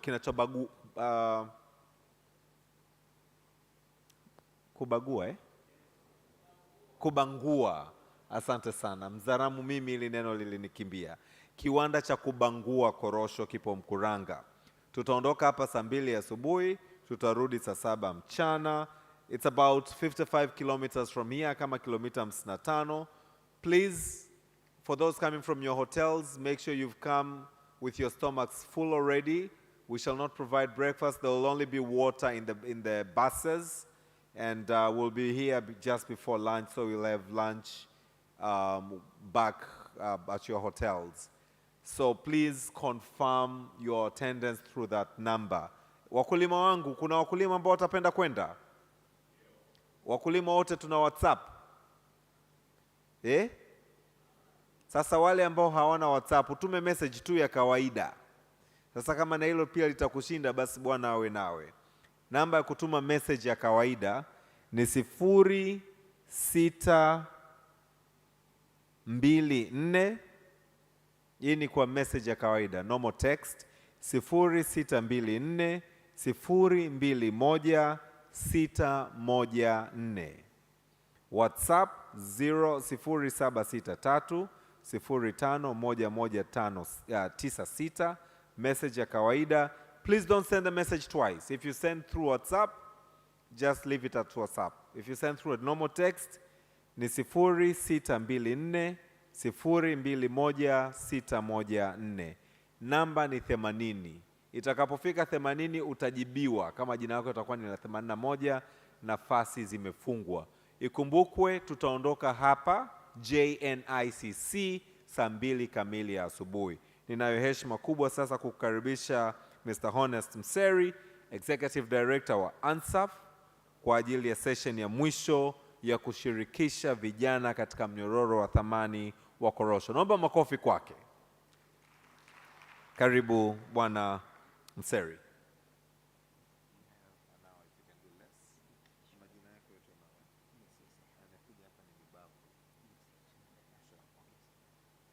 It's between afternoon and evening, but I prefer to say good afternoon, everyone. My name is Honest Mseri, as I've been introduced. I'm working with ANSAF. It's Agricultural Non-Stakeholders Forum. And I have a very good panelist with me. Together, we'll be discussing about how can we engage the young people into the cashew value chain. So I would like to call to the stage Mr. Owen Nelson, who will do us a presentation, and then Mr. Donald Mizambwa from AGRA,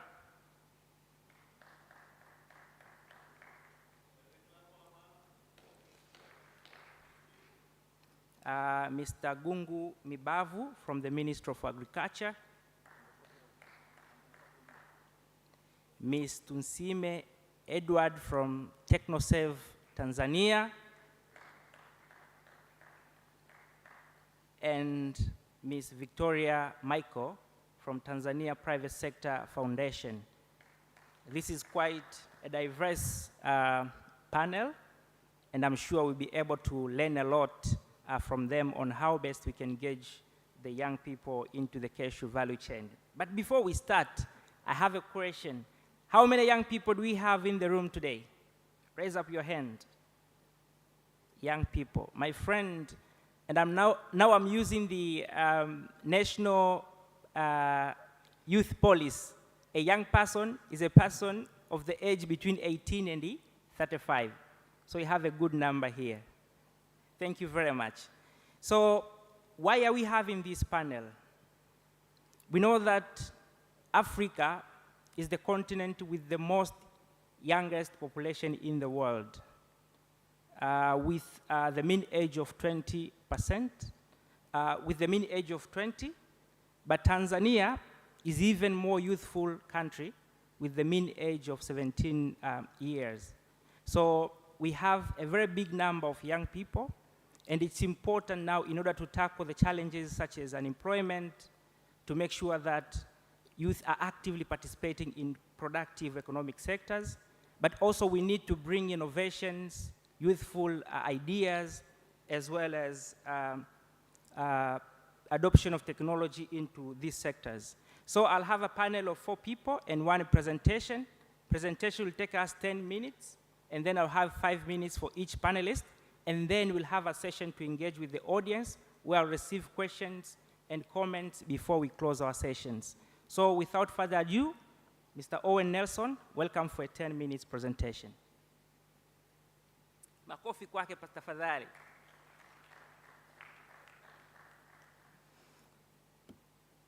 Okay,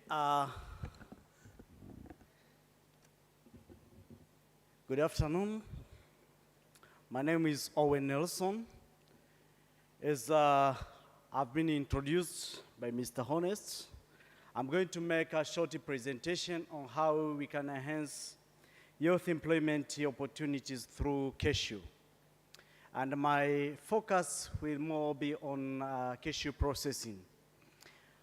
I don't know whether my presentation can be projected. Okay, thank you very much. First of all, let's see the historical overview of cashew processing in Tanzania. And first of all,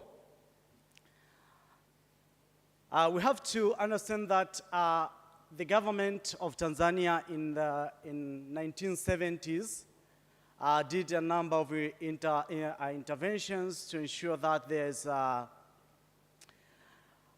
cashew processing industries in the country. And there were about 12 cashew processing with capacity of processing more than 100,000 metric tons in major production area. However, these processing facilities were closed in early 80s. And the reason given, which has been a major reason, was the low production. But then these facilities were privatized around in 1980s and the 90s. But unfortunate, early privatization failed in advancing cashew processing industry as intended. But also, by to date, more than 90% of cashew is exported raw, not processed. But also, more than 50,000 jobs are exported or lost. According to the report, which was shared by Tanzania Cashew Board in 2021, there were 33 cashew processing industries in Tanzania, 15 large scale, 12 medium, and 6 small scale. And these have total installed capacity of more than 100,000 metric tons per year. And it can process approximately 50% of the produced raw cashew nut in the country. However, their working capacity is 59,000 metric tons, which can process up to 30% of raw cashew nut and generate about 18,000 jobs. So less than 10, by now, less than 10% is also processed in the country. Next slide. Now, let's track the cashew value chain in the global market. First of all, more than 90% of raw cashew is exported to India and Vietnam. But the main destination of this cashew after processing is US, Germany, Netherlands, China, UK, which are the major importers of kernels, processed cashew. Now, Tanzania, raw cashew nut is taken to India and Vietnam for processing. With Tanzania raw cashew nut, thousands of jobs are created in processing factories in Vietnam and India. Why not in Tanzania? But also, Tanzania raw cashew nut is added value in India and Vietnam for export to other markets. Adding value to Tanzania cashew nut generates revenue, forex, and also tax to India and Vietnam. Why not in Tanzania? So you can see also these major importers of kernels from India and Vietnam has a very close tie of trade relationship with Tanzania. For example, Tanzania is among the beneficiaries of AGOA, but also EBA, initiative by European Union. So the question now comes, why are we not benefiting from these markets? Next slide. Well, we have conducted some analysis to show how we are losing some job opportunities in our country with the, several scenarios, having several scenarios. For example, if we decide to process our 10%, currently we are processing about 10% of our raw cashew nut here. And the jobs generated is around 6,000. If we decide, let's say, we process by 20% of raw cashew nut here, then we'll be able to generate 12,000, near 0.6 jobs. And if then we decide to process, let's say, about 60% of raw cashew nut here, will generate more than 37,000 jobs. And if all cashew is processed in Tanzania, then we'll be able to generate more than 63,000 jobs here in Tanzania. Now, if the full installed capacity of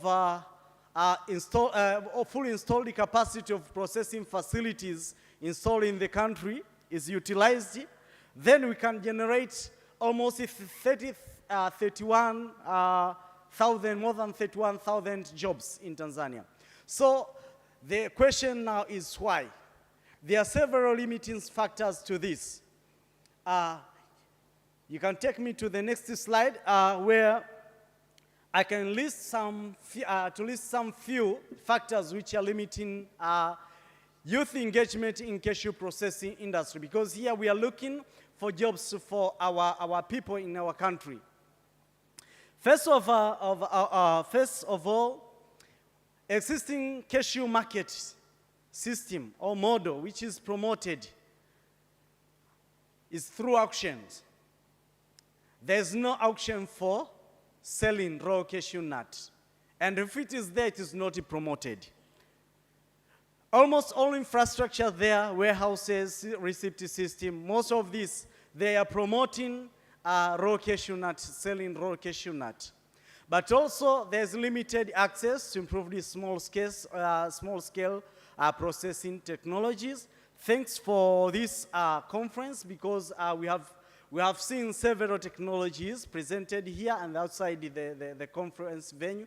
There are exhibitions where we can see some technologies out there, but these are not accessible to most of people. But also, there are several challenges. There are also a limited capacity of processors. Their capacity, their capital is lower, but also there is weak organizations. The weak small processors organizations are weak, but also they're also inadequate, weak market linkage with buyers of kernels. But also another challenge is shortage of continuous supply of raw cashew nut. And from this presentation, we are making some recommendations. One is to establish the marketing system or auctions if is good.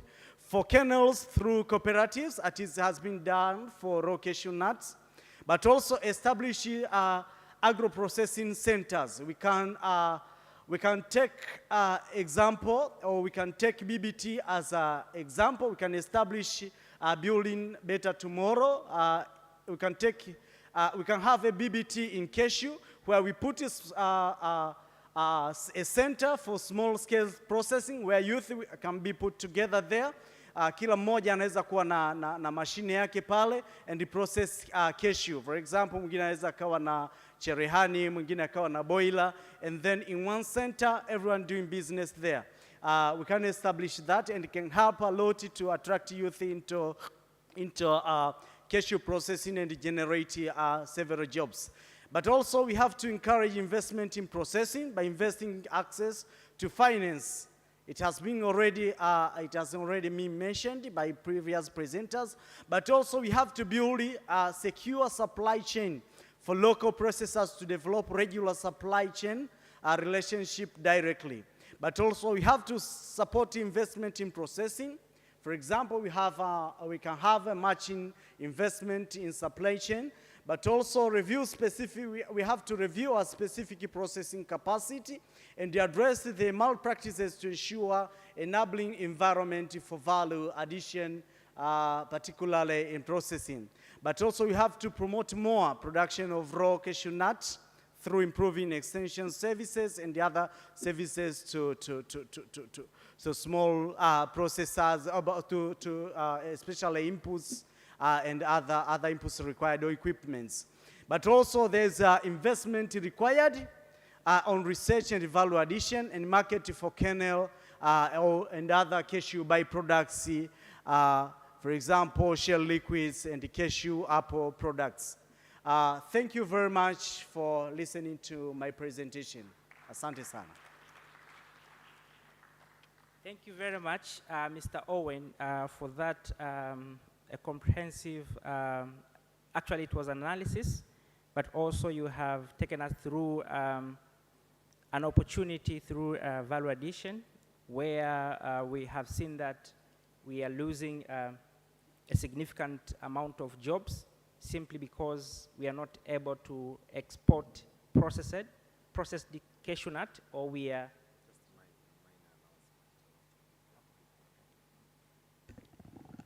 one of us has parked his car or her car at the Danish embassy.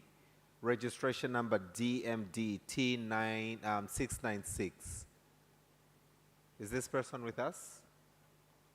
T696 DMD. Is this person with us?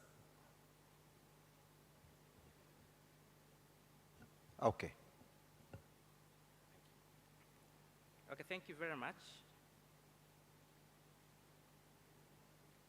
So we have seen a number of issues, but his presentation has really focused on the value addition. But we understand that we can create employment for the youth across the whole value chain. So now we have seen the challenges, some of the limiting factors. I would like to start with Mr. Gungu Mibavu from the Minister for Agriculture. We understand now the government has a very interesting initiatives, we call it BBT, to make sure that young people are engaged into the agriculture sector. So we would like to know how does BBT address some of the challenge which limits youth to get into agriculture, such as access to land, finance, as well as the market. Karibu. Yeah, thank you, Facilitator.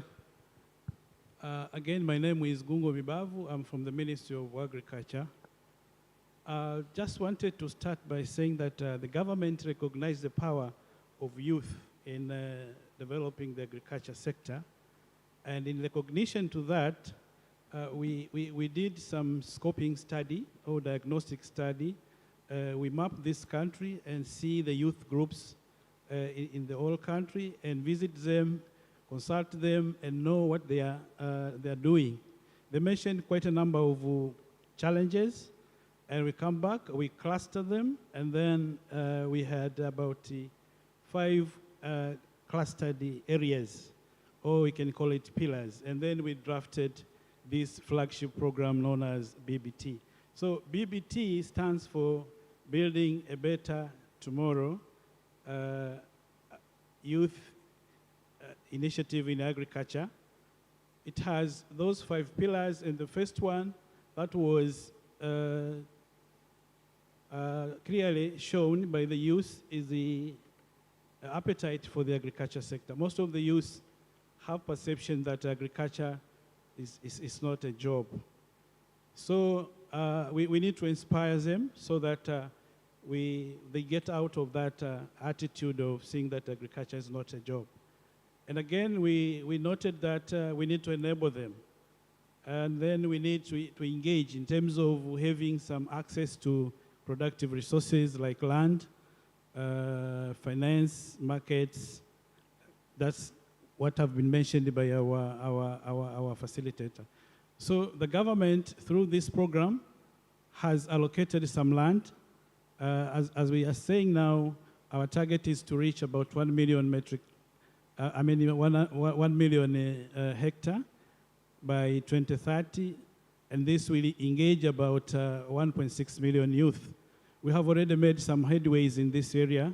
Already about 112 youth have already been in the incubator and have graduated, and now we send them to the national service so that to give them the patriotic mood in terms of trying to give them knowledge on our country.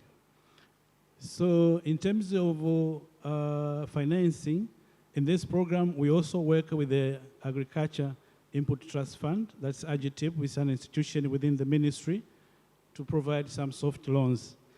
Under normal circumstances, AGTIPs provide loans at 8 interest rate per year, but for the package that have been given to youth, they access loans by the interest of 4.5 only. So with the BBT, we have tackled the problem of land for the youth by giving them those block farms. And then we have tackled the issue of financing by giving them soft loans from the Agriculture Input Trust Fund. And our aim is to have some the processing facilities in all the block farms. So they will have assured market for their produce. We have started with the high value crops and also those with short terms. We know that youth usually don't have time to wait for the returns.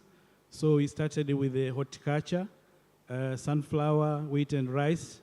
But again, because the cashew nut also is a high value crop, then we'll qualify into this program. So the block farms that have been allocated in Ruangwa, for instance, could have been also been included in the BBT programs. And also, we are also giving them some entrepreneurship skills. So before going to the farm, all these youth were, as I said, incubated in our MATI, the Ministerial Agriculture Training Institute across the country, where our tutors and also some seniors from the ministry, they have gone there to teach them what is really required for the business in agriculture. So they have been acquired the knowledge on agribusiness. They have already been allocated some lands, and they have given some loans at the interest rates, which is smaller, and they have been sent to national service to give them some discipline. And all this is done under the package of BBT. Thank you, Facilitator. Thank you very much, Mr. Mibavu. Makofi kwake. Asante sana. It was very interesting to see how the government is tackling the challenge of getting youth into agriculture and specifically into the cashew value chain. I will skip Mr. Donald. Now I'll go to a lady so that we can have gender balance. Now I'll go to Ms. Tunsime Kiando. You are the country director for the TechnoServe Tanzania. And I would like to know from your perspective, now that the BBT is there, we have seen some of the challenges the young people are facing in terms of youth engagement. What strategies can we use now to engage youth more effectively? And which areas do you think if we engage youth into the cashew nut value chain, then we can have more interest from the young people? I'll give you an example. Mr. Mivabov said that their preference is high-value commodities and the commodities where there is quick returns. Where can we get the quick returns within the cashew value chain for the young populations? Karibu. Okay. Thank you very much. So my name is Tunsime Kiando. I work with TechnoServe. And TechnoServe is an international development organization that has been working for more than 50 years with enterprising communities on specific value chains, cashew nut being among it. So we have been working with these enterprising communities to bring their competitive farms, businesses, and markets. And we have been working in 3 areas of excellence. High margin agriculture commodities being among, and the first one, food system and entrepreneurship. And 4 areas of cross-cutting agenda, youth and job creation, regenerative agriculture, gender, and technology.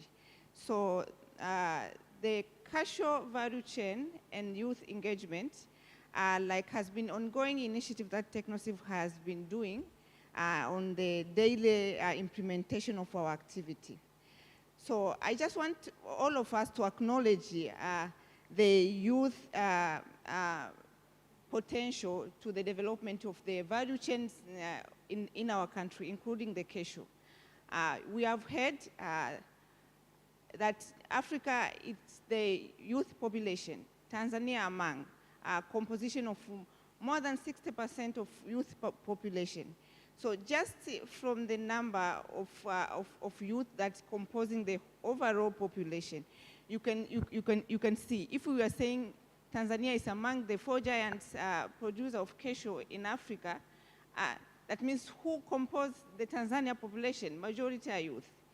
So there's no way we can skip from engaging them to the development of the value chain.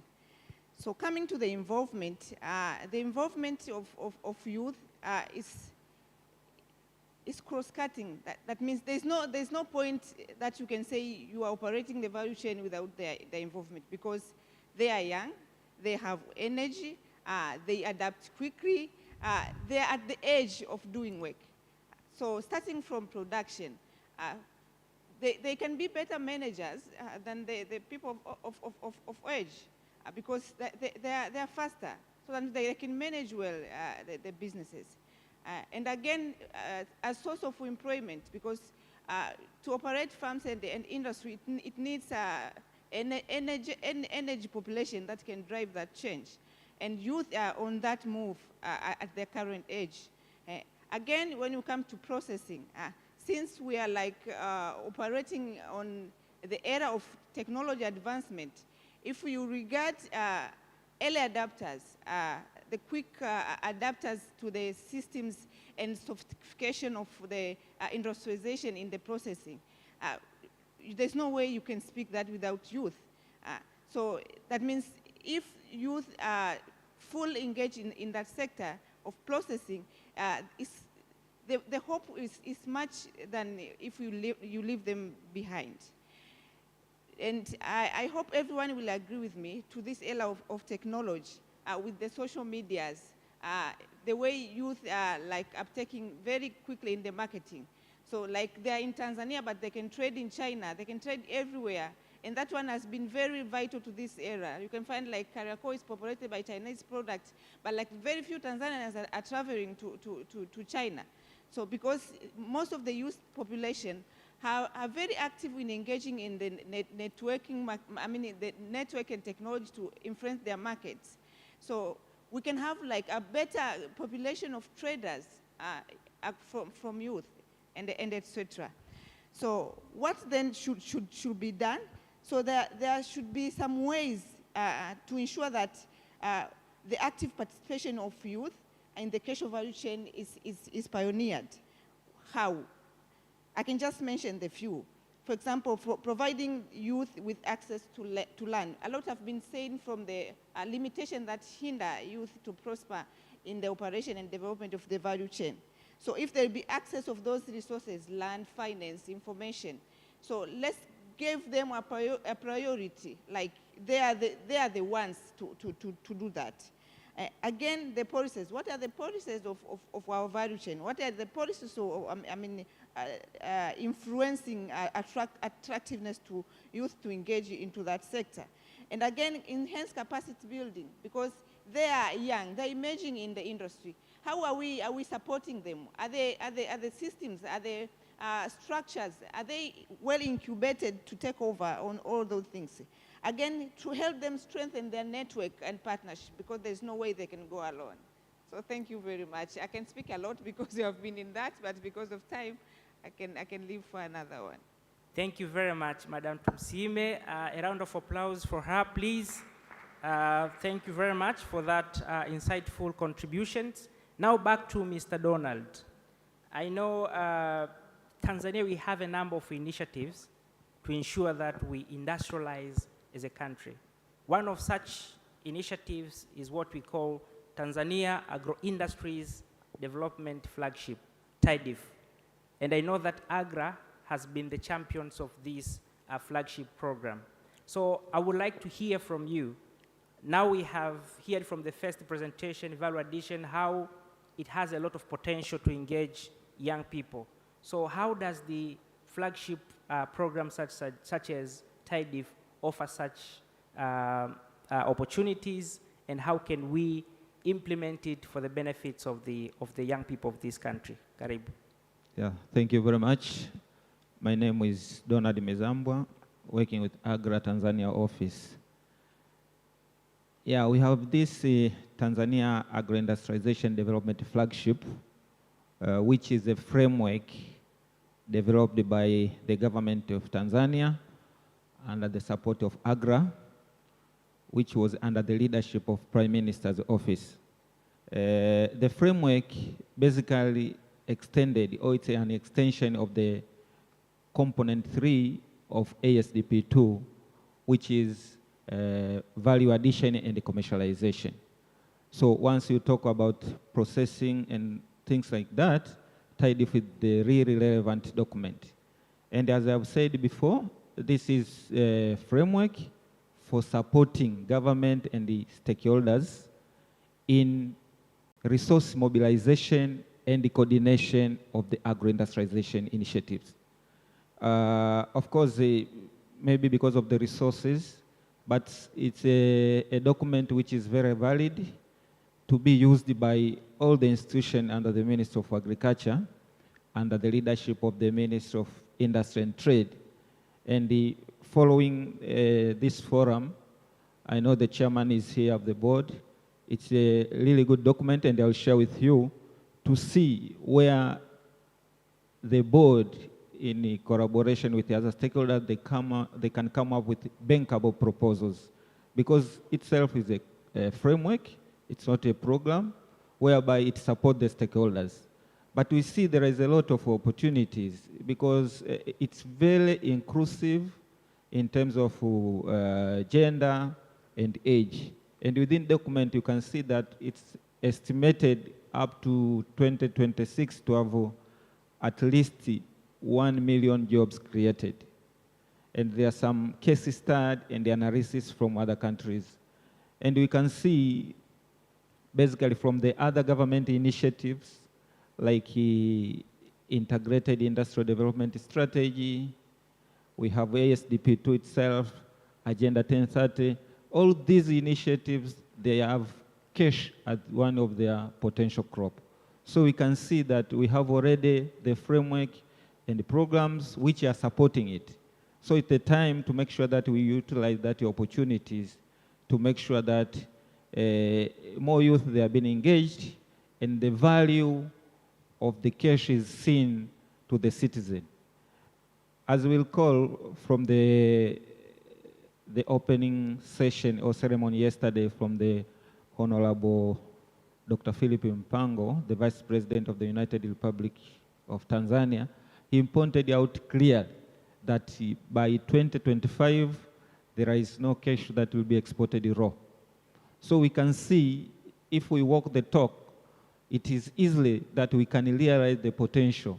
And what we talk about the agro-industrialization initiative, it will come to the reality.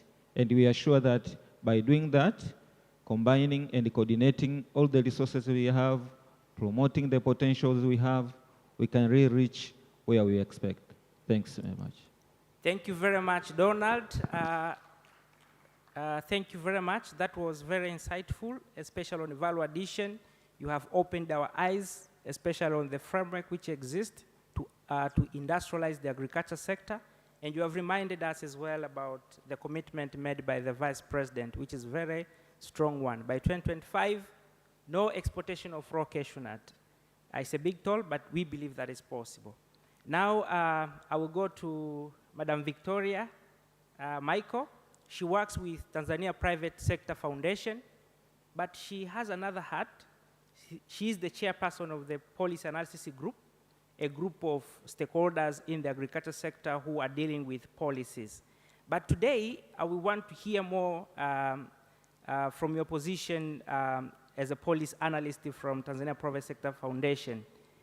One of the challenges why the young people doesn't go to agriculture, at the end of the day, it's because of the market. The market has been so volatile, and we have heard that it's because now the government does not arrange at what price commodities has to be sold. We have seen there are several markets which exist. So I would like to learn from you. How can the young people, how can we address and tackle the issue of market in relation to young people? And what part can the youth of this country take in to make sure that we have the market for cashew nut? Karibu. Thank you so much, Honest. Good evening, everyone. My name is Victoria Michael from the Tanzania Private Sector Foundation, TPSF. TPSF is an umbrella body of private sector. We represent the interest of private sector. And among the sectors that we represent is agriculture. We have some other sectors, but agriculture has been among the sectors of importance. We have a membership of about 100 members across sectors of the economy. And of course, we represent indirectly over 6 million businesses. So I'm very happy to participate in this panel session, whereby I will discuss, I will share with you some few highlights on some of the efforts that needs to be taken to enhance involvement of youth and of course address some of the challenges that are facing youth to access some of the markets. One of the big issues that needs to be addressed is the issue of research and research specifically on market accessibility, market information, issues to do with market requirements, and issues around compliance. We have seen a lot of good research around different value chains, cashew being among the value chain with very good studies and research. There have been a lot of data, but then the question is, how are we packaging this material, develop some smaller popular versions so that the youth and farmers can understand, translate some of these bigger documents, the research that are being conducted on how to comply with different markets, how to access different markets, but also what are the standards. Like for instance, each market has their own standards. So how are we ensuring that those kind of information reach our youth? Because we need to produce according to the market requirements, not just produce and then you look for a market and then you end up miss that market because you did not comply to the requirements of that particular market. So we need to really emphasize on conducting research, yes, but then coming out with those data, how are we going to disseminate and produce the versions that the youth and farmers can understand? That's one. But second is an issue of capacity building. We need to build a capacity of our youth, specifically from farming all the way to the market.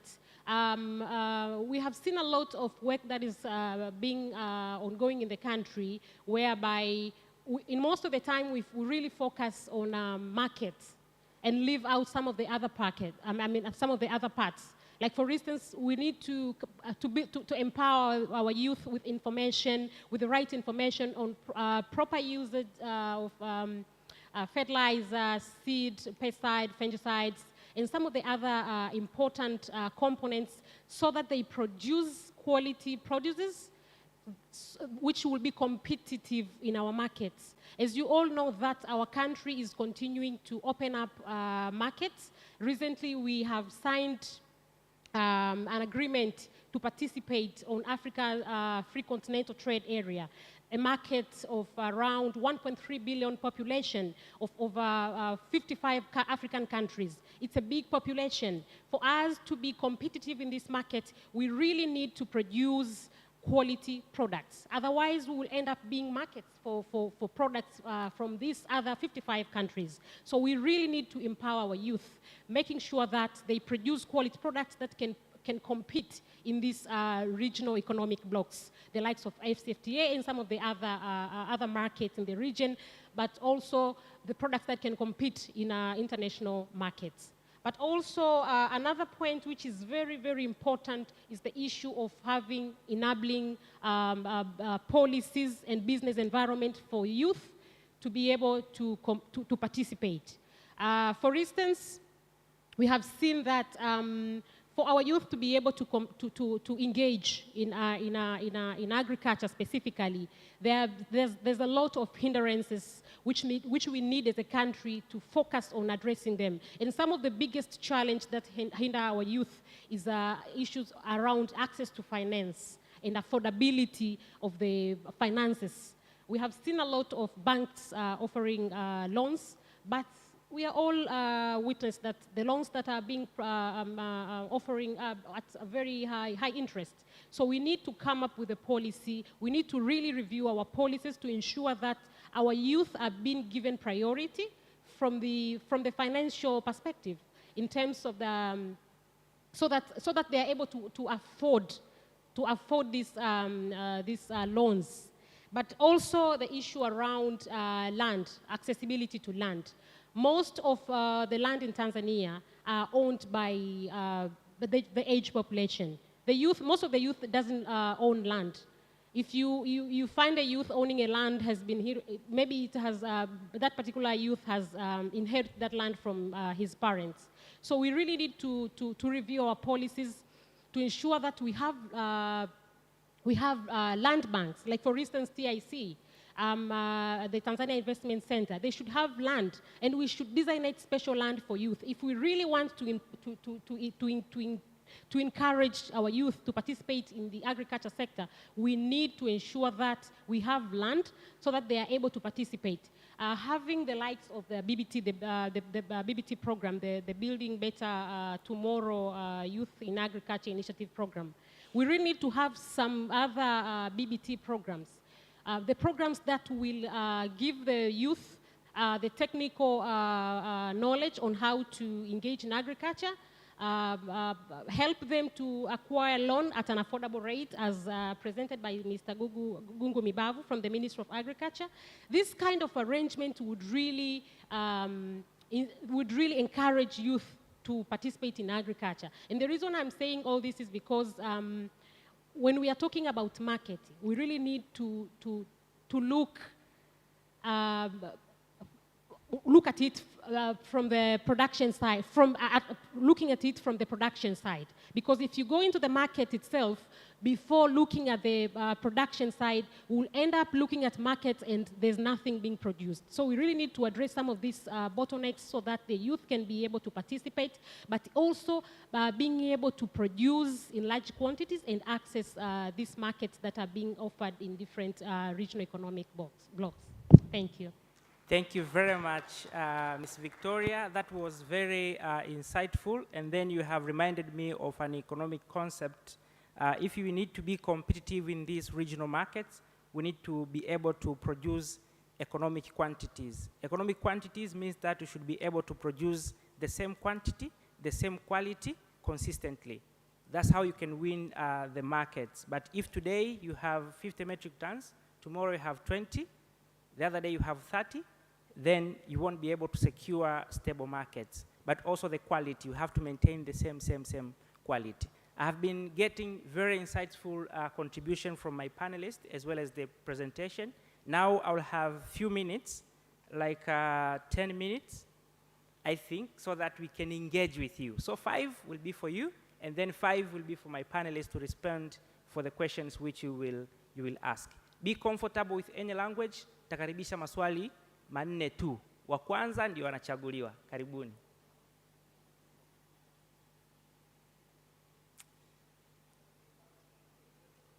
Na mkono pale wa kwanza, wa pili.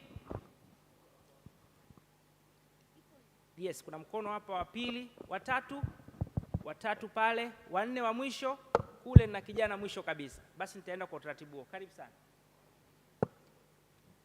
Okay, thank you so very much, moderator and the panelists. My name's Danford Muyango. I come from the Equity Bank. And for the sake and for the interest of the others, would you please allow me to address in Kiswahili so that my fellow farmers, they can get it very well. Ninataka kuzungumza kwa kuanzia kwa panelist aliyezungumza habari ya sera. Okay, can you use 1 minute so okay. that we can have 5 for each of you? And actually, I'm not asking the question. I'm just trying to put it more clear so that we can go together. Kama tunaweza kuamua kufikia vijana wengi, zaidi ya milioni 40 ya vijana wanaweza kufanya shughuli ya kilimo. Lakini ukisikiliza panelists almost wote, kila mmoja anazungumza juu ya challenge, tunafikiaje wengi. Sasa hapo ndipo nataka mimi niweke msingi. Tunaweza kufanyaje? Lazima tufikie mahali tuamue kuwasilisha mambo yetu kama kitu kimoja, delivering as one. Kwa sasa tunafanya vitu vingi sana vizuri, lakini viko kwenye vipande in a very piecemeal. Banks are doing on their own, the government is doing in its own, the NGOs and the private sectors na zenyewe zinafanya kivyake. Sasa tunaweza tukafanyaje? Hawa watu milioni 40 wanaweza wakafikiwa, angalau tufikie nusu yake. Tumchukue benki, tumchukue private sectors wengine wote, NGOs yote, tukusanye resources zetu.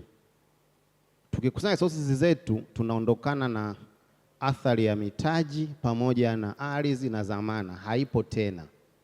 Tunakuwa tuna basket fund. Na hizi basket fund mnazitoa kwenye umoja wetu, mnaziweka katika escrow, a sort of. Mabenki yana kazi ya kukopesha. Vijana hawa wakopesheke bila dhamana.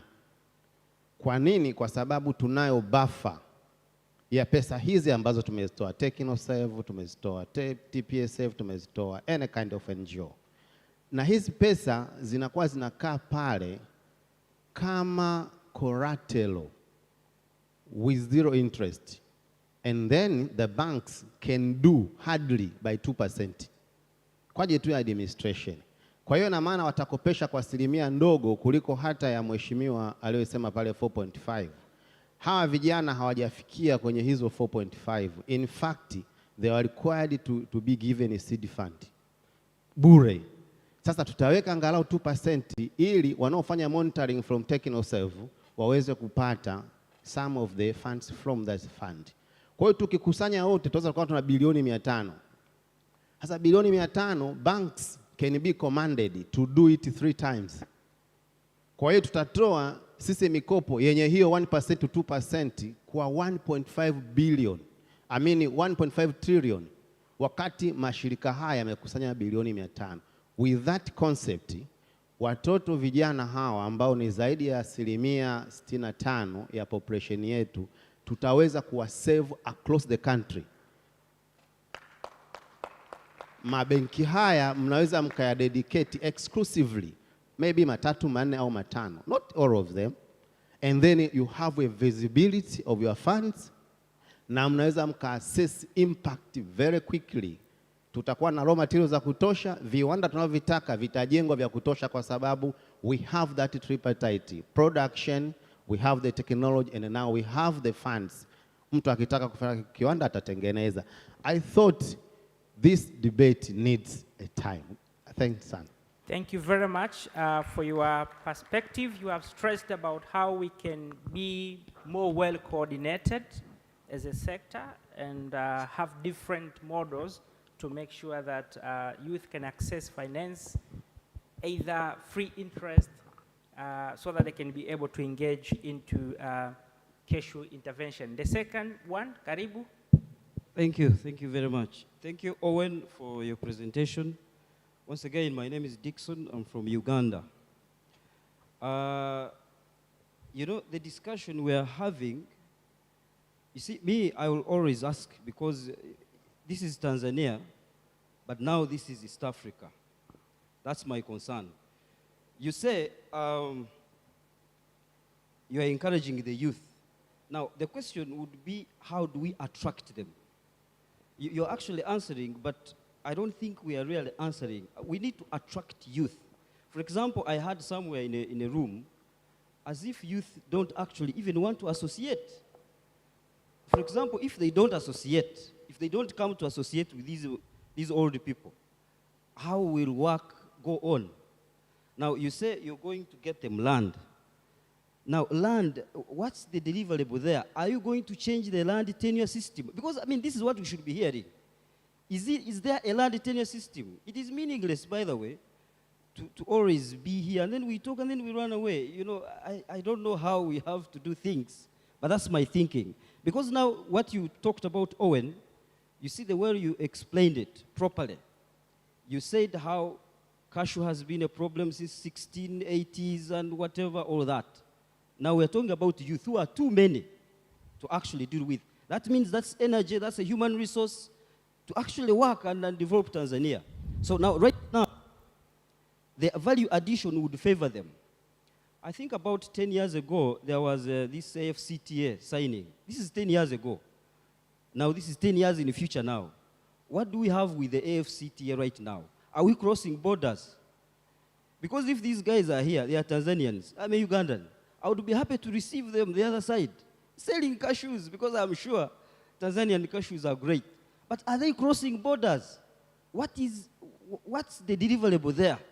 What is attracting youth to do trade? And then you also remember how the Dutch ambassador was saying that they want to know the source of production.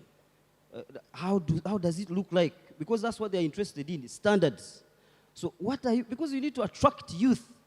So how are we attracting them? I think someone is private sector foundation, another one is from, I wish we had someone from UNDP, FCTA, I don't know what. And then we find solutions, really.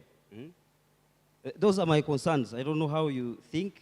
Thank you very much for your perspective. You have brought us regional perspectives as the way we think about these things. We have EAC, Tanzania, we are also in SADC.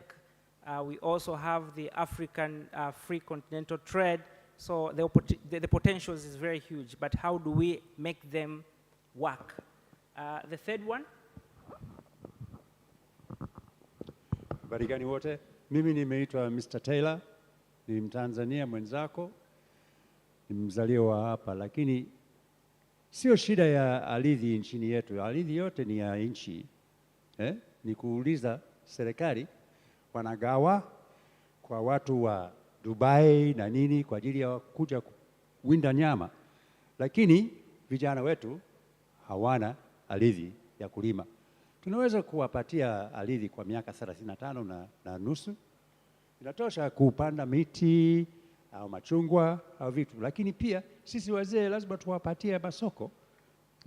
Ukienda hapa Chalinzi au njia ya Mombo unaweza kuona machungwa zinatupwa, zinachimbwa shimo na inatupwa. Lakini serikali inayo ardhi.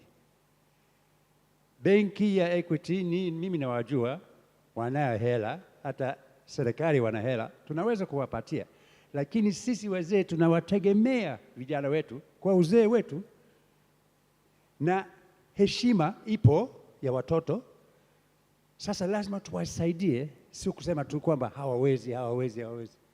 Lakini ardhi ni yetu wa nchi. Mimi siwezi kukaa na ardhi mimi nchini hii kwa sababu nimejaribu mara 2, nimepewa na ujamaa, lakini kwa sababu ya rangi haitakiwi. Wanasema umeiba au nini, nimerudisha kwa kanisa. Lakini vijana yetu wanapewa chini ya ujamaa. Baba zetu walipewa maekari zao, ujamaa bado ipo. Uhuru yetu, tafadhali tuwapatie vijana wetu ardhi waendelee na kazi, kwa sababu nchi yetu ni ya kilimo. Thank you very much. He has been stressing about the issue of making sure that actually we give land to our young people, and also he has been talking about markets. He has stressed about the issues of post-harvest losses, other value chains, but relevant also to here, and finance. Karibu. Yes, my name is Nuru Mgwira. I'm a research analyst from NMB Bank. My little or small experience in the cashew sector, I would just like to pose a comment, not a question. So just adding to the second person who asked the guy from Uganda, I would just like to build up from there. So for me, youth involvement in any agricultural sector is a mindset issue. And that is what we really need to address so as to attract youths in agriculture. And as a nation, and using this platform, I believe our comments will be taken into consideration. I believe one of the things that we really have to do immediately is to reintroduce the agricultural subject back into the education system, because that is how you can instill that love that has already been lost over the years in the agricultural sector.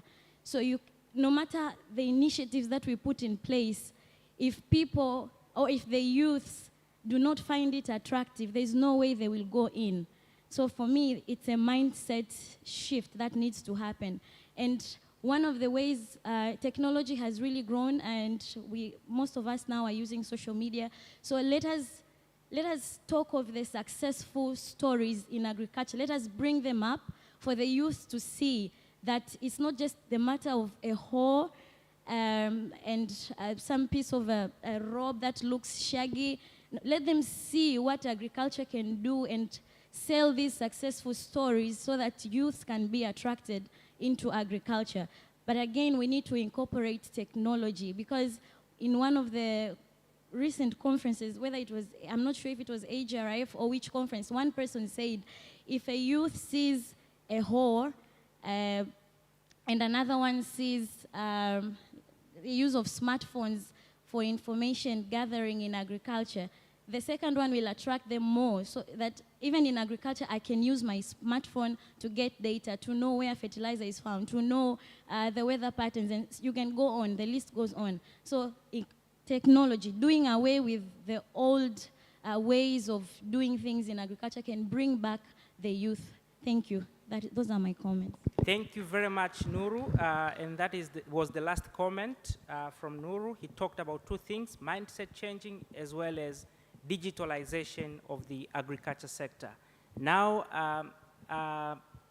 very shortly, I know there were not questions, but I give each of my panelists half a minute to give some final remarks, and then we'll have a joint photo and conclude our session.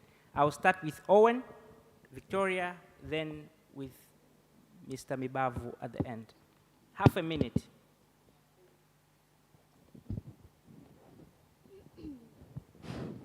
Thank you very much. I appreciate all comments made. Thank you very much from experience from Uganda and encouraging opening our borders for youth to participate in regional trade. And that is one of the opportunity which I see for youth especially, because we are talking of exporting cashew to outside Africa, but in Uganda and the nearby countries, cashew is demanded there. But also, I would like also to comment on a BBT program, and that it shouldn't be only for not only for production. I'm hoping that the program also can consider is also considering, I think is also considering taking youth into processing centers. It can consider that, and it can be it can take advantage of that, especially in Cashew. But also, unemployment, it has been like a educated people phenomena. Because when you go outside, for people who are just class 7, those who dropped from schools, they don't talk much about unemployment. So I think also we have to check with our education system, just as our last commenter said, that we have to check what are we imposing into the mindset of young people. That's also a very important thing to check and to address as we grow agribusiness value chains. Thank you. Asante sana. Victoria, half a minute. Thank you. So my last comment would be, I will comment on saying that Tanzania has been among the 10 countries given a chance on a pilot phase under the AfCFTA, Africa Continental Free Trade Area, to start trading. And so far, we are not doing so well in terms of exporting our produces. And when I am saying we are not doing so well, I mean if you compare our competitive advantage with the exports that we are currently doing under AfCFTA agreement, I can say we are not doing very good. And the reason that we are not doing very well in this market is because most of the Tanzanians are not aware of these arrangements. And that's why on my #1 proposal, I proposed an issue around dissemination of information about markets, about market information and issues to do with requirements. If today you ask a number of Tanzanians the arrangements under AfCFTA for them being able to participate in this market, you'd find very few of them knows about this arrangement. So as youth, we need to be more proactive, searching for these markets. Of course, focusing on productivity is very key, but also looking for market opportunities. Where are you going to sell your products? What are the standards? How do you comply? What are the information around that particular market? So it's important we become more proactive, searching for these markets, complying to these market requirements so that we are able to sell and, of course, export our produces into these different markets. And, of course, starting with our neighboring countries before looking for these big markets. You can start with the EAC, going to COMESA, SADC, and then expand your market base as you are going along. Thank you so much. Thank you so much, Victoria. Okay, for me, I would call upon coordination. So as one of the contributors said, not only to the methods and approaches, but also to the system and structures. Because there's no way one entity can do it all. So if the development organization, the private sector, the financial services, government, regional and international blocks, we all work together and deliver as one, I think we will get somewhere. Thank you very much. Donald? Yeah, thank you very much. Thank you for the comments and contributions. I wish to add from what you have contributed. First of all, I think we need to appreciate the government initiative, especially the current government, as far as supporting, encouraging, and supporting youth. We know that the initiative, they have been started, and it's no time that we can say nothing has been done. So to assure you, my colleague or my friend from Uganda, there is a lot which has been done in supporting the youth. And we hope maybe in 3 or 2 years' time, we can have preliminary results from there, including the initiative of the BBT, Building a Better Tomorrow program. Second is on the issue around the coordination. Of course, coordination is a bit challenging. I refer to the comments from the brother from Equity Bank. There is a lot of initiative, and to put it clear, there is a lot of pledge which has been done during the AGRF to support agriculture and specifically youth. And the CRDB, they were there, they made a pledge, but unfortunately Equity were not there. So I think there is something we need to learn, especially in coordinating. In a way, maybe all the bank we have in Tanzania could be in a room. Maybe we could come up with a very good thing which could transform the agriculture, including the idea which you have just brought. I think this is very good. And we are here, I think we have people who are taking notes of what we are discussing here. So we hope that it will be communicated to the higher authorities for the way forward. The other comment is on the mindset.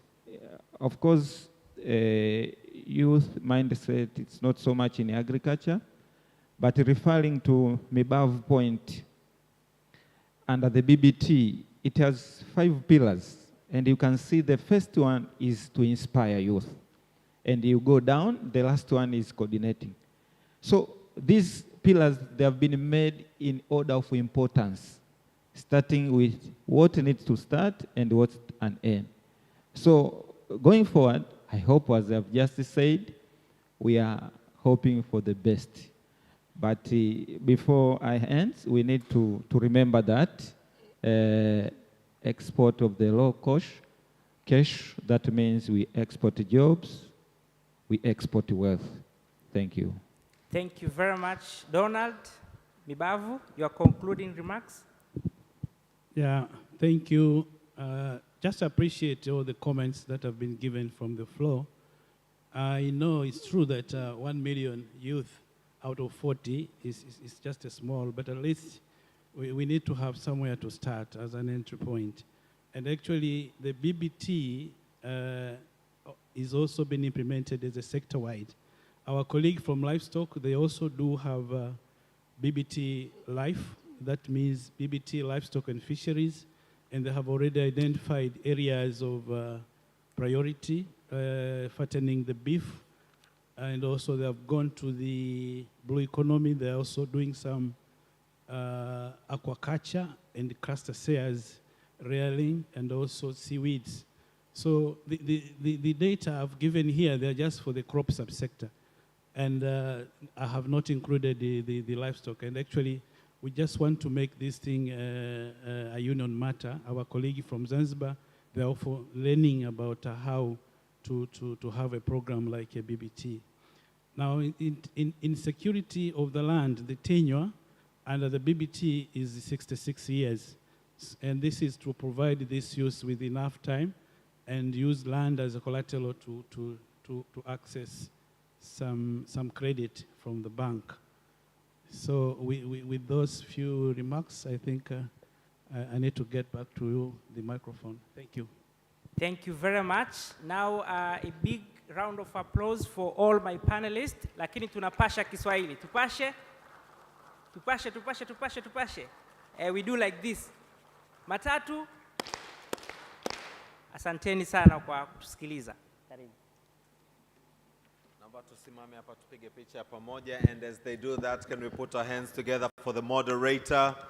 Ansaf, asante sana, wonderful moderation. Sasa, naomba tuwapigie makofi wote, naomba tuwapigie makofi. A big round of applause, thank you very much. Asante sana. We're going on to the closing session, but before we do that, I want to wake us all up. Can we all stand up, please?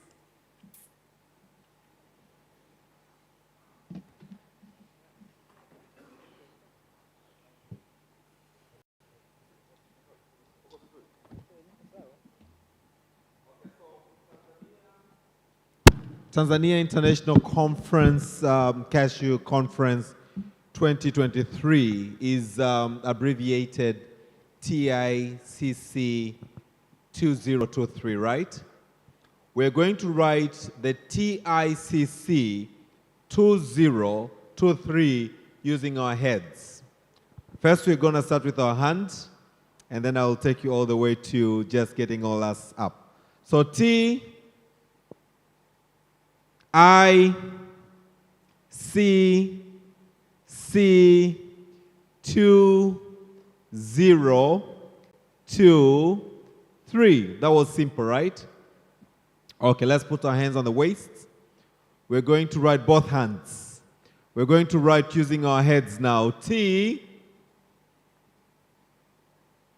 Very good. There are some people who have no idea what we're doing. So please wake up. I'm intending to wake you up. I, C. There are other who are lighting lower cases. Please, capital letters, eh? C, 2, 0, 2, 3. That was easy as well, right? Okay, so the final one, we're going to use our tummies. Okay, hands on the waist. T. Chairman, please. I. C. Good. Another C. Very good. 2, 0, 2, 0. Very good. A round of applause to everyone. Thank you so much. It's really, please take your seats. It's really been a very fulfilling session, and as we come to the end, I would like to invite,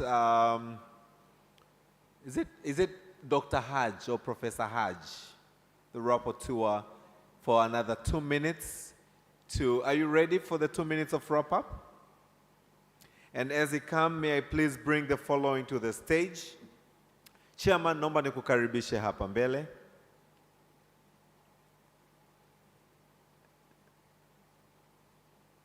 Wakati chairman anakuja hapa mbele, chairman, can I please invite you to the stage? Naomba nikukaribishe pia mkuu wa wilaya ya Nachingwea on behalf of all the regional commissioners from the cashew producing regions. Please also come to the stage. Naomba nikukaribishe DG wa CBT. Naomba nikukaribishe kwa niaba ya katibu mkuu Wizara ya Kilimo, Director of Crop Development kutoka Wizara ya Kilimo. Mwenyekiti, please take the centerpiece. Mheshimiwa DC, please take the next centerpiece. Lakini pia naomba nimkaribishe mwenyekiti wa CCM Mtwara, tupo naye. Kuna watu mtaulizana kwa nini CCM, lakini kuna masuala ya ilani hapa, lakini naye tutampa nafasi. Naomba nimkaribishe Mama Ishengoma, Christine Ishengoma, kwa niaba ya wabunge kamati ya kudumu kutoka Bunge la Jamhuri ya Muungano wa Tanzania. Mama yangu Christine Ishengoma, karibu sana. Na mwisho lakini sio kwa umuhimu, naomba nimkaribishe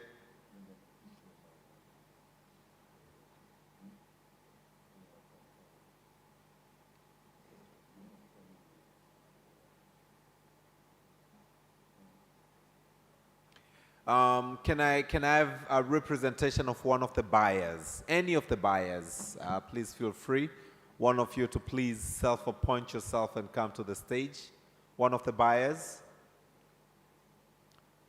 Where is that gentleman from? We have India, we have Bangladesh, we have... Can I have one of the buyers?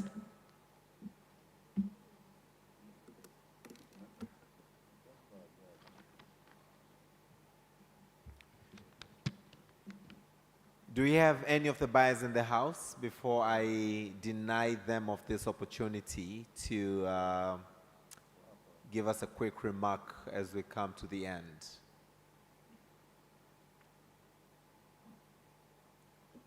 Okay, so I'm going to give the opportunity to one of the farmers. Naomba mkulima mmoja aje chap, mkulima kimbia, changamka, yani fanya kama unakimbilia fungu la posho za wakulima baada ya mnada ulioenda vizuri sana. A round of applause to our farmers who are here. Nashukuru sana, they've been with us from the beginning to the end. Wakati rapotua wetu anakamilisha dondoo zake, uko tayari? Kama uko tayari, naweza nikakupa dakika 5 nyingine. Nikupe dakika 5 Naomba basi tupate nafasi ya kuongea, na naomba tuzingatie kabisa dakika zisizidi 2. Sawa Tuanze kwako mkulima, mkutano huu umeuchukuliaje? Na kumbuka unavyoongea kuna wakulima wenzako wanakusikia, lakini kama mnavyofahamu tuko mubashara, kwa kuna watu ambao wanafuatilia kupitia live streams za bodi. Kwa naomba uje sasa, karibu uzungumze, mkutano huu umekuwa na manufaa kwa namna gani kwako wewe binafsi, lakini kwa wakulima wengine wote wa korosho? Kwa kifupi kabisa, njoo utatuambia jina lako ni nani? Asante sana. Kwa jina naitwa Shaban Kama, mkulima wa zao wa korosho kutoka kijiji cha Duga Maforoni, wilaya Mkinga, mkoa wa Tanga. Kwa fursa hii tulioipata kufika katika mkutano huu wa wadau wa korosho Tanzania, kwa kweli umetujengea uwezo zaidi kwa kuweza kutuinua katika zao zima la korosho. Mambo ambayo tumeyapata hapa tofauti na jinsi tulikuwa tunavyoelewa huko tunakotoka, lakini kwa kweli tumepata elimu yenye upeo mkubwa kuhusiana na zao la korosho, na tutaitumia nafasi hii kwenda kueneza elimu hii tulioipata hapa kwa wakulima wenzetu huko tunakotoka.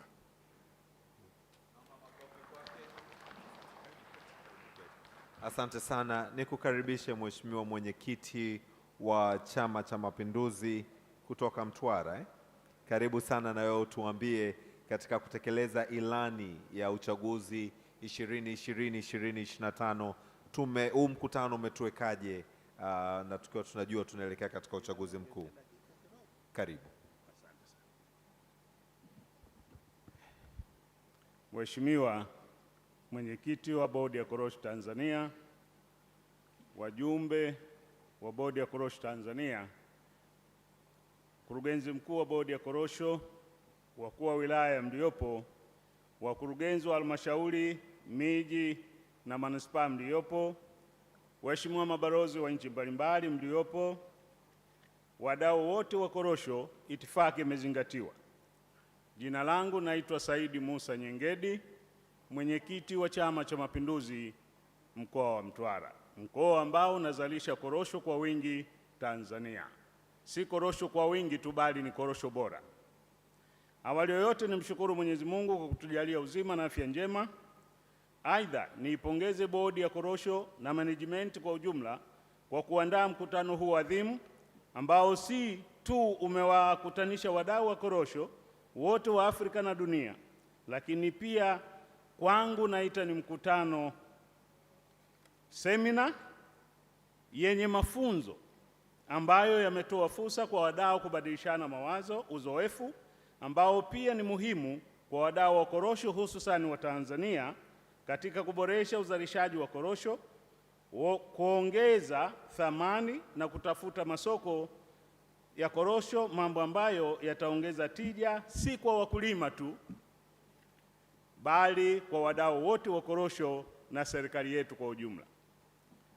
Nimefurahi sana kwa sababu mkutano huu mambo yanayozungumziwa ni utekelezaji wa ilani ya chama chetu, chama tawala CCM. Ushauri wangu, Bodi ya Korosho na wadau wote, uzoefu na elimu hii isiishie hewani, tuende tukaifanyie kazi kwa vitendo chanya. Kwa kufanya hivyo, tutakuwa tunaunga mkono kwa dhati juhudi za Mheshimiwa Rais wetu wa Jamhuri ya Muungano wa Tanzania, Daktari Samia Suluhu Hassan, ambaye anatoa pembejeo na viuatilifu bure kwa wakulima kwa lengo la kuongeza tija na kuinua uchumi na maendeleo ya wakulima na nchi yetu kwa ujumla. Mwisho, nawatakia utekelezaji mwema na wajibu na majukumu yenu kwa matokeo chanya katika maendeleo ya tasnia hii ya korosho. Mungu awabariki sana. Asanteni sana. Tunashukuru sana mwenyekiti. Nikukaribishe sasa mkurugenzi wa maendeleo ya mazao kutoka wizara yetu ya kilimo, nawe kwa dakika zisizozidi 2 tuweze kupata neno kutoka kwako. Karibu sana. Wakati huo nikimwomba Mheshimiwa mkuu wa wilaya kwa niaba ya wakuu wote wa mikoa ajiandae. Asante, na naomba niongee lugha yetu ya taifa. Naamini wengine wana vya kuweza kutafsiri.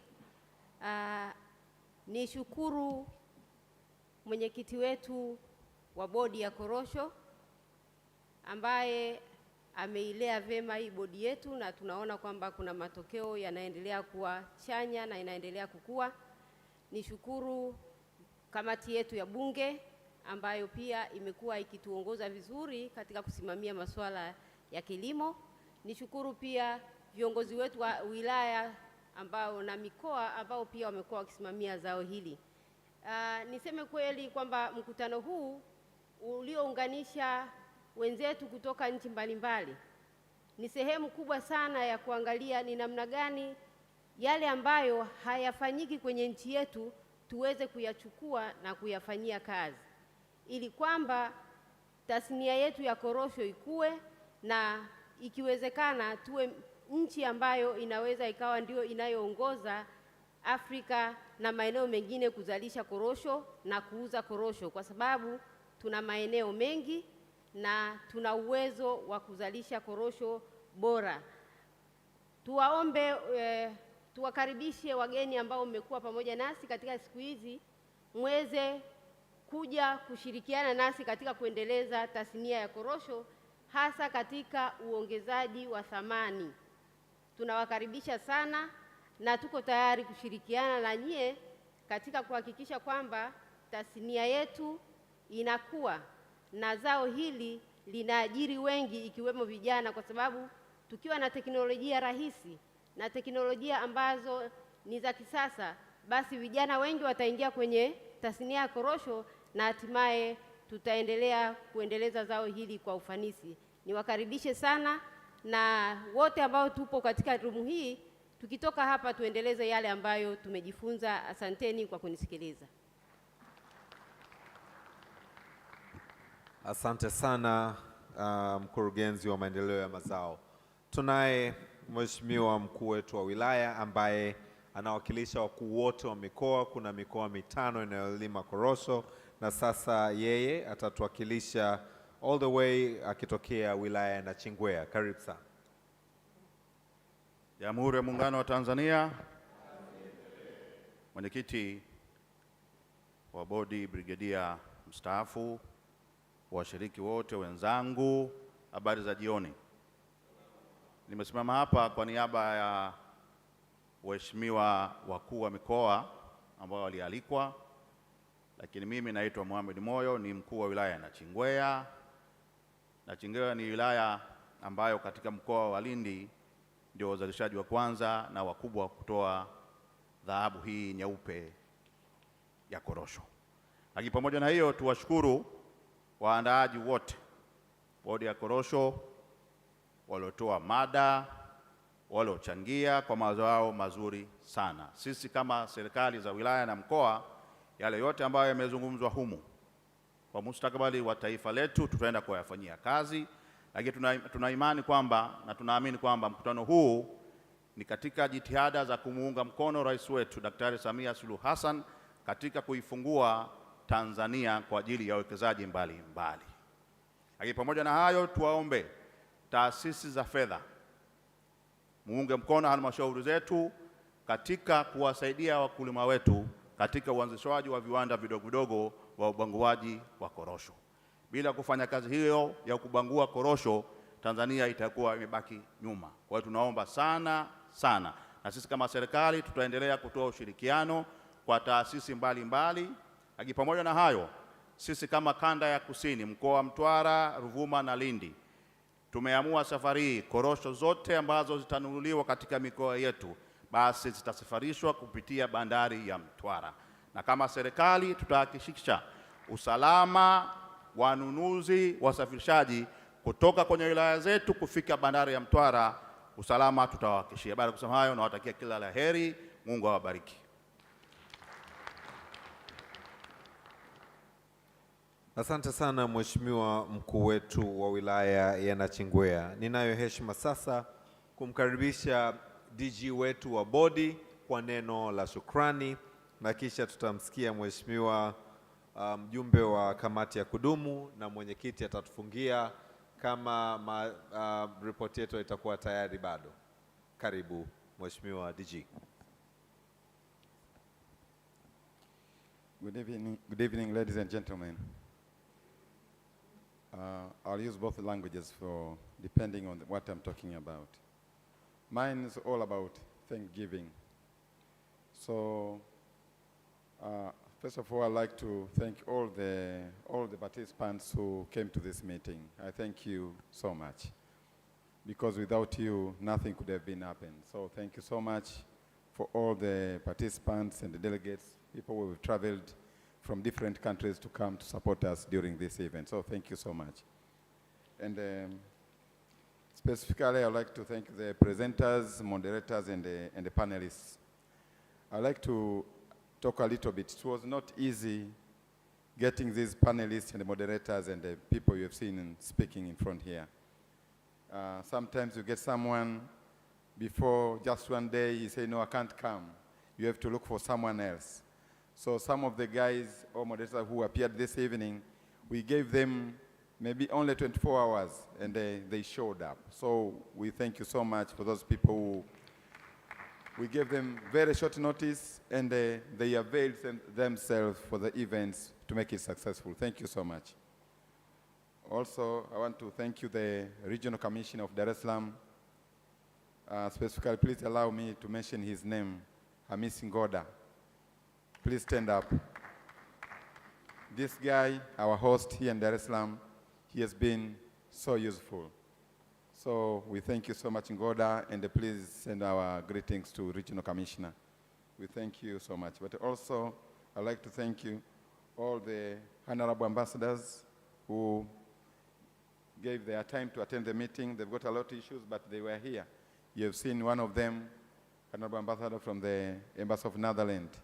He has been from here from yesterday, and today he participated in more than 2 panels. So we thank all the ambassadors for being available for us. Tunashukuru pia viongozi wa serikali. Viongozi wote wa serikali, itifaki imezingatiwa. Nawashukuruni sana, asanteni sana. Najua mna kazi nyingi sana, lakini mmeweza kuja hapa na kuhudhuria pamoja nasi. Nawashukuru sana wakulima mliokuwa nasi siku zote hizi mbili, asanteni sana. Viongozi wa dini, tunawashukuruni sana. Kwa namna kipekee pia naomba niwashukuru ushers. Ushers ni wale ambao walikuwa wanatuelekeza, labda huu ni muda wa kula, sasa ni muda, mada zimeanza ndani. Wamefanya kazi moja nzuri sana. Nawashukuru sana ushers wote, tunasema asante sana kwa kazi nzuri ambayo mmeifanya. Pia niwashukuru watoa huduma wote humu ndani, kuanzia wasafishaji wa ukumbi, watu wa chakula na wote waliotoa huduma katika mkutano huu. Tunasema asante sana, tunawashukuruni sana. Pia niwashukuru sana waandishi wa habari kwa kazi kubwa mlioifanya toka juzi, toka jana, muda wote mmekuwa hapa. Tunasema asante sana. Pia tunawashukuru sana AICC, Arusha International Conference Center, ambao pia wanamiliki ukumbi wa Julius Nyerere International Convention Center. Kulikuwa na mambo mengi, changamoto za hapa na pale, lakini watu wa Julius Nyerere International Convention Center walisimama na sisi. Tunawashukuru sana watu wa ukumbi kwa kutuwezesha kufanikisha jambo hili. Lakini pia tunawashukuru sana Secretariat ambao wameandaa mambo yote yaliyoko hapa, rapporteur na watu wengine wote ambao walikuwepo hapa. Lakini pia kulikuwa na wapiga picha na watu wote waliowasilisha mada katika ukumbi huu. Lakini pia kwa namna kipekee naomba mniruhusu niwataje sponsors ambao wamenisaidia kufanikisha jambo hili. Nitaomba nikiwataja basi asimame alafu tumpigie makofi. Sponsor ambaye pia ni partner mwenzangu ni Tari na Liendele, naomba wasimame. Asante. Pia tunashukuru sana TIC ambao pia wamekuwa ni partners na washiriki katika hili. Tunawashukuru sana Benzi Agrostar. Tunawashukuru sana Suba Agro Trading Company Limited. Tunawashukuru pia Meru Agro Trading, Meru Tourist and Agro Trading Company Limited. Pia napenda kuwashukuru JM Traders.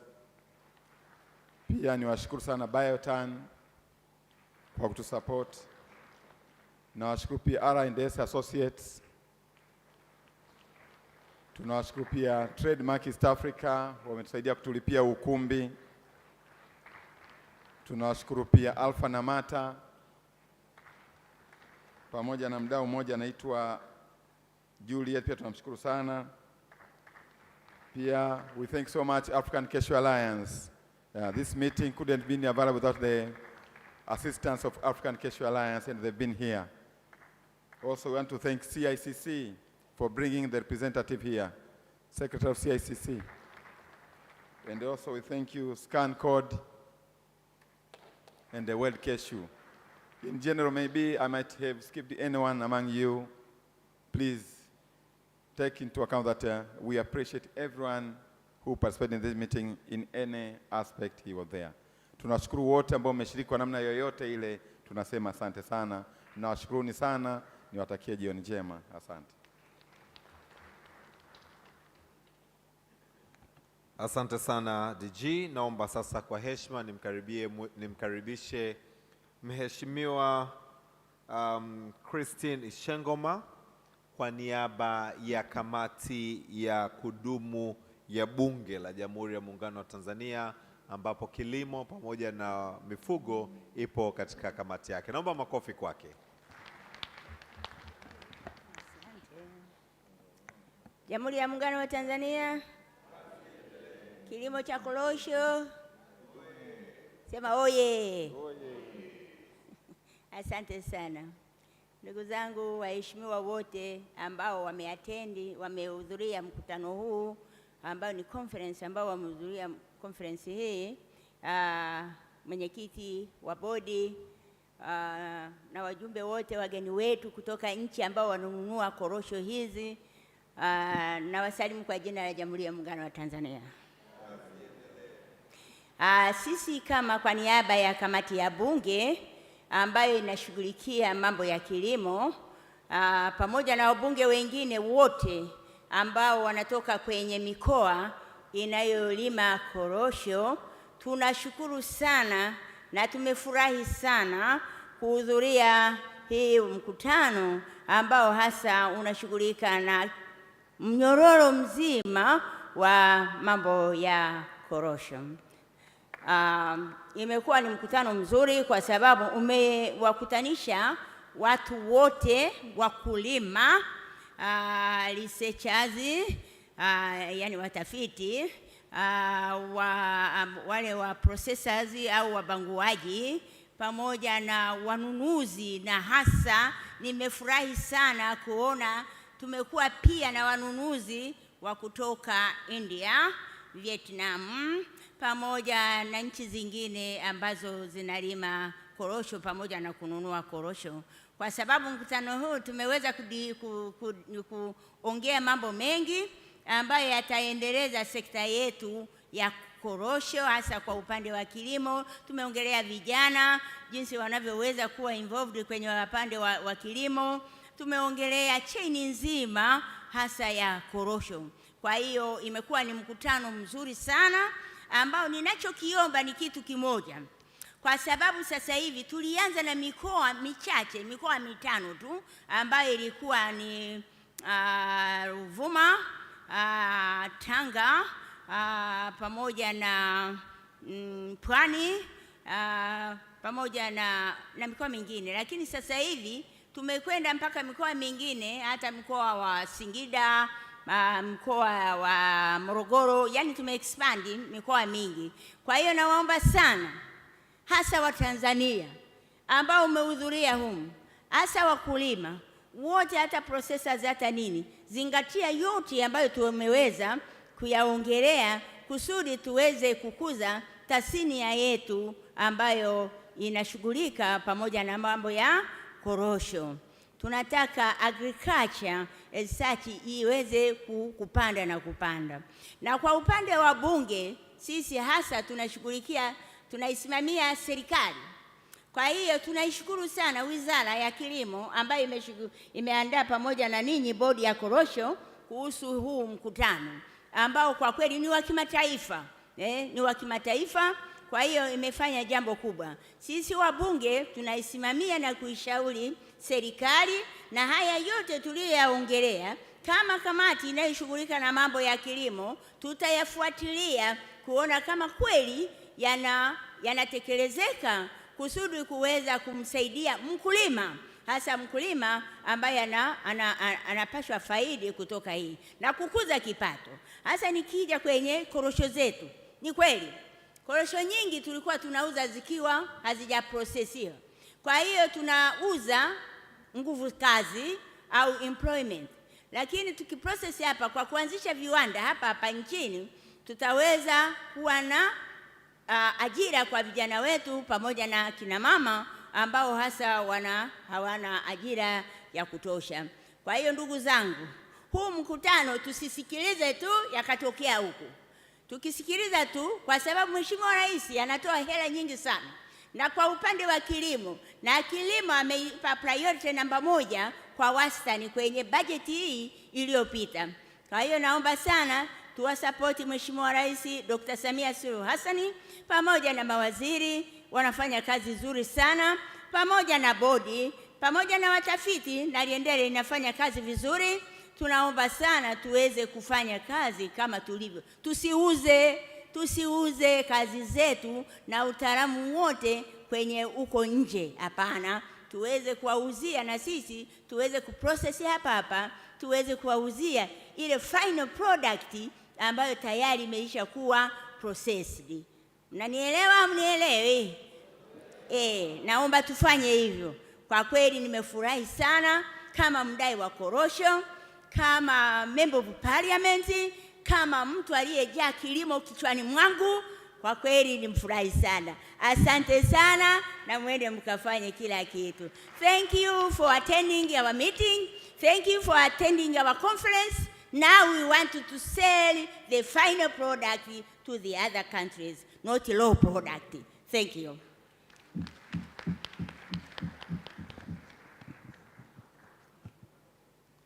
Asante sana Dr. Ishengoma, naomba tumpigie makofi ya nguvu. Dr. Ishengoma, mjumbe wa kamati ya kudumu ya bunge inayoshughulikia masuala ya viwanda, biashara, kilimo pamoja na ufugaji. Kabla sijamkaribisha mwenyekiti kwa neno lake la kufunga ambayo itakuwa neno la mwisho, naomba nitoe matangazo mafupi kabisa. Kwanza kuna kitambulisho hapa cha ndugu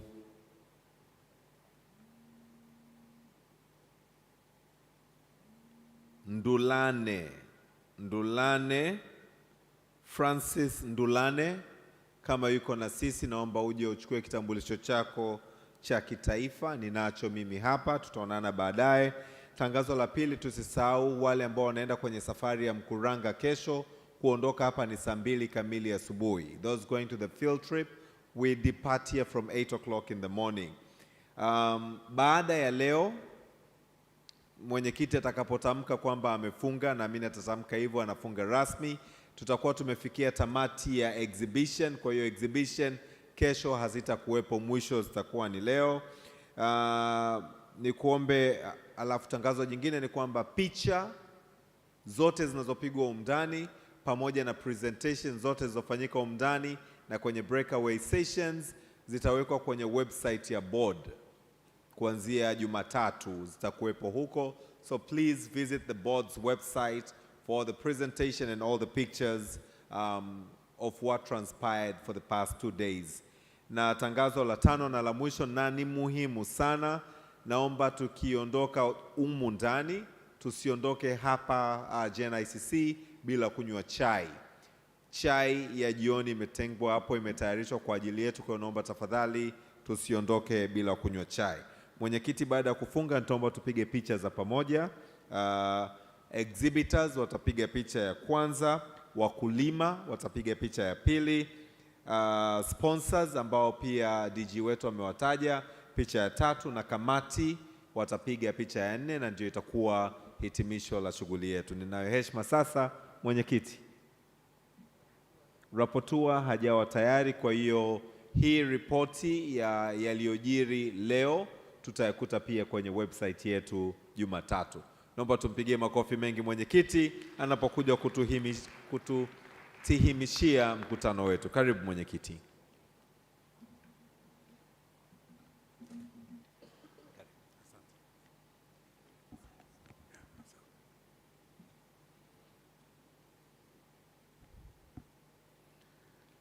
Jamhuri ya Muungano wa Tanzania.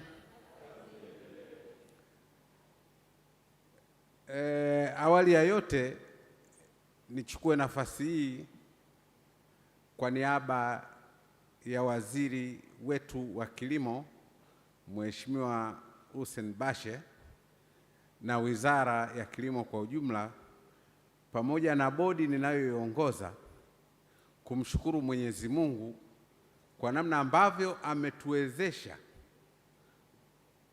kutengeneza mkutano huu, lakini tangu maandalizi na tulipoanza mkutano jana hadi leo, kwangu ninayo kila namna ya kumshukuru Mungu kwa sababu ninaona tumekwenda kwa mafanikio makubwa.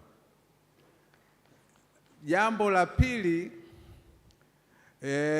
ni ngumu sana saa nyingine kuona mambo yakifanyika tukafikiri yamekuja kirahisi, lakini maana yake watu wameumiza vichwa, wameweka mipango sawa sawa hadi kufikia kiwango hiki ambacho leo tunakiona. Sasa mafanikio haya hayakuja hivi hivi. Bodi ninayoiongoza ningeomba wasimame ili wajumbe wa mkutano huu muweze kuwatambua. Au ni baadhi ya wajumbe wa bodi ninayoiongoza ambayo ni sehemu ya mafanikio ya mkutano huu.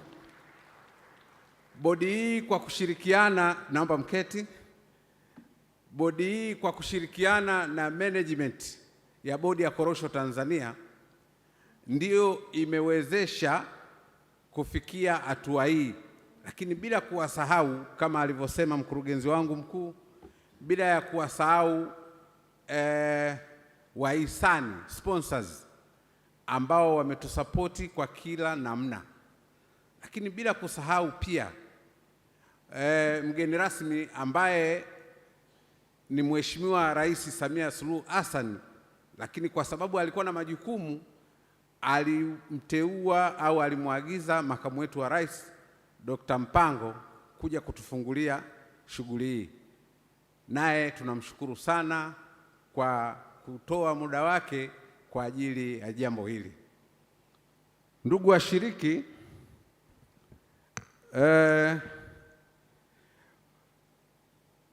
wakati wa ufunguzi wa mkutano huu, Mheshimiwa Makamu wa Rais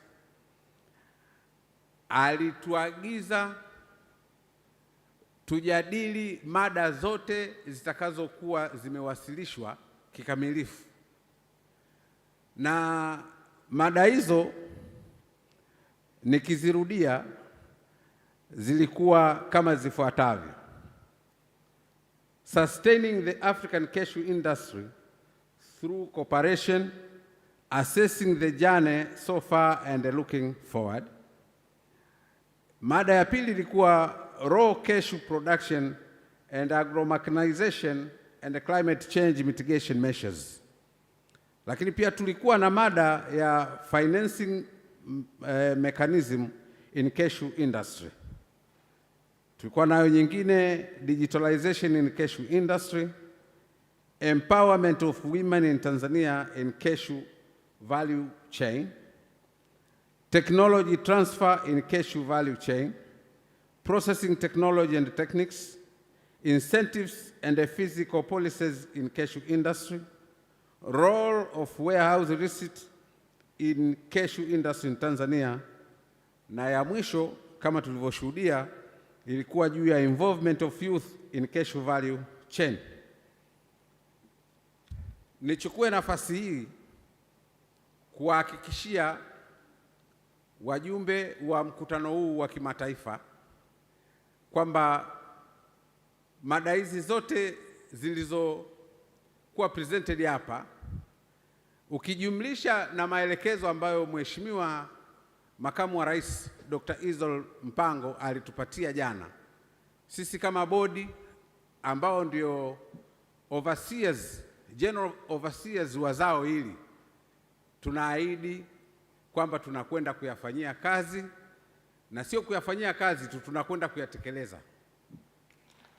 Tunakwenda kuyatekeleza. Kwa hiyo kila mmoja ambaye ni stakeholder kwenye zao hili anao wajibu wa kushirikiana na sisi bodi, ili haya ambayo tumeyaazimia hapa tuweze kuyafikia. Bodi peke yake haiwezi bila other stakeholders kuwa involved.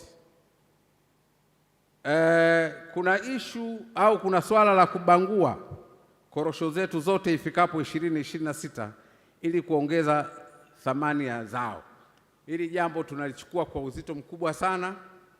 Maelekezo yanayotolewa na serikali, maana Makamu wa Rais ni deputy wa Amiri Jeshi Mkuu na mimi ni jenerali niliteuliwa na Amiri Jeshi Mkuu. Kazi yetu sisi ni kutekeleza maelekezo. Kwa hiyo tunakwenda kutekeleza maagizo haya ili tupate ufanisi kwa maslahi mapana ya nchi. Na bahati nzuri mwenyekiti wa Chama cha Mapinduzi aliposimama hapa amesema kwamba sisi tunao wajibu wa kutekeleza ilani ya Chama cha Mapinduzi. Nikuhakikishie mwenyekiti wa chama, peleka tu mrejesho kwa mwenyekiti wa chama taifa kwamba bodi ya korosho au tasnia ya korosho kwa ujumla iko kwenye mikono salama na inakwenda kutekeleza maagizo yake kama ilani inavyotuagiza. Kutoa kipaumbele kwenye utafiti. Hakuna mafanikio yoyote bila utafiti. Hatuwezi kulima kilimo cha kizamani walichokuwa wanalima babu zetu. Hatuna namna nyingine yoyote ya kufikia mafanikio bila ya kuthamini utafiti. Bahati nzuri mkurugenzi wa TARI na Liendele ni shahidi. Bahati nzuri yeye ni mjumbe wa bodi. Tunampa kila sapoti na tutaendelea kushirikiana naye katika kila ngazi ili kuhakikisha tafiti zinafanyika, tupate mbegu bora, tupate mazao bora, tupate dawa zinazostahili kuondosha magonjwa ambayo yanatukabili. Lakini kuna kukamilisha maranja ili halina mgogoro, hatua zinaendelea. Mwezi wa 11 tutaanza clearance ya lile eneo la ekari 300 ili baada ya michakato ya kimkataba ikikamilika tukabidhi eneo kwa mwekezaji. Kwa hiyo hatua hizo zinakwenda kufanyika haraka iwezekanavyo. Huduma za ugani ziongezeke. Haya ni maelekezo yaliyotolewa na sisi tunakwenda kuyafanyia kazi. Tamaa yetu na nia yetu ni kwamba kila AMCOS ilipo tunataka kuwe na afisa ugani ambaye atakuwa kwenye payroll ya bodi ya korosho, ili asipoleta matokeo sisi tunamkaba yeye kooni. Kwa hiyo hatuendi mambo ya kulipana mshahara bila matokeo. Hilo ndio ambalo tutalifanya. Tutakwenda kumlipa mtu sawa sawa na alichokifanya. Kukaribisha wawekezaji, ili limezungumzwa na kila mtu aliyesimama hapa. Bodi ya korosho kwa kushirikiana na kituo chetu cha uwekezaji, milango yetu iko wazi kwa ndugu zetu wawekezaji. Karibuni sana, tuko tayari kushirikiana na nyinyi katika masharti ambayo ni ya win-win situation. Milango yetu iko wazi na tutatoa msaada wakati wowote. Kuhamasisha ulaji wa korosho, sisi tumekwisha lianza hilo na tutaendelea kulisimamia. Tumeanza na korosho marathon iliyofanyika Mtwara, lakini tunakwenda kushiriki kwenye marathon zingine zote ambazo zitakwenda kuleta impact tunapo deliver message ya watu kula korosho. Hii ni moja kati ya namna ambayo tunakwenda kupanua soko la korosho. Tusitegemee tu soko la nje. Soko la ndani pia lina nafasi kubwa la kuifanya zao hili lifike mbali. Wito kwa vijana katika kushiriki kwenye mnyororo wa ongezaji thamani zao la korosho. Sisi wote ni mashahidi hapo. Tunaomiliki mashamba ya mikorosho wengi ni wazee. Sasa ni lazima tubadilishe mindset zetu. Huko duniani kwa wenzetu, matajiri wanatoka kwenye kilimo. Kwa hiyo BBT imefungua milango, lakini tusingoje BBT, tuanze na jitihada zetu sisi wenyewe. Mindset vijana, tuzibadilishe mindset zetu, tuone kama kilimo ni moja kati ya opportunity ambayo inaweza kubadilisha maisha yetu. Na sisi kama tunavyosema, kama nchi, sisi wazee tulikwisha toa michango yetu. Kazi iko kwenu, iko mikononi mwenu, ili taifa liweze kufanikiwa. Na hakuna mafanikio yanayokuja bila mtu kuwa aggressive. Kwa hiyo nitoe wito kwa vijana wote nchini. Kwenye maeneo tunakolima korosho, vijana wawe aggressive. Tutaendelea kuishauri serikali namna bora ya mabenki yetu kuwasaidia vijana, lakini cha kwanza mawazo yenu yawe positive kwenye kilimo.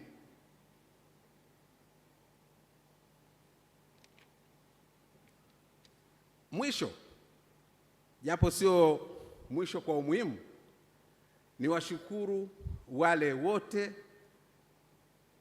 waliokuja kuhudhuria mkutano huu kutoka nchi mbalimbali nje ya Tanzania. Naomba tuwapigie makofi.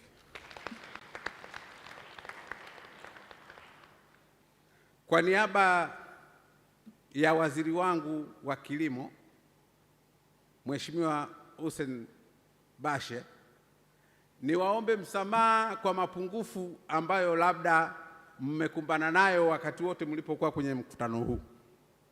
Tunaomba mtusamee, lakini ninawaomba pia mkawe mabalozi wazuri kwenye nchi zenu kwa yale mazuri yote ambayo mmeyapata kwenye mkutano huu. Na niwatake pia au niwaombe pia, mkutano huu ulikuwa wana siku chache, lakini kadri ambavyo tunakwenda kujizatiti siku za usoni, tutaweka siku nyingi zaidi ili pia mpate nafasi ya kutembelea vivutio vyetu vya utalii. Tuna vivutio vya kutosha kabisa nchini kwetu. Kwa hiyo muondoke na message kwamba licha ya kwamba korosho bora zitaendelea kuzalishwa Tanzania, licha ya kwamba tumewapa nafasi wawekezaji kutoka nje kuja kuwekeza kwenye zao letu la korosho, lakini tunawakaribisha kuja kufanya utalii. Sio lazima kwa ajili ya ishu ya korosho tu, lakini kuna vivutio vingi vya utalii.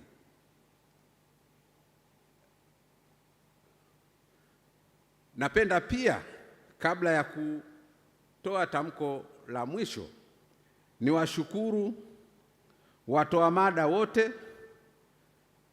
waandalizi, kamati ile ya maandalizi na sponsors kama vile ambavyo mkurugenzi wangu alisema, wakulima wenzangu ambao mmekuwa pamoja nasi tangu jana, lakini wadau wote wa zao la korosho ambao mmekuwa pamoja nasi tangu tulipoanza mkutano huu, niwashukuruni sana. Tuahidi tu kwamba bodi yenu hii ya korosho, kwa maana ya bodi ya wakurugenzi pamoja na management na watendaji wote wa bodi ya korosho, tunakwenda kukaa chini sasa kuweza kuweka mpango mkakati wa utekelezaji wa maazimio ya mkutano huu. Baada ya kusema hayo, niwatakie washiriki wetu kutoka nje ya nchi safari salama kurudi kwao, lakini pia wale ambao mmetoka nje ya Dar es Salaam, msafiri salama, na mtakapofika huko mtufikishie salamu kwa familia zenu. Baada ya kusema haya, sasa natamka rasmi kuwa mkutano wetu wa kimataifa wa korosho mwaka 2023 umefungwa rasmi. Asanteni kwa kunisikiliza.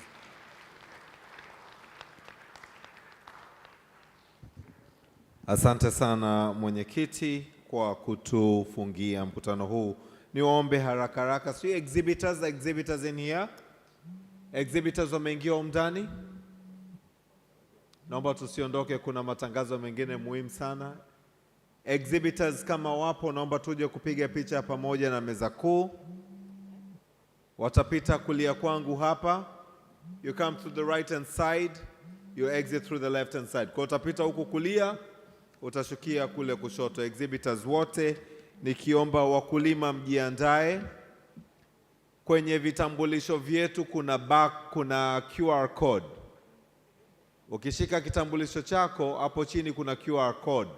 Kuanzia Jumatatu ukiskani hiyo QR code, utaweza kupata pia hizi presentation pamoja na picha. Okay, on your name badges, there's a QR code. Starting Monday, if you scan that QR code, you'll also be able to get the presentations as well as the pictures taken during the 2 days. Wakati exhibitors wanapanda, naomba wakulima tusogee hapa, wakulima wote tuchangamke. Paul yuko wapi? Paul Chilewa, rafiki yangu, kakaangu, na wakulima wengine wote wa korosho, naomba tusogee hapa. Kamera, naomba mniongoze. Tayari mmeshawapata? Naomba tusogee hapa wakulima wa korosho. Wakati hiyo sponsors, all the sponsors msogee pia karibu, kamati mtamalizia. Tusogee tu hapa kwa sasa. Kamera, naomba mwongozo. Tayari, asanteni. Naomba tutashikia mkono wa kushoto pale. Naomba wakulima tupande wote. Wakulima wa korosho. We have visitors from outside Tanzania. Can you please come for the next picture? Visitors, all visitors from outside Tanzania, African Cashew Alliance, you can also join this picture as well, please. Tusogee kule mwisho, tusogee mpaka mwisho, wapendwa wakulima wetu.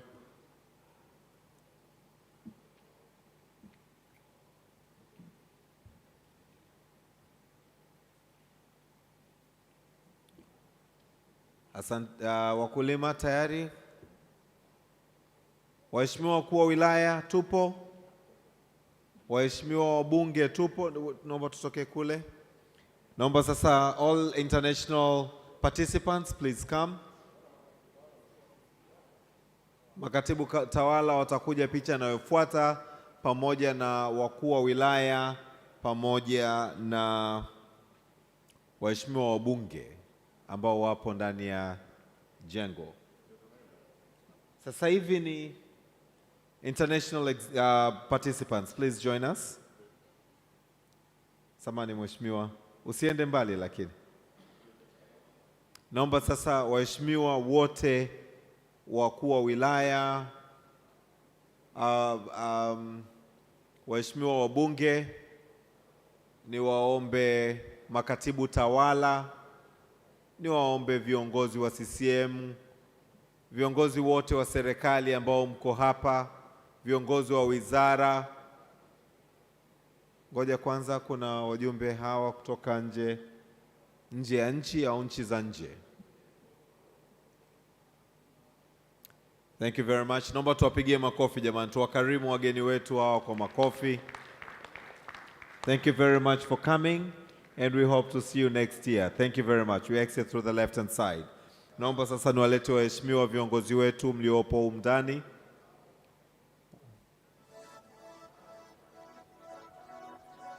Wenye viti wa halmashauri, wakuu wa wilaya, wakurugenzi wa halmashauri, CCM, viongozi wangu wote, naomba mje sasa kwa ajili ya picha ya pamoja.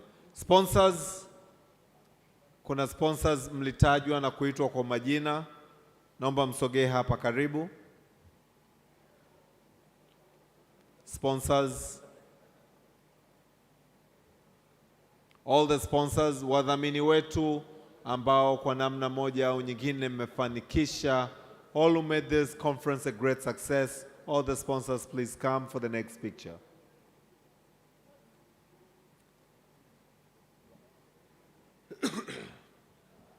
Asante sana, tunasema itifaki imezingatiwa.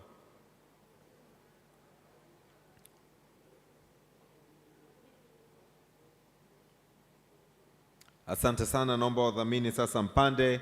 Kamati, tutapiga picha ya mwisho. Wadhamini, all the sponsors, please come on the stage now. African Alliance, you're part of this picture as well. You've played multiple roles. Sponsors now. Sponsors wote. Kamati wako wapi? Kamati. Wana kamati, kamati ya maandalizi, kamati ya ushindi, wakiongozwa na Jemedali Malegesi, kaka yangu Ngoda. Hii ni kamati ya ushindi.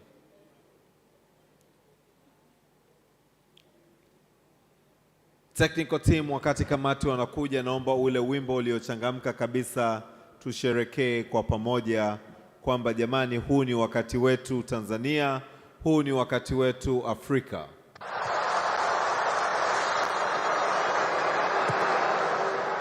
Niwaombe wajumbe wa bodi muambatane na kamati. Mmefanya miongozo mizuri sana kwenye kamati hii hata sasa. Asanteni, thank you very much. We exit through the right hand side. Kamati, naomba tuje kwa kishindo kwa wimbo huu. Pandisha sauti, pandisha sauti. Wajumbe wa bodi, karibuni.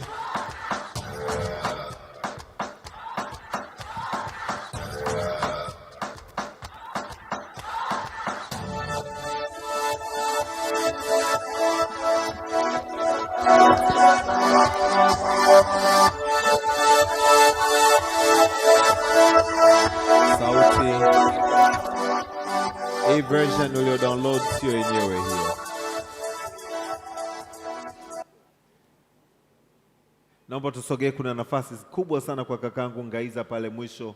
Kaka, umesimama nyuma huko, wewe ni mjumbe halali wa kamati hii ya uonekani kabisa. Naomba wote tusisimame nyuma ya mwingine.